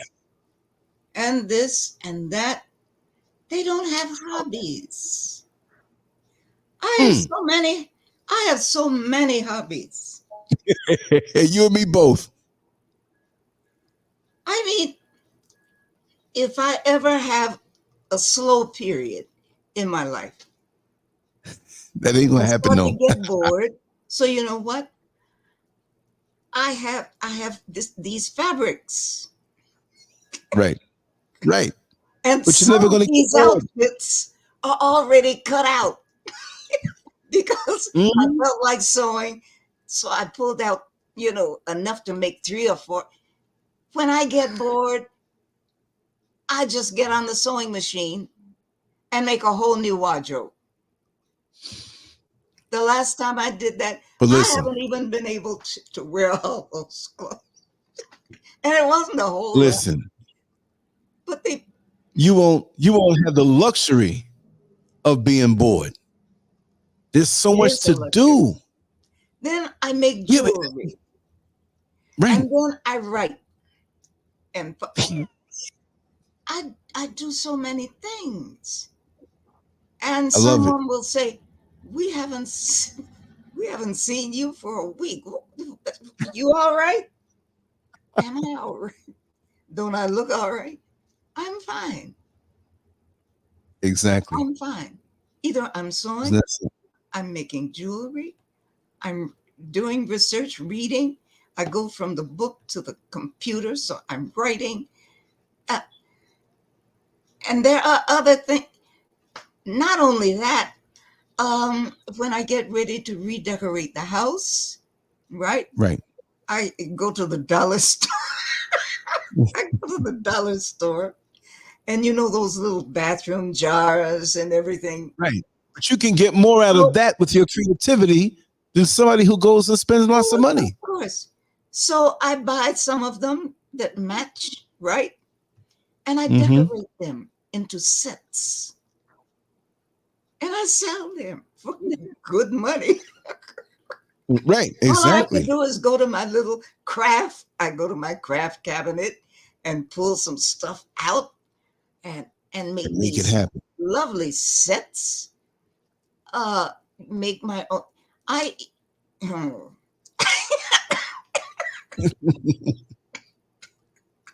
There's so much to do. Trust me, I know. Yeah. I'm so looking forward to tomorrow, and I haven't given up on today, even though I will be probably taking myself to bed, but I know that's a lie because there's a cool down period that I go through online, and all of a sudden I'll see something that I learn more, and let me investigate this. Let me just read this one article, and that at the end of the article is 3 more suggested. And somebody contacts me about a show. It's like, oh man, let me record this. Let me do this. It's a beautiful thing. Yeah. Like I said, so many of these people get to a certain age chronologically, and like you said, they have nothing to show for it, or they have no projection for their day. Yeah, things happen. Emergencies happen. Sometimes we can't do as much as we want, but to have that desire in your heart, it keeps you alive. It keeps you young. The movement keeps you young. It's like the theory that if we were to go up in a spaceship and leave Earth and travel at the speed of light so far away for 50 years, we'd come back younger or a little older than what we were than we left 50 years ago. That's a theory. That tells me, and it's also something I feel, that movement keeps you young. Striving for something keeps you young. Being enthusiastic for something in your life and knowing that you are on the right track. We're not talking about being enthusiastic to go out and get drunk and twerk and lay it with all kind of people. I'm talking about something you can be proud of in your heart that you shared from your perspective, what you brought with the gifts that the Creator gave to you. It keeps you young. So while all the other people can sit on their back steps and look at you crazy all day, saying they live their best life and they're doing this, they're nodding over drunk, men looking like they're in their 3rd trimester of pregnancy, sitting there doing nothing, mad at you, gossiping about you, and you're moving towards something and getting accomplished in something. Because when I lay my head down, whether it's in 1 hour or 3, because right now it's 11:53, 7 minutes to midnight, whatever, I can say, I did this show today. I did the 3.5 hour one earlier, talked nonstop. And if I didn't do a show and you see me not doing something for that day, maybe we had to go out and do some shopping, but I came back inside and did something under the hood of the platform. And so you can do that sometime and not do a show. So people say, oh, you're slipping. No, I'm not. I'm building up something that you can't see. Yes. That you're not aware of. Because this is the tip of the iceberg when you see me on here talking and doing shows. That's the tip of the iceberg. I run a complete website all by myself, and I have one friend who lives in Dubai who helps me with the heavy lifting if I need it. If it's something, and I have others that suggest things to me and help me and motivate me and encourage me. Kudos to them, right? But it's a never-ending process. And then the people that I have around me online, they're doing something. We're learning something. I'm even motivated in what they do. You see what I mean? So I cut the riff. Yes. Exactly. The riffraff off, I cut. Dead weight, I cut. Some of the dead weight helped and removed themselves as trash out of my life without me having to do anything. Thank you so much. I'm really flying high now. Yeah. I didn't even mention painting. Right. I think I sent you a copy of a painting that needs to have a documentary built around it. Mm-hmm. I'm trying to figure out how to do that. So You'll figure it out. You'll figure it out. I'm always doing so many things. I know. When I want to redecorate my house, That's right. yeah. And I know you'll be working tomorrow, and I'll be playing music in the background while I do stuff, and I'll be sending you messages and messing with you. You didn't mess with me tonight. I gave you a break. I don't know how I got started on time because I couldn't, Messenger was messed up. Right, but I I understand. needed I to understand how these things work. But whatever instructions you give me, I'm going to follow them, and I'll be right there. And if you're not there on time, then I know that something is going down, because we always have this electronic espionage, and I get it all the time. Oh, I get it all the time. Stuff starts acting weird, and you can't work through. But I've learned ways to get around these things too sometime, because the power on the whole mountain blinked out right before the show we did on Wednesday. 5 minutes, but I had it all completed. So I said, okay, no problem. I'm going to go through my phone. So I set it up on the phone. Nobody would have known the difference. Then the lights came back on. Oh, we can't mess with him. Just put the lights back on. What you need is one of those water-powered generators. I'd love to have one.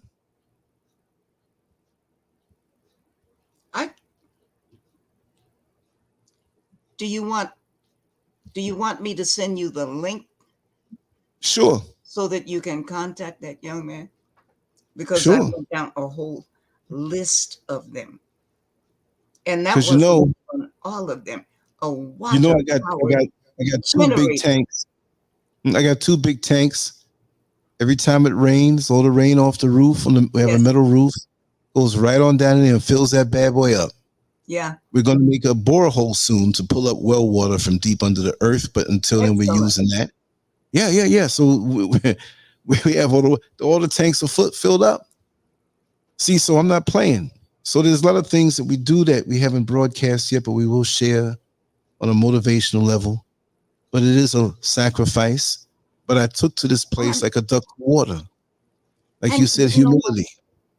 When it comes to these new inventions that are coming up in Africa, right? People on this side who have cash, they have money. Mm-hmm. Why can't they go to Africa, set up a business, and start promoting those things, start producing those things? Instead, they're over here doing what? Running after white women. With their 2-dimensional backsides. You can stick a stamp on them. They're built like Gumby. Right. And they can I should not have made that jab, because it isn't every black man that does it, but there's so no, but we know many. What you're talking about. Let me tell you something. Let me tell you what I know. See, me being in this position all these years online, I get a lot of information forwarded to me that I will keep confidential because of the person who gave it to me. I'll throw you a few bones privately. But do you know how many black YouTube revolutionaries are probably laid up with a white woman right now? See, there's so many people that put out this persona because it's lucrative to do. It's lucrative, and they're compromised. And they're nothing more than a court gesture. They're nothing more than a vaudeville acting like. See, you put the work in, so there's no doubt in you. You refuse the spoils of what this society tries to compromise you with. You sacrifice, and you've taken a beating because of it, but you're still standing strong. But this thing called YouTube, You have so many fake revolutionaries that we buy and accept as revolutionaries. Where back in the day, even in the civil rights movement, whatever your ideology was, from Malcolm X all the way down to Martin Luther King Jr., at least they were out there doing the damn thing, getting bit up by dogs, getting, and not that I'm saying that's the best way to go, because I'm leaning more toward the Malcolm X way. You try to hit me over the head, I'm going to hit you back. But at least they were living it and doing the boycotting and doing what they had to do. How many people would support a bus boycott and walk miles to work every single day in the rain? For a year. You can't even ask folks to do that for a week. But look at this. And see, this is what gives me stomach pains. I get gas pains when I see. They walked for a year. Some of them wore their shoes out. And no, this is for real. They wore their shoes out, walking for a year. But at the same time, and I keep asking this question, why didn't they start their own damn bus company? I know. Because the Boule got something to do with bus businesses, they went out of business and never got back into business until this day. But the Black folks refused to get together and have their own bus company. And it's worse now. Where is the logic in that? And it's worse over here, just as bad. And it's the same with the schools. Right. You want to complain about all the negative stuff that's happening, dangerous stuff that's happening to your children, but you don't get together and start your own. Think about it. A family could start their own school. Yeah. I know one family in Queens, New York that did, on 109th Avenue, 135th Street, the Fraziers. And they started their own school. Can get together and get it started, get chartered, this, that, and the other. Do you know how many gifted, Africa-centered teachers are out here? Retired. They would be glad to go in and teach. That's right. That's right. Now, you prefer Mighty Whitey. And their tighty whities. Don't worry. Calamity is coming. Oh, we know that. Engineered. Right for them. How many times have we said good night this time? 4? I know. That's I would never call you up out of this. 5 and 6 tries. Your phone in 3 more hours, you're gonna be wide awake. And I'd be wide awake too. And my stomach is rumbling. I haven't eaten since breakfast. I'm here sometime doing my work, and I look outside, and it looks brighter. I'm like, oh, dang, let me see what time it is. The sky's getting brighter, and the birds are. You worked all night long. Yeah, and then I try to lie to myself and jump into bed and pretend I was sleeping for so many hours. And now it's all bright now. Yeah, I know. Oh, that's right. I sent you an email. I think it was email. I can't think of her name right now. Oh yeah, no, yeah. No, I'm gonna get that email. Yeah, I'm gonna talk to you. Because I had some moisture get into the charging port, and so I had to take the big bag of rice and the Ziploc bag and put the phone in there to suck out the moisture so it can work. Oh, Then after that, I put the phone out on one of the balconies in the sun with the wind, and lo and behold, it came back because I need my phone. So I'm gonna talk to her tomorrow, and I'll good. make sure the connection is made. You know, And I listened for a while and I was working because I listened to shows sometimes while I'm still working. Oh, my nose is itching again. You said, what is that, spirit?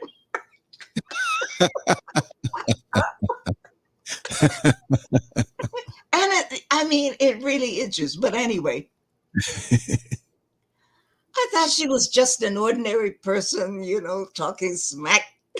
right. So you realize there's some substance. And then she started saying some serious things. Mm-hmm. And I had to stop what I was doing and go watch. And you know where I'm coming from at that point, right? Right. I said, this is someone that I want to get in contact with. And she Yes. said something about one of her dreams. I know what that dream means. Right. And it's something good. Yes. And it comes straight out of African spirituality and belief. Great. It's a blessing seeing right. what she saw. Mm-hmm. And I want to share it with her. Definitely. I have you connected tomorrow for sure. Okay. Bye. You have a wonderful I night, need to Doctor. go and sleep. All right. Take care. Much love.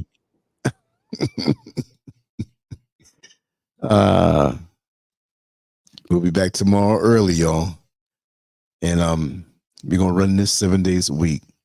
Every day. How they say it? Every day. All right.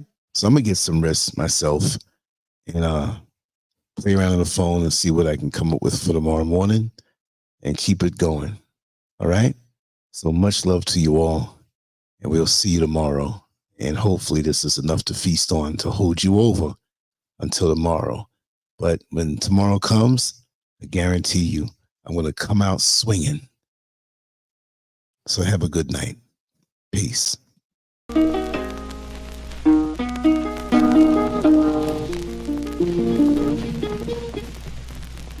Why are we called Negro?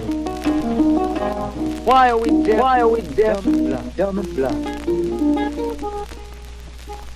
Why is everybody making progress? Yet we seem to be lagging so far behind. Why are we mistreated? Why are we in this condition? Stripped of our name, our language, our culture, our God, and our religion. Here in America, all of our religious training has been gotten by the preacher. He has told us of a heaven way up in the sky that we can't enjoy now, but rather after we die. But all of the years that we're living, for us there's nothing but hell, pain, torture, and misgiving. Yet the Bible speaks of a heaven filled with material luxury, which the white man and the preacher has right here, so we see. So my friend, take it for what it's worth. Your heaven and your hell is right here on this earth.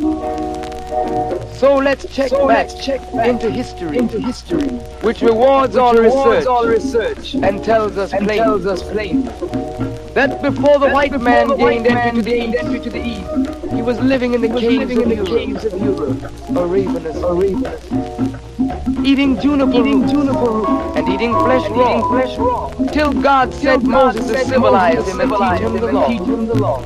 Then following Marco Polo, an explorer, he gained entry into Asia and Africa.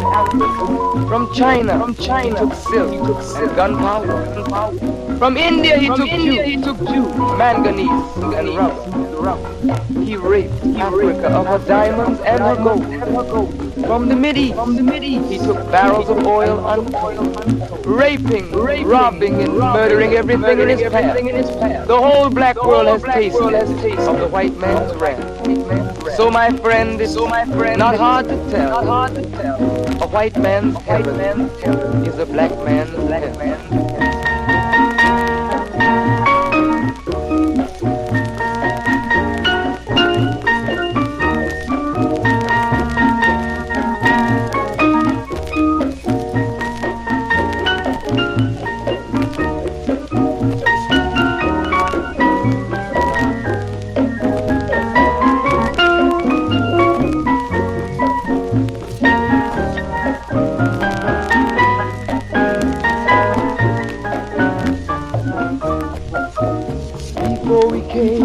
To America, we were living in the east by the Nile River. We were living in luxury, enjoying freedom, just and equality. We wore silken robes, slippers of gold. We were the wealthiest and the wisest people, I'm told. Now we are the poorest of the poor. Nobody wants us at their door. So my friend, it's easy to tell. White man heaven, black man hell.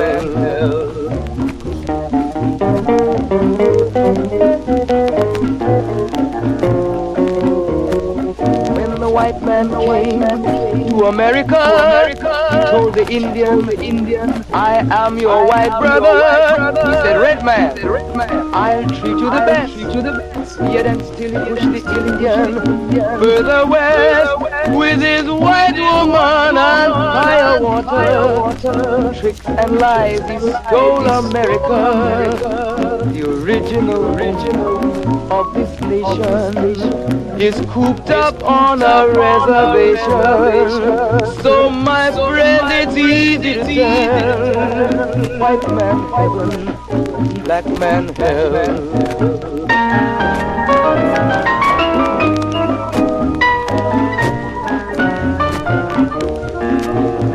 He needed someone to work the land. His back was too weak. He needed you, black man, so he commissioned Sir John Hawkins to commit the world's most grievous sin, to take a man who's born to be free and bring him down to slavery.